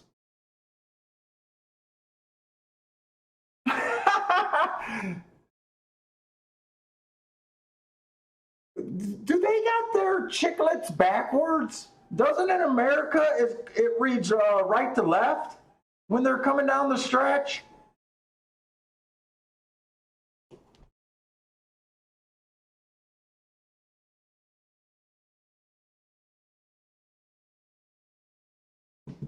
I think it reads the other way, the way we do it.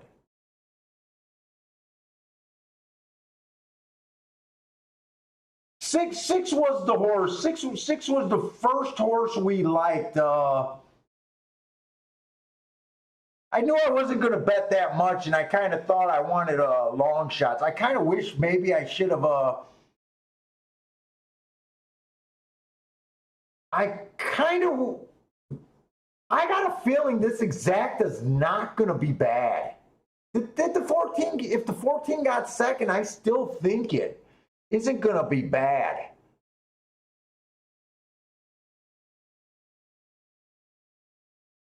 I think I got 2, or did the 2 get second? Maybe the 2 got second. or whoever that was on the inside. I kind of lost track. Maybe the 14 didn't get second.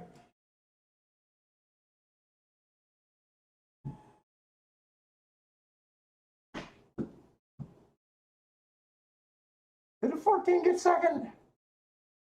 It's definitely the 2 that's coming, but did this horse get second?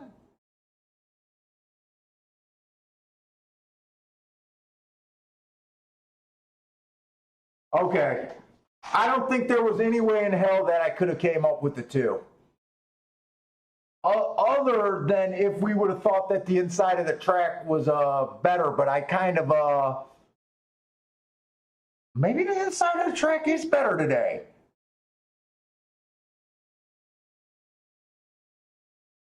I'm going to see when I chart this day.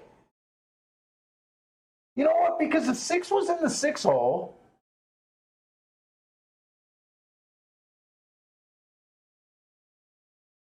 I got no problem with the 6 winning here. Actually, up until I got to the 14 with the big class drop, I was kind of thinking I was going to do something with the 6.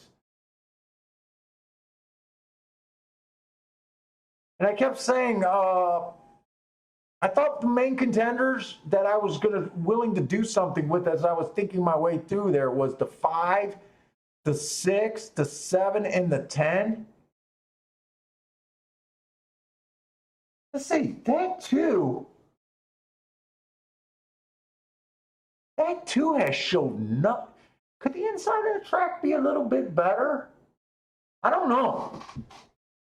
I'll see when I track that what I might think about that.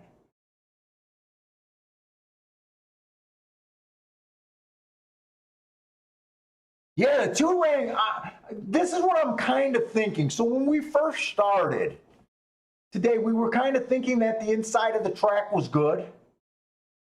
And then when we came to that race where it came in, the 9 horse won.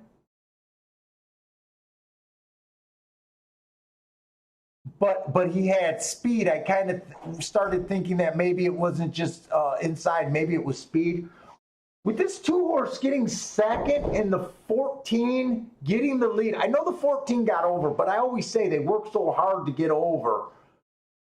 Maybe that weakened the 14. 6 was probably the best horse in the race. Well, 6 was the best horse. Let's just say he was the best horse because he won, first of all. I'm not saying anything there. But 6 was a horse. 6 was a horse that we had interest. I kind of just got greedy and just wanted to do a kind of an exit bet. 9-2 in hindsight looked pretty good. I started trying to get cute. This was a good race to end the day. I'll tell you that. I wish I would have looked at it a little bit better. I don't think even thinking the inside of the track that I would have got to the 2, but the 2 running second, kind of the only thing that makes sense with me with the 2 getting second is if the inside of the track was good. The 14 coming from the 14 hole kind of hurt him.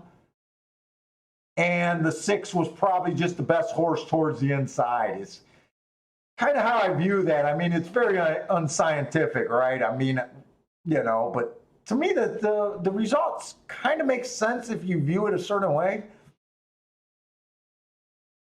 Case is saying that there was blinkers added on the 2. This was a good race.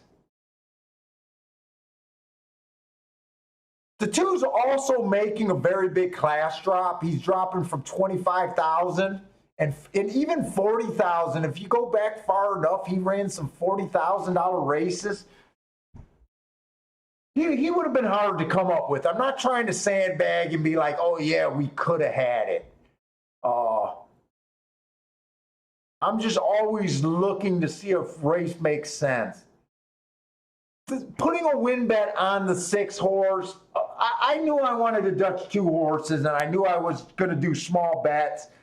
And 6 wasn't on my radar because I liked him, but he was 4-1, 9-2. I didn't want to bet $20 to make a $30 profit. You know, Dutch 2 horses to make it 30. I wanted to bet the 10 because I seen the 30-1, and I'm thinking juicy. if I needed to race better, I probably would have handicapped better, but I knew what I was doing kind of deal. So I got no problem with the 6 winning that race. I'm just kind of looking at the race. How could you have got to the 2?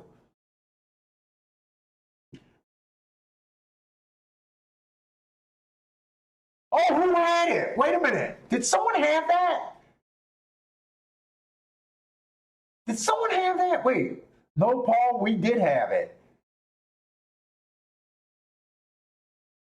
Oh, fuck you, Marco Lou. Nice fucking. Fuck you, Marco Lou. Did you hit just the place bet or did you hit the exacta? Dude, I'm sorry, I did not see that.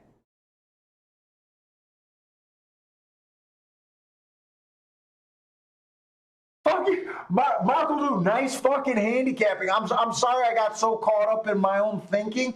I did not even see your comment. That 2 has speed. At this price, I'm going to include them. Please just tell me, did you hit the exacta or was it a place ticket or you're just saying you had them? I hope you got paid off because that's a good job on that 2 horse.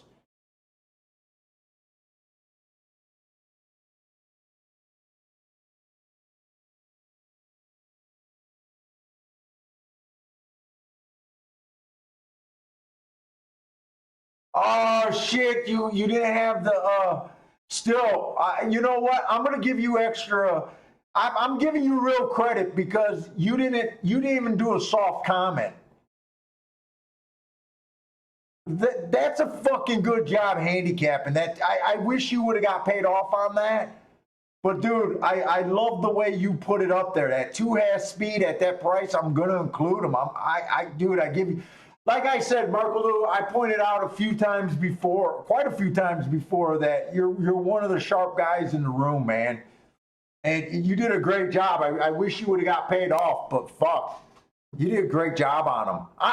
I'm sitting here trying to think of how I could have got to them, and I missed your comment that you were actually on them. Nice job, dude.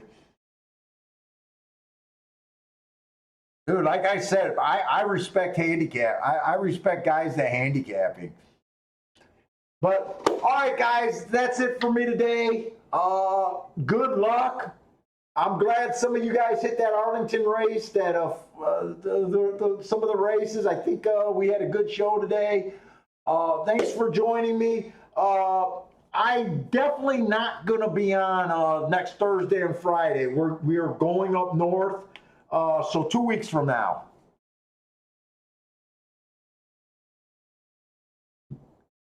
Hold up, I'm reading Marco Lou's when you played.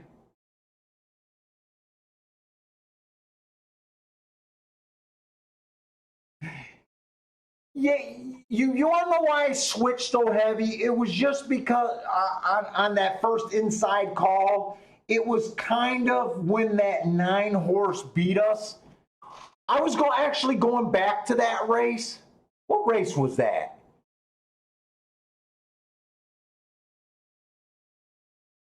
This is a problem when you get into handicapping, right? So the first 3 races, I kind of was leaning towards, hey, inside speed, inside speed. But then we got to this 4th race kind of deal, and there was no inside speed.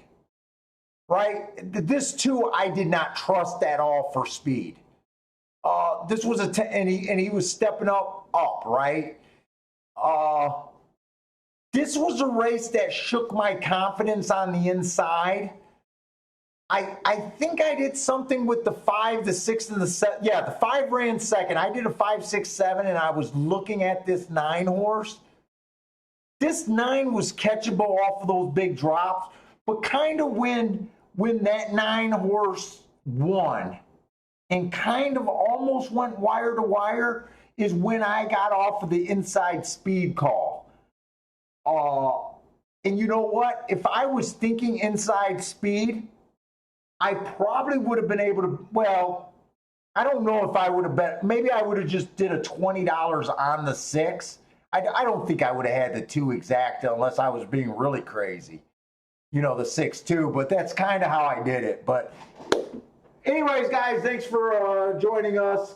Stay safe out there and good luck. If you guys keep playing, hopefully you guys have some nice hits that you can share with us 2 weeks from now.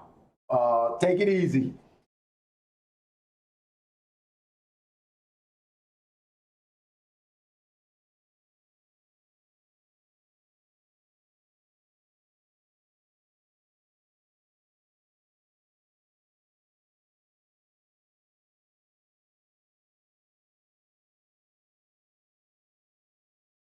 Oh, that was a good show.